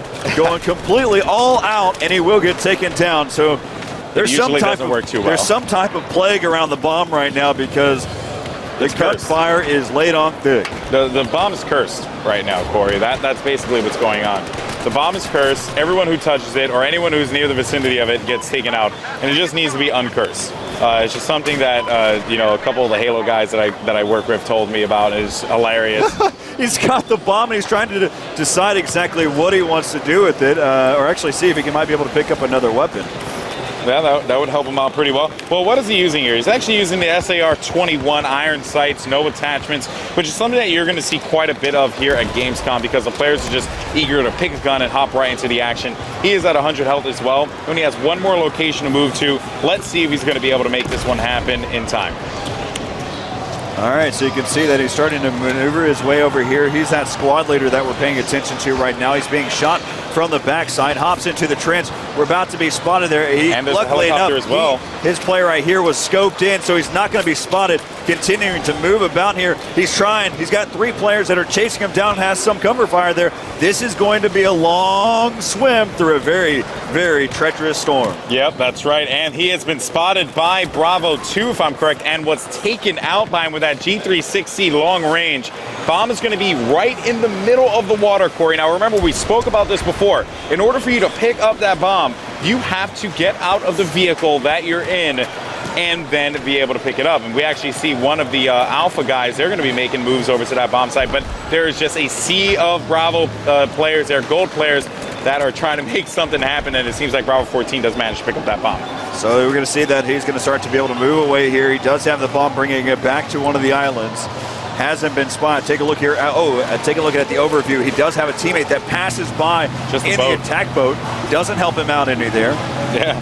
Again, there's not a lot of time left, and that's basically going to do it right there. So again, just getting the thing about working on Siege of Shanghai and then shifting our focus to Paracel Storm was that we got to work on a variety of different types of art styles. As you said, Siege of Shanghai is a city level where there's lots of skyscrapers and buildings and tunnels and a very sort of dense feeling to it, where infantry is the focus, and we have tanks rolling around, helicopters running through the skyscrapers, and jets just going wild everywhere. Whereas this is a much more open map. We like to feel like it's a bit more open, even though you are able to get some cover as an infantry. We wanted to focus on being able to get really great terrain in here, really great water, really great vegetation, and that's something that the power of the Frostbite 3 engine has really allowed us to do, is get this big spectrum from the closed cities with the giant skyscrapers to this vast open ocean environment, and I am just so pleased to be working with such a powerful tool. Yeah, Frostbite 3 is certainly shown, it flexes its muscles quite a bit with Battlefield 4. It's been a challenge actually being able to bring this new level of dynamic gameplay and feeling to the levels. I mean, we brought it very strongly in Battlefield 3. Bad Company 2 introduced really great destruction. BF3 introduced micro-destruction, and now we brought it to the extra level with Levolution. Yeah. And that's something that, developing with that, pulling it to the next level, beating ourselves in destruction, has been difficult, but very, very rewarding. I mean, with the skyscrapers, we had, a skyscraper falling down, buildings being no torn small about. feat. Yeah, walls just being blown out, and all the things, like little tiny details, like canisters being destroyed and signs being taken out. It's a lot to think about, and then taking it to this side where, the waves change and become more dynamic, and the trees all get destroyed, the buildings that are on here completely get taken down. It can really change the way you play the field. Yeah, and I do want to ask you about the Levolution, like what your influence has been in regards to that. Like, have you had the chance to work on some of the finer details of Levolution, like the skyscraper and whatnot? I know that you said the water effects was something that you worked on as well, but also the dynamic weather and how that kind of flowed in the map. What's the Well, we have I an guess the extremely challenges there? talented team back at home that's been focusing a lot on Levolution, but the entire multiplayer team has been helping to contribute, of course, with providing design, feedback, play testing, and really coming up with the concepts for these, because when we started out, we weren't entirely sure what Levolution would become. When you, the players, come into the battlefield, it is what the game becomes. And that's why it's been extremely exciting to be here at Gamescom, to see how people are using the waves, see how people are using the containers where the doors open, and all of the things in between. Siege of Shanghai had the skyscraper that came down, but it also had little things like car alarms that go off when you bump them, metal detectors that go off when you run under them, and people use those to their advantage. I saw people spot another herd with their headphones, they heard an alarm go off, and so they snuck around with their heat vision and they were able to take them out from behind.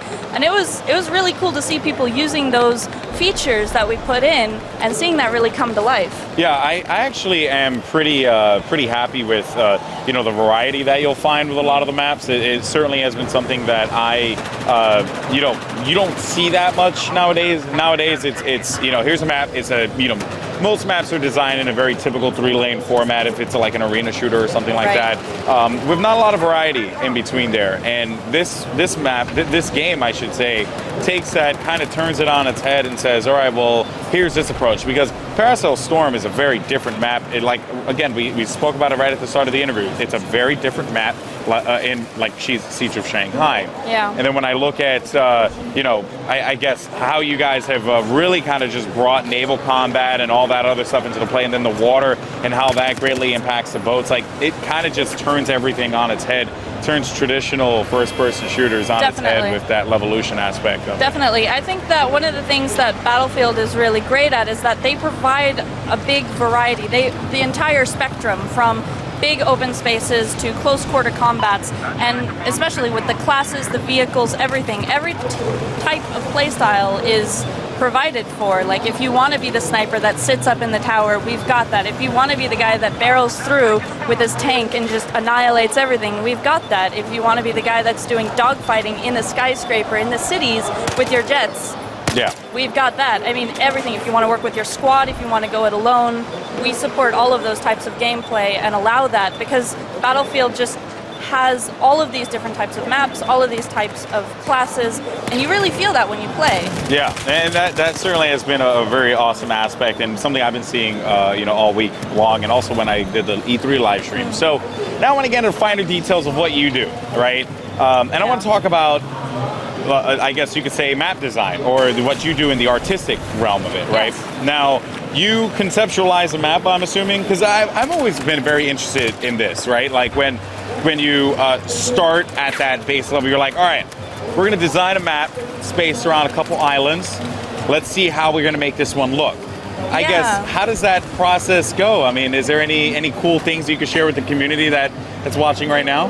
Yeah, definitely. I mean, this map, for instance, started with the concept that we had this great feature with the water gameplay that we had figured out was a really fun toy to play with. So we were like, we really want to put something with a lot of water. And there's all this conflict going on in the Southeast Asian areas with the Spratly Islands being contested for by major Asian countries. So we were finding a lot of reference with that in terms of military bases set up on islands and a lot of sort of presences on these really tiny islands which didn't otherwise seem to offer a lot of resources. Yeah. And so we found these islands that had just existed in the middle of the ocean and tried to recreate that. So one of the big focuses was, of course, you need really great sand textures and particles. You need really great vegetation that sells the idea that this is an island. You need really good water, and you need really good weather effects. And those are something that early on we decided to nail visually and really helped us pull everything together, as design-wise the map, has to change as it's moving along, and we have to react to how. So we have daily playtests at the studio where we are playing it and giving feedback and just changing the layout in order to provide the most optimal gaming experience once we get it out here for you guys. Yeah, I could certainly see that there's just like this variety in like the design of the map as a whole, right? Like because the different beaches, right, they don't look the same. Like for example, this particular beach right here, which if I'm correct, is actually going to be in the South Island here, the South. Looks very different here. Like I noticed that there are like pretty much every single beach, like beaches would normally do, they have like their own identity. Yeah, exactly. So one thing that we thought of going through this was a lot of these islands are formed with rock formations. So some of these, as you can see, have these strategic rock cliffs that you can hide inside.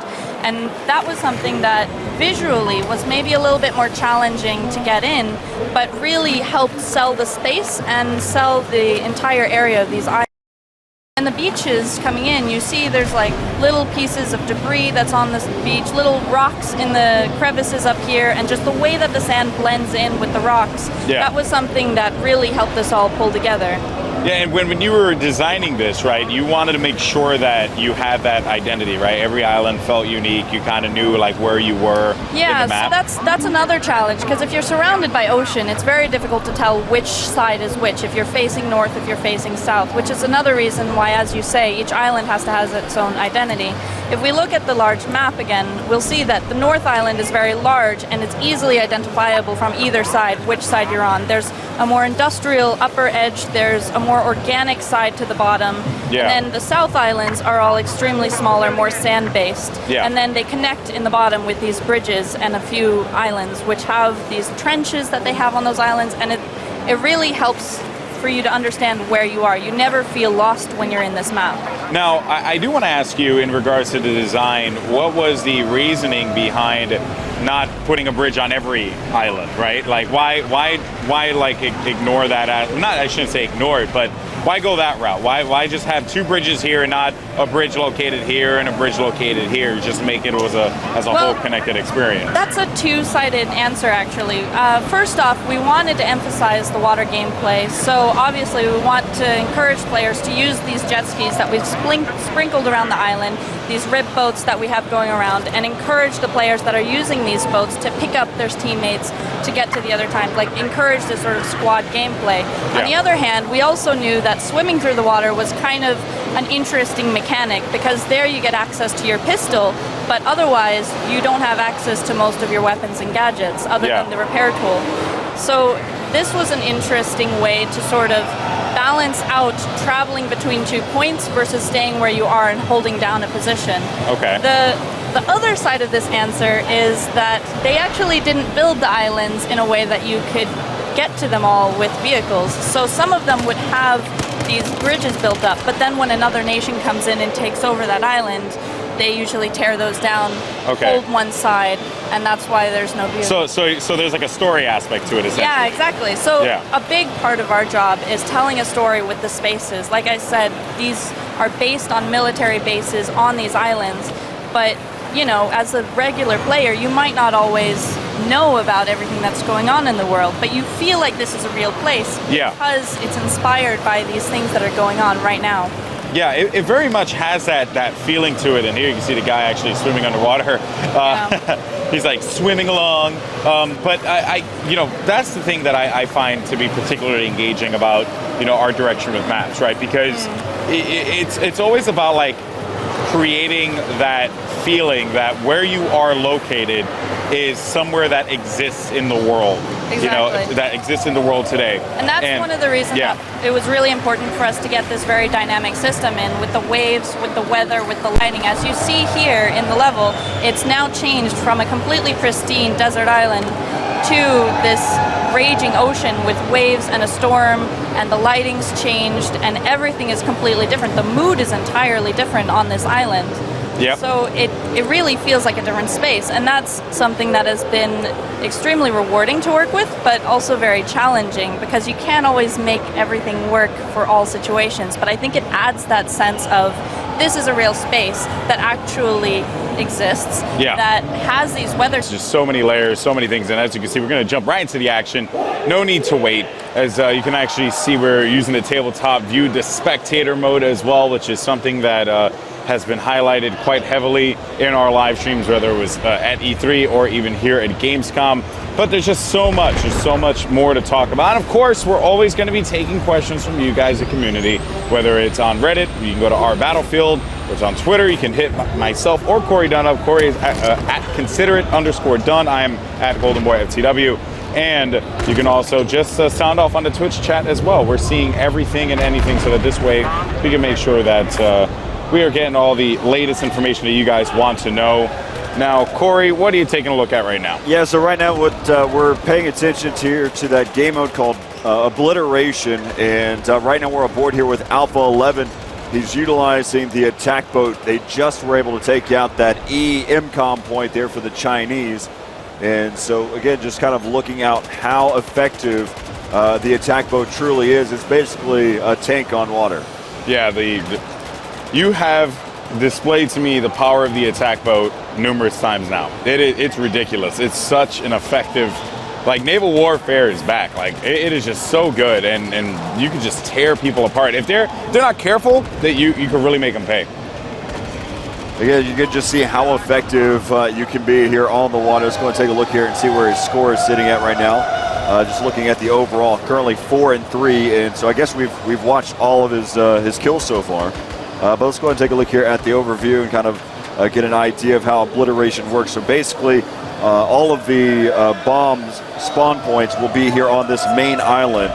There are they're random points as well, so you never know exactly where the bomb is going to spawn. There are 3 MCOM points for both sides. There are 3 MCOM points here for the Russians, and there are 3 MCOM points here for the Chinese, one of which has already been taken out. Also, last thing I would like to mention as well is battle pickups are available at the same token. We can really dive down deep into what that means. Actually, perfectly, this is one of the battle pickups. Yeah, the battle pickups are pretty awesome, honestly. They really do change the, I guess, the way the game is played, and he might be able to nail the shot. No, he actually misses on that one. But yeah, like, the battle pickups, it's awesome because, like, as the veteran players, as the more hardcore players start to dive into Battlefield 4, this is going to be now a new objective for them to fight over, besides just the conquest flags or the obliteration objective, the bomb, or, you know, defending MCOMs. Now you got to go after those battle pickups too. So again, just as that diversity and objective-based gameplay that people really do love in Battlefield,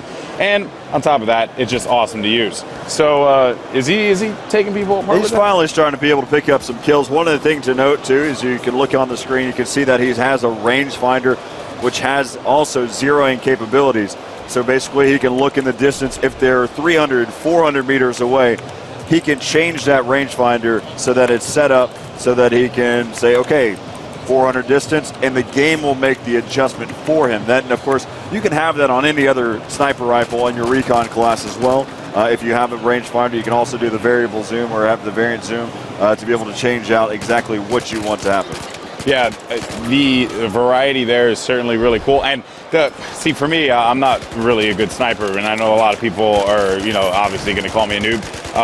But noob. Thanks, Corey. You make me feel so nice. I'm always here for you. I'm just like not the biggest fan of sniping, but that rangefinder helped me out quite a bit when I was playing. I was able to pick off quite a few people with that. So it's cool. I think it's just like another cool addition to the game, something I personally enjoy. Having come from Battlefield a little later than the rest of the other people may have. Like, I know we have a lot of veterans in this community. There are guys who've been here since 1942. There are other people who've, popped in at Battlefield 2. I, on the other hand, have kind of come in a little late on it, but, I'm starting to really dig, like, just all the little intricacies that the game has to offer.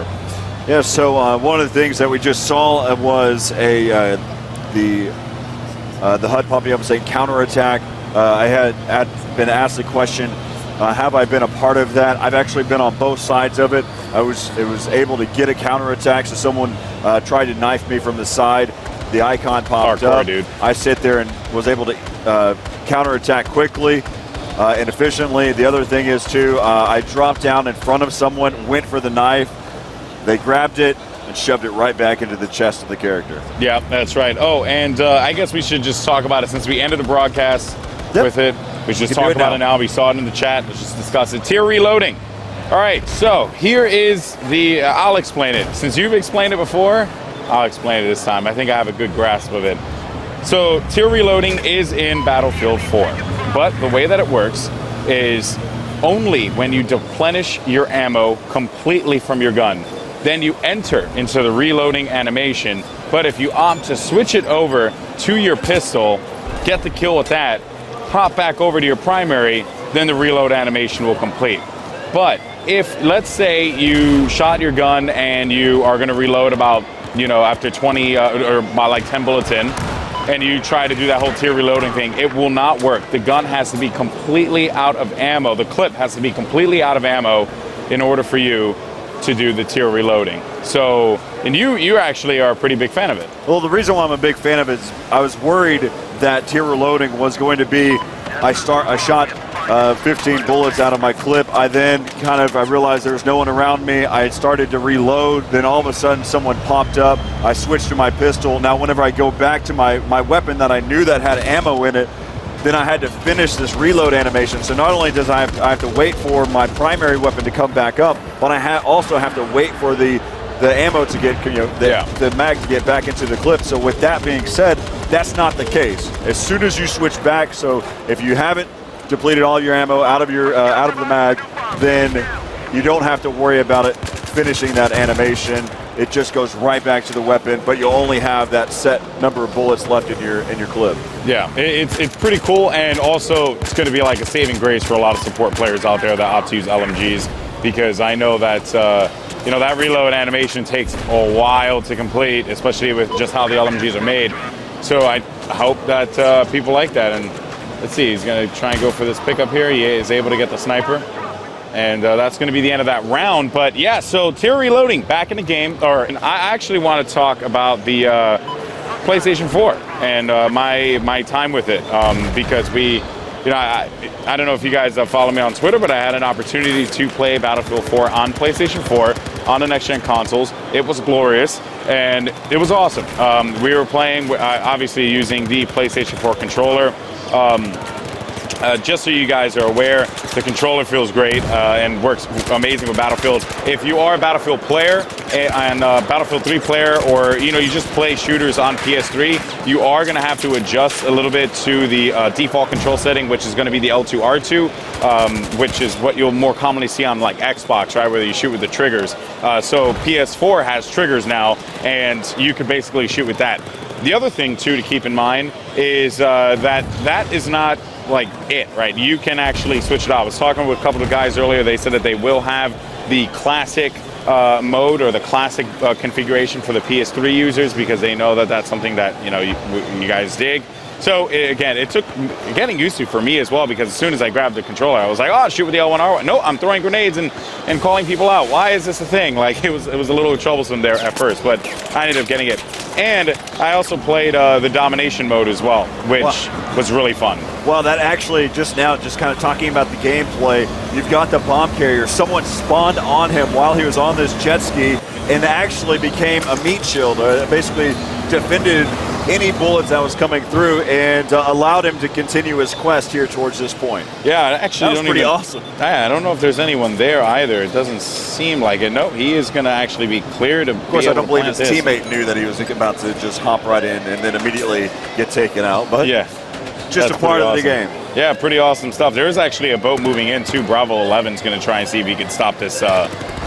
This plant, but he gets stopped right away. So that's not going to happen. Alpha is going to be able to get this objective. That is going to be the B objective, and they nail that. So basically, just to continue to clarify on the PlayStation 4, domination was, if you bring up the map there, Corey, domination was actually played on the main island there, and the B portion of it, so basically it was like A, B, and C, as you would expect in a 3-plot game. And the B domination point was like right smack dab in the middle where the buildings are. That's where the domination point was. And then the other one, the A, was actually a little bit farther out, I think, toward like the radio tower. And then C was more toward the beach. It was very fast paced. And also, for those of you guys who like that, the details, the spawn system was dynamic. So there was no bases to spawn in. So you basically you could control spawns if a team of 5 is good enough. You could control spawns in such a way that it's actually a pretty awesome competitive game type, and I totally get why Zinto wants to make that like the premier competitive game type because it's really fun to watch. And with the battle pickups, it really creates that mobility as well. Like you have to move. You can't just stay complacent and be like, all right, I'm going to stay in this building. You have to move because if you don't, then you're going to miss that opportunity to get a battle pickup. Lots of cool stuff there, guys. I know it was a lot of information to dissect, but just so you know, it's awesome. I know you guys are excited to play it. I'm going to pre-order mine as soon as I get my PS4, if I ever am able to get one. And just some info on consoles there. Next-gen consoles, by the way. All right, as we take a look here, hopping into the game, just talking about Bravo 5 right now. He spotted the bomb carrier. One of the things to note there as well here for obliteration, the bomb is always identified on the map whenever it's available. So meaning whenever it spawns, it will always be an icon on the map. You'll see it here just like this. You can pull it up on yourself, yourself in game. Then you also will see it in the mini map in the lower left-hand side of your screen as well. Also, one of the things that have been getting a lot of questions about is having the capability of customizing your HUD. One of the things, there are different little things that you can tweak here and there, but also the main thing I think that's great is HUD scaling. So you have the capability of making your HUD smaller and smaller so you can have as much view as possible. Wow, actually, I didn't know that. I didn't. I usually leave everything default because it doesn't bother me all that much. The way it's designed is pretty okay, and plus I'm blind, so I need to see that mini map as best as I possibly can. That's good to know. That's good to know there. No word yet on whether that's available on consoles because I didn't get a chance to do that. I was just running through the game and just destroying people. So I'm not entirely sure. I really should have probably looked. I thought I was going to get more chances to play, guys, and I was so sad when I didn't get a chance to play again. But it was very fun. Also, someone asking about the consoles, about the graphics. Let me tell you this right now, guys. Those visuals were amazing. What you're seeing here is what I had on PS4. So anyone that's like arguing about PC versus console, I mean, I know that there's a lot of PC guys out there, and they love their PCs.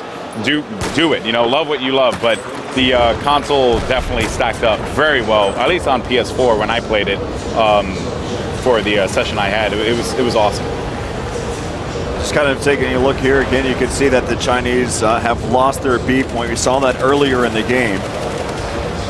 And we'll continue to kind of look over different types of elements, different questions that we've received, some of the things that I haven't seen yet. For instance, will there be sea mines? So basically, again, you're able to place out landmines and everything wouldn't it be nice to be able to see some sea mines or Yeah. see some little buoys that are out there just floating, waiting for boats to be able to rush over them? Yeah, and you know, I've been using a lot of the tools of the engineering, which was, I want to talk about it because I saw someone actually just mention on my Twitter timeline, the slug was something that someone had asked about me. I believe it's the M2 slug. It's pretty much been my go-to tank destroying weapon at this point. I just tossed down a couple slugs, that, like I tossed like 1 or 2. It would have to take at least 2 to take down a tank with the slug, though. You have to place them. You have to place them well. Unless like you get it right at the back of the tank, then I think I hit the tank with 1. But yeah, there's just some things there that were pretty cool there. I saw someone who was like, Golden, try the slugs, fall in love with it. So if you have anything else you guys want me to try or want Corey to try, we're going to be playing a lot today. Just let us know. All right, well, you know what? Let's just go ahead, and while we wait for more questions to kind of roll in, let's go ahead and talk about what we're seeing here and kind of give a little taste of competitive gaming. As right now we're on board here with Bravo 1. Bravo 1 able to pick up a headshot on that gunner on the attack boat, as he does have cover fire there on his attack boat, on his squad's attack boat. As right now the bomb carrier is going to start to work his way over there towards the other side right now. Yeah, and just want to clarify, I had a brain fart moment there, guys. I meant the slam, not the slug. The slug was a shotgun. I used the slug as well. And I'm not a shotgun fan. Yeah, the M2 slam. M2 slam. Yeah, you should have corrected me, Corey. That's just messed up. You're not a good friend. Where you find people back at home, and you know, looking here at the chat and Twitter and Reddit and everything. I mean, you guys have been asking us so many questions, and obviously we cannot catch them all, but we're doing our absolute best to make sure that we have as many questions answered as possible, and I hope that's okay with you guys. You know, I mean, there's a lot of information in Battlefield 4. It's just not enough time to dissect it all. I was laughing to that too. I was chuckling. They gotta catch them all. Yep, I thought that was good. You had to do that. It was good. It was good. You had to do it. You just couldn't. I couldn't let it go. Couldn't let it go. Well, right. You wouldn't expect anything else. I wouldn't, not from you. So, yep, and I'm really sorry about that dog tag competition stuff, guys. I've been getting asked that so much, but a lot of the guys here have been working directly on the game, not necessarily in that area. So, you know, again, when information will come out with that when it's ready, when it's good and ready. Sorry, you know, there's not much more I could really say about that here, but in any case, so what do you want to talk about, Corey? Also talking in terms of something that we can't answer at this moment is PC specs. Those usually aren't figured out until right before the release. So they don't determine this is for any game that's out there. So you can come up with recommendations, what the minimum requirements may be, just all of these different variations. But in the end of it all, the game hasn't been fully completed yet. So how do you spec a PC properly whenever you don't know what the true outcome, what the final product is going to be? Yeah, I mean that. There you go. Exactly. It's we know as much as what's being presented to us here as hosts, but on top of that, DICE themselves, again, you see it right at the top left of your screen, alpha. This game is still being worked on. All the details. We're getting close to beta. It's just, again, the fact that this game is, by theory, is not what most developers would say is their game's not polished until they really start to get into the later beta phases right before the release. But look at this game. Yeah. It's gorgeous. The fact that we got back to our blue tent, we'll kind of talk to Linnea about this, just about how the game looks, the visuals, the reason why you would go with certain visuals opposed to others. And I'm going to ask her some really, the difference between artwork and gameplay and where those two really do collide between the two. So. Oh yeah, I mean, the cool thing about what we're seeing here with Battlefield 4 is that they're doing their absolute best to make sure that when you hop into the game, you're feeling the diversity, you're seeing the diversity. And by the way, this attack boat, the fact he hasn't killed everyone on this beach yet is beyond me. Okay, there we go. He's getting there. He's getting there. Okay, he didn't. But there goes his teammates. I mean, man, that attack mode is just vicious. I have no other words to explain it. Yeah, let's go ahead and see who currently is one of the top players right now that we're on board with Bravo 2. He's sitting at 10-1. So it just kind of tells you exactly, now he's 11-1. He'll just continue to rack up the kills. One of the things too is whenever you have 2 gunners on the attack mode at the same time, it is so incredibly effective because then you've got these 3 different 50 cals, or basically here you have the 25 millimeter shooting here from your main attack boat, but then you have the 50 cals, the machine guns there on the side just going at it. Yep. And you can really tear people up. You can take out another attack boat so quick. Yeah. So with good positioning as well.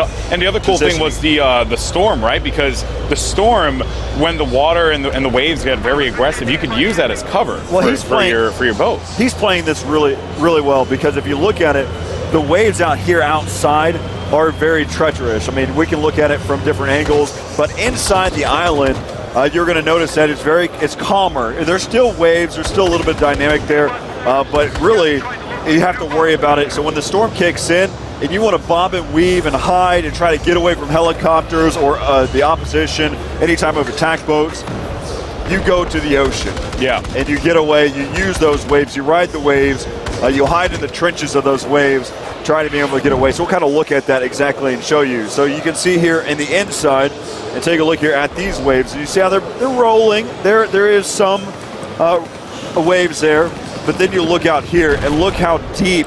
I mean, I'd almost use the term canyons of how deep these will get at times. So there's been a moment too, which is actually kind of awesome. So you see how this water takes over the ship for a moment. I've actually taken my attack boat right over this point. I rode this wave at the same height here the entire time, stayed at the highest point, and rode the wave over the ship at that point. One of the things I was worried about is that I was going to get stuck on it.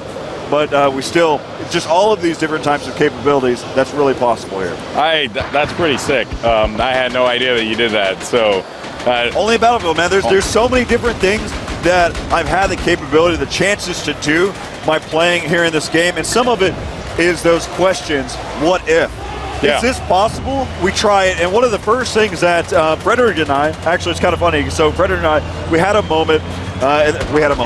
We took a moment, and there's basketballs that are on the basketball court, and we were curious. Even Frederick was curious. Can we move them? Yeah. And so we spent 45 minutes moving basketballs to the water to see if they float. Yeah. For those of you that are wondering, currently they don't float. Yeah, they're like rocks. They're basically painted bowling balls. Yeah, and I mean, and you were shooting them too, which is the funny part. So you were shooting these basketballs, they weren't blowing up, and they had like black paint underneath it, and you're like, yeah, they're bowling balls. They're lying. One of the things that was funny about this too, and we'll get off this topic, is that we created a meta game from it. So we were trying to figure out, okay, I'm going to use this much ammo. It's all client side as well. This portion of it, the basketballs on the court, are client side, but I could shoot it. I could shoot the same basketball that Frederick sees, even though I don't see it. And so we're creating this like whole meta game. Okay, you attack, I'll look where your last bullet went, then I'll shoot that same area and watch third person. It's ridiculous. That's enough. We'll stop talking about basketballs in Battlefield 4. It was awesome though. It was awesome. That's just what you can do, you know? All right, well, let's see here. Let's get off of this attack, folks. I know how much you're in love with these people. All right. And let's see if we can find some support gameplay here. Some support? Yeah, some support gameplay. I know a lot of people have been asking about the support equipment that you guys could use here. Let me see if I can actually find everything real quick. So, hopping into support gadgets real quick. The gadgets that you have available on support are the XM25 Air Burst, Smoke, Dart, Ammo Pack. You also have the Ammo Box, Claymore, C4 Explosive. It's of course Conquest. It's awesome. So let's go ahead and have some fun. As we'll go ahead and take a look here, for those of you that this is your first time to see Conquest, your A point or docks is up here. You've got your main island here for B, that B point, C point over here, D over here, and then out here in the distance is the lonely shipwreck.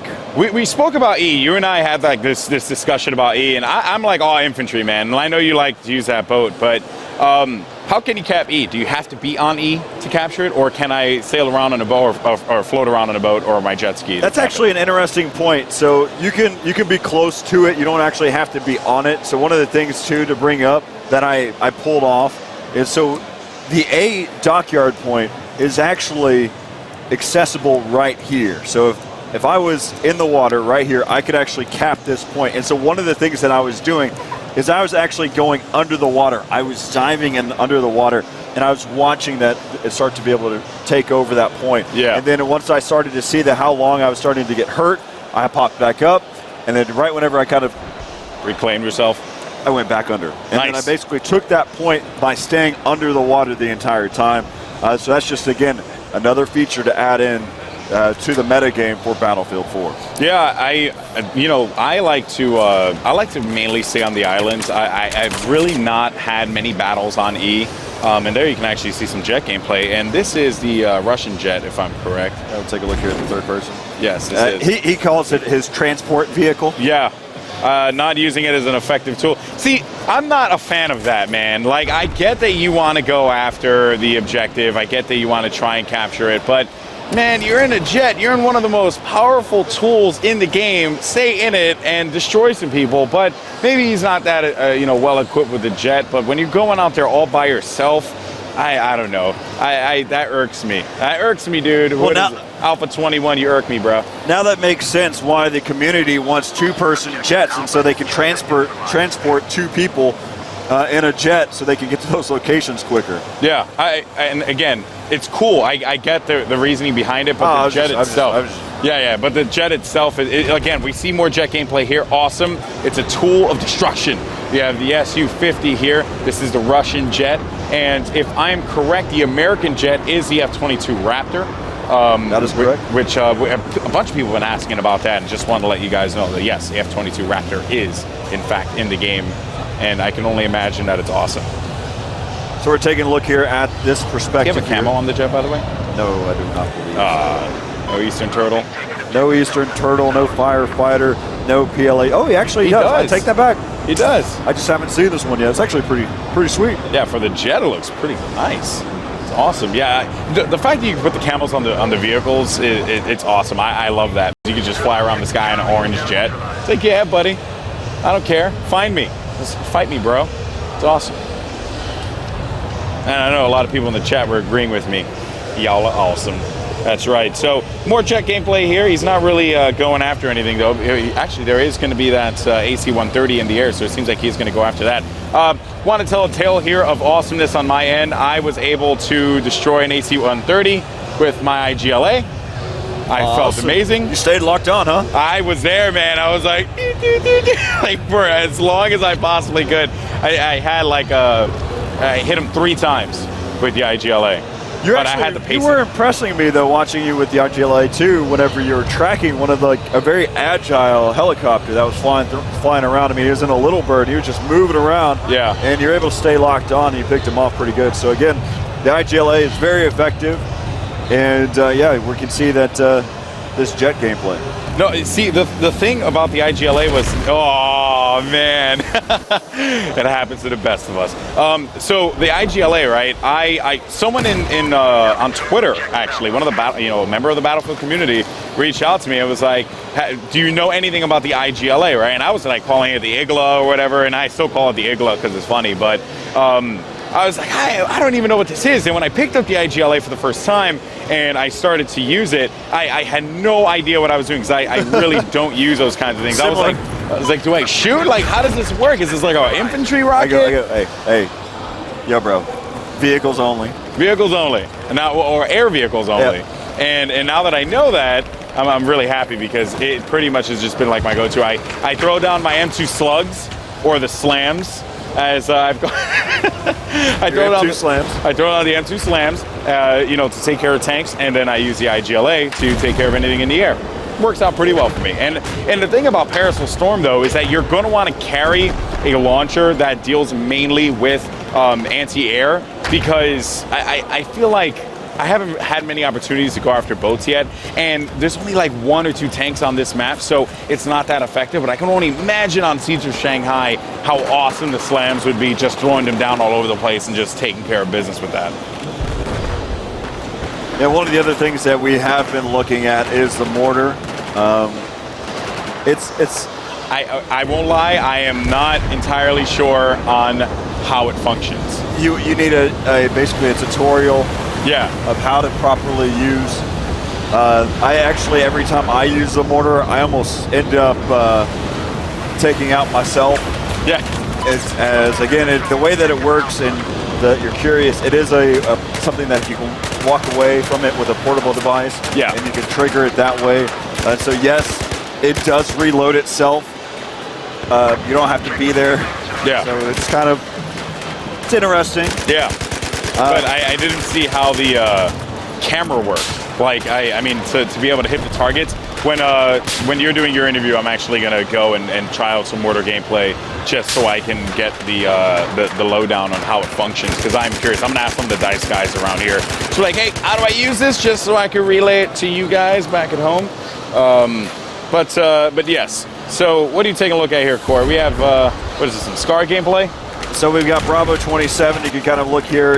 He will get taken down. And so back over here to a beach boat? Yep, a beach attack boat. It's kind of been interesting. What happens is sometimes whenever you beach an attack boat, as you notice that you can take a jet ski to exit out quickly.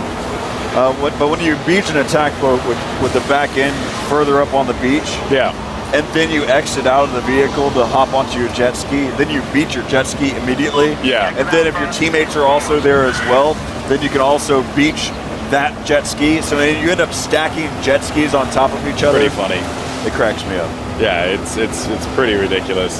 See how much height he got? You can't beach the jet ski on this the shipwreck here. Yeah, well, this guy, he's going to be able to make his way up top on, and of course, this is E, right? Yeah, so this is E shipwreck. He is going to have, okay. I was like, what is going on here? Is that helicopter going to kill him? And it turned out to be a friendly. We had a pretty cool Battlefield moment like that just a little while ago. So what happened with me and Corey playing side by side, he dropped me off over at D. I went to D. I went to go and cap that, and then he's like, all right, I'm going to land and then I'm going to, get you. But he was kind of coming a little too hot on that one. He was going a little fast. So I was like, all right, I'm just going to jump into it and see if it works. And I jumped up, and then I caught the helicopter. I was able to get right into it, and then we just proceeded our awesomeness. It was totally sweet. So I love it. It's just, but those are just Battlefield moments, just doing it over and over and over and over and over again. This is actually a pretty good question here that DK Joel asked. He says, do you keep the pilot skin if you jump out of the helicopter and the jet? So whenever you spawn into one of those vehicles, it is in your it's your skin, it's your camo. But then after that point, you've now used it. Whenever you drive it around the map and you leave it, so say you beach. You beach your attack boat, or you land your helicopter in the distance away from its spawn point, then it will stay that same skin, that same camo. Whenever another player hops in, it is still your same camo, it is still your same skin as well. Okay, so it stays that way. It's only when you spawn in the vehicle. Okay, but if I hop into it from land, it's not going to change. It's not your vehicle. All right, well, that's good. That's good. And let's see. Hopefully, that answers your question. And if you have any more questions like that, feel free to let us know. Right now, we're taking a look at some tank gameplay now, which is not something you get to see all the time. This is a little anti-air. Yeah, this is the Chinese tank, if I'm correct. Yeah, this is going to be the Tunguska, which I have now learned the pronunciation of, and I'm really happy about. You've done so well. I'm just trying for the Battlefield people. And one of the things is that he's actually just using it to just gun down players instead of using it for anything that's in the air. Let's go take a look and see if there is anything in the air. It looks like there isn't. We see a gunship here. We also see drones, a UAV scan that's happening around the sea point. Yeah, and I want to talk about the UAV scans. Someone earlier in the day had asked me if you could shoot down the UAV with anti-air explosives. I have not been able to. I could be doing it wrong, but I have not been able to. Have you been able to shoot down UAVs? I don't believe so. They fly pretty high. I don't think that you can actually shoot them down. I think they're just there. They're little drones. They actually clip around as well, so they're on a cycle. They're not real. I don't believe they're actually there per se. They're visual, but I don't believe they're physical. Yeah. So there we go. Some clarification, I hope, in regards to that, indeed. And I'm going to go ahead and look at my Twitter, make sure I'm not missing anything on there, too, any new questions that you guys may have. In regards to the game, what's going on screen right now, we are going to have another interview coming up here in a little bit, too. So don't go anywhere. We're going to actually be talking about the map design and whatnot in a little bit. So hopefully that is something that you guys are interested in. Now, hopping on board here to, what is this? What do we got here? What player is this? This is actually Alpha 22. He's going to be tearing it up here as his gun is equipped with some attachments. I'm loving it. What's he using here? The 338 Recon with a tri-beam laser standard barrel. And a JGM4, a 4x scope. I don't know about that beam laser on that. I would definitely do a straight pull, so that way you can sit there and just reload while you're scoped in. I actually learned something here. He's got the bipod. Oh, okay, I didn't see that. So one of the things that I thought was interesting is you have the capability, whenever you have the straight pull, to always stay scoped in. So you'll see basically another bullet get loaded into the chamber from there. Normally what you have to do is you have to unscope, cock it, and then go right back to scoping in. With the straight pull, you can always scope in, so you can shoot as many shots as you need to. For me, I need 5 or 6 just to kill one enemy.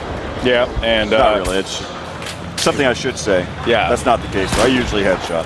Yeah, well, I do want to point out that the guy we were just watching, he kept on missing, man. You got to go over there and give him some lessons, Corey. If I miss my first shot, I usually miss 3 or 4 to follow. But that's if I miss my first shot. Yeah, makes sense. Makes sense. Let's take a look here and see what other players that we can find here that you want to follow. So we've seen some recon, we've seen some assault. We've definitely seen a lot of assault. Let's hop on board here with one of these engineers. He's going to get taken out. Now back over to a support player. Always got to see the support guys, but he probably has not spawned in yet. So we'll hop on with this support player now. We've seen Bravo 27 before. Let's take a look here and see Bravo 25. Let's see exactly what he's got. Bravo 25, okay. He's actually using a P90 if I'm correct. P90, no attachments. Doesn't seem like he has, he only has standard barrel iron sights on that one.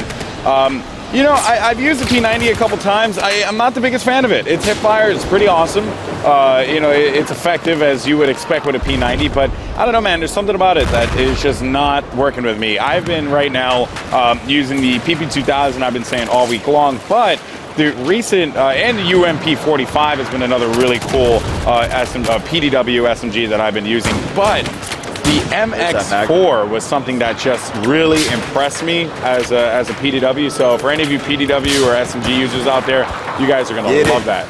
Do it. Those are my dog tags. Nice. He rips them off there. So Bravo 25, showing to be an effective player, understanding the way that this game truly works here. That's right. And there you have it. That's going to be the end of that game. So, you know, one of the great things is, you know, like I said, I mentioned to Patrick as well as Lars, is just how, you know, you just want to play. It's just that social environment. It's just the network of gamers. Yeah, definitely. And now that we're able to support 64 players on Gen 4, like I've always been a console gamer when it comes to FPSs, but I love my Battlefield, so I always have to sit down on a PC to get the most out of it with 64 players. But now I feel like I can come home at the end of the day, sit on a couch, and play with a ton of my friends in different squads and really get the most out of the game, that big, epic Battlefield moment every single time. And that's something that I really think is going to come together, especially on the map like this, on such a large map with the naval warfare and the amphibious vehicles. I think it's really going to start to come together. Yeah, so also, as we just kind of take a look here, again, you're a level designer here for Battlefield 4. What are some of the different things that that we can say that you have influences on directly here to this map in particular? Well, I would say that the multiplayer team has been working really hard on this map to make sure that it highlights the amphibious warfare while still allowing infantry and other vehicles to play a big part. So if you want to run around with a gun and want to shoot, you still have cover, you're still able to take down buildings with big missiles, you're still able to experience destruction, take cover, and get from island to island and achieve your objective and work with your team. If you're more of like a vehicle type person, you can experience the boats, but you can't necessarily completely dominate with just the boats. So you need both sides of that coin. Alternatively, you also have the helicopter, which seems to be a pretty popular choice on this map, I've noticed, where you're able to get from island to island very quickly while still being able to keep a good eye on what's going on with the different bases. So one of the things that I have to ask as being a competitive gamer, I really always look at the contrast between the player and his background. Are these types of things really, are these taken into consideration as well? Yeah, so we give the players all this option when it comes to the type of camouflage that they want to use. And we have a type of camouflage in the game, which is one of my favorites, which is the class of camouflage called dynamic. And that will actually change with your environment. So if you're in a forest environment, it'll be more green. If you're in a naval environment, it'll be blue. It'll be suited to whatever level you're on, and it still has all the cool shapes, all the cool designs that you're used to seeing in all the other camouflages. So now, your Eastern turtle also comes in a dynamic turtle. That's what I like to hear. Again, some of the other different quick camos that I really think that are awesome that I have to mention, like we've talked about numerous times now, the Eastern Turtle, still one of my top favorites. The PLA Digital is another one that I'm a huge fan of. That one's pretty cool. My favorite is the Relish, actually. The Relish? Yeah, it's a type of digital camo, but it looks really cool the way that the tiny little dots work together. And it kind of makes the guns look really modern, but still have this sort of classic forest feel. We're kind of taking a look here and seeing that the bomb... So here you can see a lot of our new vegetation that we've really focused on this time with Battlefield 4. We really wanted to revamp a lot of our core systems that we're known for. The water tech really came in, and that's been wonderful to see growing and lending a strong support to this map. But of course we needed to look at our famous terrain system, making sure that that's still the top of the line, and making sure that that works with our vegetation. So if you look, you can see individual blades of leaves and grass, and all of our destruction on the trees is much more dynamic and much more detailed now than ever before. So you can tell that when you're running into a tree with a helicopter or a vehicle, it's going to destroy and fall apart the way that you'd expect. Right, so each one of these trees right here as well, I've seen them myself getting basically sawed off by a machine gun. I actually saw a player run into a tree with an ATV, one of the four-wheel drives there, and the tree fell over and crushed an enemy player. It was really cool. Yeah, come on now, you're pulling my leg. That can't happen. It was really neat, and I think that the way that the collision works on the trees is a much more intuitive way than it was in Battlefield 3. Now it makes more sense what happens. Here we see somebody in the helicopter, which it's really great to see people be able to use the helicopter in this big open map because it features such a lush environment while still providing cover for people in the areas like the jungle and like the trenches. Really, no, and I agree with every point that you just made, because whenever I try to fly around here, it's difficult to actually spot the enemy through all of the different trees that are there. Some of the, I mean, they really do provide cover. Now, they provide visual cover. Exactly, So which is why it makes for a great gameplay mechanic. You can't necessarily see them as well, but if your friend spots them, if they're on the map, then you'll be able to know where they are. You can kind of guess, but it's a strategic sort of soft cover, and that's the same with a lot of our new pieces of destruction. Like we have a lot of more specific wooden destruction pieces and concrete with micro destruction. So the micro destruction chips away slowly as you're behind it. So you find that when you're taking cover behind objects and somebody's still shooting at you, eventually this cover isn't so useful anymore and you're still taking damage. So you better run and find something new. And it's a really interesting way to see people constantly moving around the map, never quite knowing if they're entirely safe or not. There's a PLA Digital on that attack boat over there. But also, one of the things I want to ask you a question about is just the thought process that goes into... Nice, roadkill. Oh, wow. See, that's exactly what I'm talking about. That was awesome. So when we look at some of the other maps, On Paracel Storm, the weather changes. It gets darker, as we're about to see here in just a moment. You see that initial lightning strike. Then you start to see the storm really start to pick up. You start to see the actual trees as well start to move here. I think one of the strengths that we are noticing from the Frostbite 3 engine is the way that we can dynamically affect the lighting, the weather, all of the systems that are tied in together.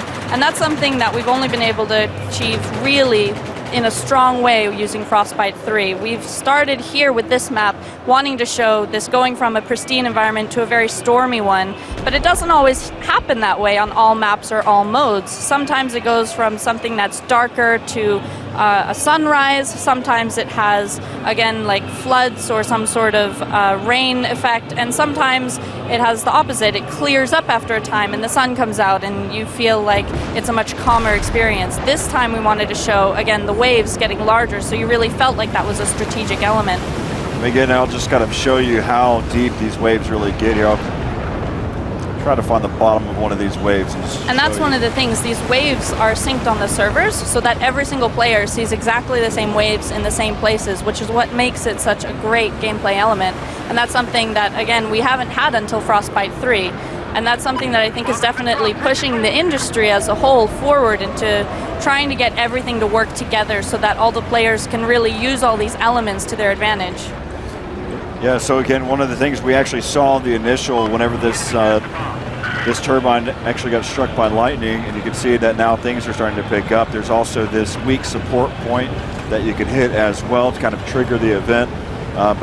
Mostly, though, it's also here, for this case, it's also timed right now. They're still in the thought process of which way you want to go, whether it's a timed event or a Yes, triggered exactly. event. And when this boat crashes, you get an AA gun, which is able to target helicopters in the area or other air vehicles, which really lends a lot of support on these South Islands, which are very difficult to hold. There's not a lot of cover on them except for these small buildings, and even those are destructible, so you never really know if you're going to be safe there, if you're going to be able to hold an island securely. Oh, and you can see here the ship has broken free of the turbine and is now headed straight for the island, which I remember I was watching a player and he was running around on this island yesterday and he didn't notice the ship until just about now. There's a really big foghorn that goes off and he looked over and he was shaking. He was standing there and he was shaking and just running away from this as fast as possible. And as soon as he got free, he survived the entire thing, and he saw this ship come in, crash, destroy this building. Look at these stories in the building just crumbling like that. It's really great how much detail they've been able to get in. Or Bravo oh, man. 15. Oh, sad day for you. Oh, man. She's stuck right there on the edge. Maybe he's not as big a fan of the destruction anymore. I wonder if he would accept a revive. Right there in that position? I don't know, maybe. It's a pretty hot spot right now.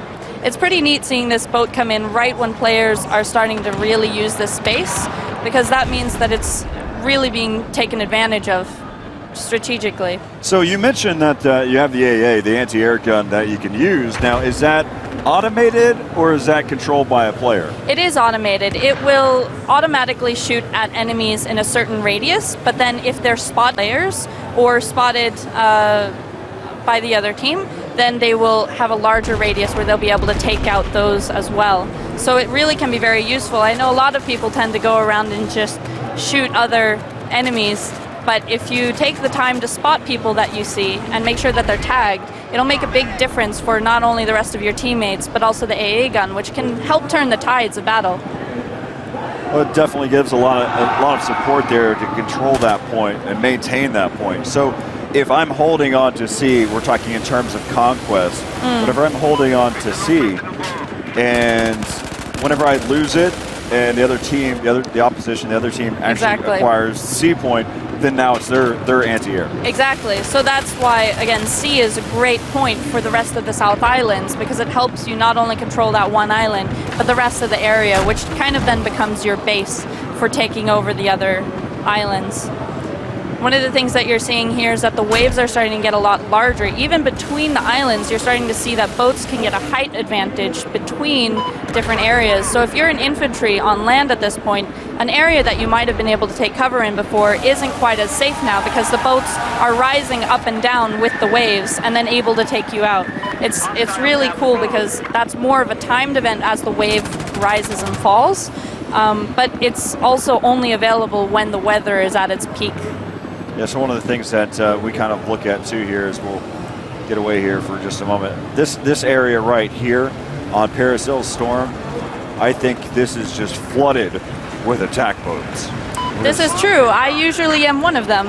And I have been too. That's where I actually, I showed it to Frederick, but I went 16-0 before I had to hop back up on the stream. Only 16-0? When I had to hop back on the stream. I see. So I probably could have kept going, and but again, I was just holding down this point, and then whenever there was a call that was made that I needed to take out another point, I'd shift over there, and then I'd come right back to this Yeah, it's point. really easy to be able to maneuver your way around these smaller islands here while still keeping a good eye on most of the portion of the large map. That's one of the things that you'll notice with this map is that with the water and the amphibious vehicles, you're able to sort of connect the islands in a much faster way. So if somebody has the bomb, it might not always be best to, say, swim through the water. You might want to run to a point where there's a water vehicle, use that, and then drop it off at the next island. Let's take a look and see who's playing very effective Alpha 4 right now.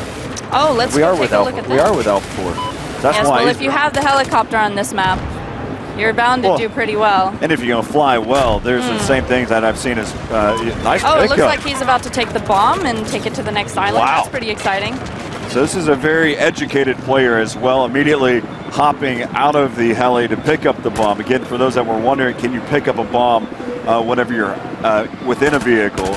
And right here you see that the answer is no. It said Alpha 4 hopped out of the helicopter to be able to pick up that bomb. Exactly. There is quite a trade-off here between being the bomb carrier and wanting some support from your team, but it doesn't look like this guy needs it right now. He looks like he can take on both the bomb site and still get back to the helicopter in order to protect this base. Oh, no. Oh, but his helicopter's been taken out, so that's not really going to be possible. As now he's trying to be able to stay alive a little bit longer, sitting here right now at 8 health. He does have some teammates to help him out, but the bomb will explode. That's where he actually got taken out. The bomb timer is not that long, but for a really good purpose. If you look back to the vegetation right now, you'll be able to see that it's being blown by the wind, all by the same wind forces. So the wind is actually a new dynamic system that we've been working with to affect both the particles for the weather, the waves, in what direction they're crashing, and these waves that are crashing up against the rocks, as well as the leaves in all of the vegetation and the grass. Everything that you see is all moving with the same wind force. And that's also the thing that drives the entire lighting and weather change. It's just something else. There really is nothing that you can say. Everything, I mean, the visuals speak for themselves. We've also made a big upgrade to our lighting environments in that in Battlefield 3 we had extremely accurate lighting and shaders, and that was one of the things that we wanted to focus on, making sure that spaces felt real with real sense of volume and shading. And now we've even upped that even more, making sure that surfaces are reflecting and making sure that they have all the properties that you expect. So now it's a much more realistic model, and I think that's one of the other ways that we're really pushing the industry and making sure that we stay at the top of our game as artists, is that we need to make sure that we have this great tech, but we're also using it in a smart way. Oh man. He just got taken out. Yeah.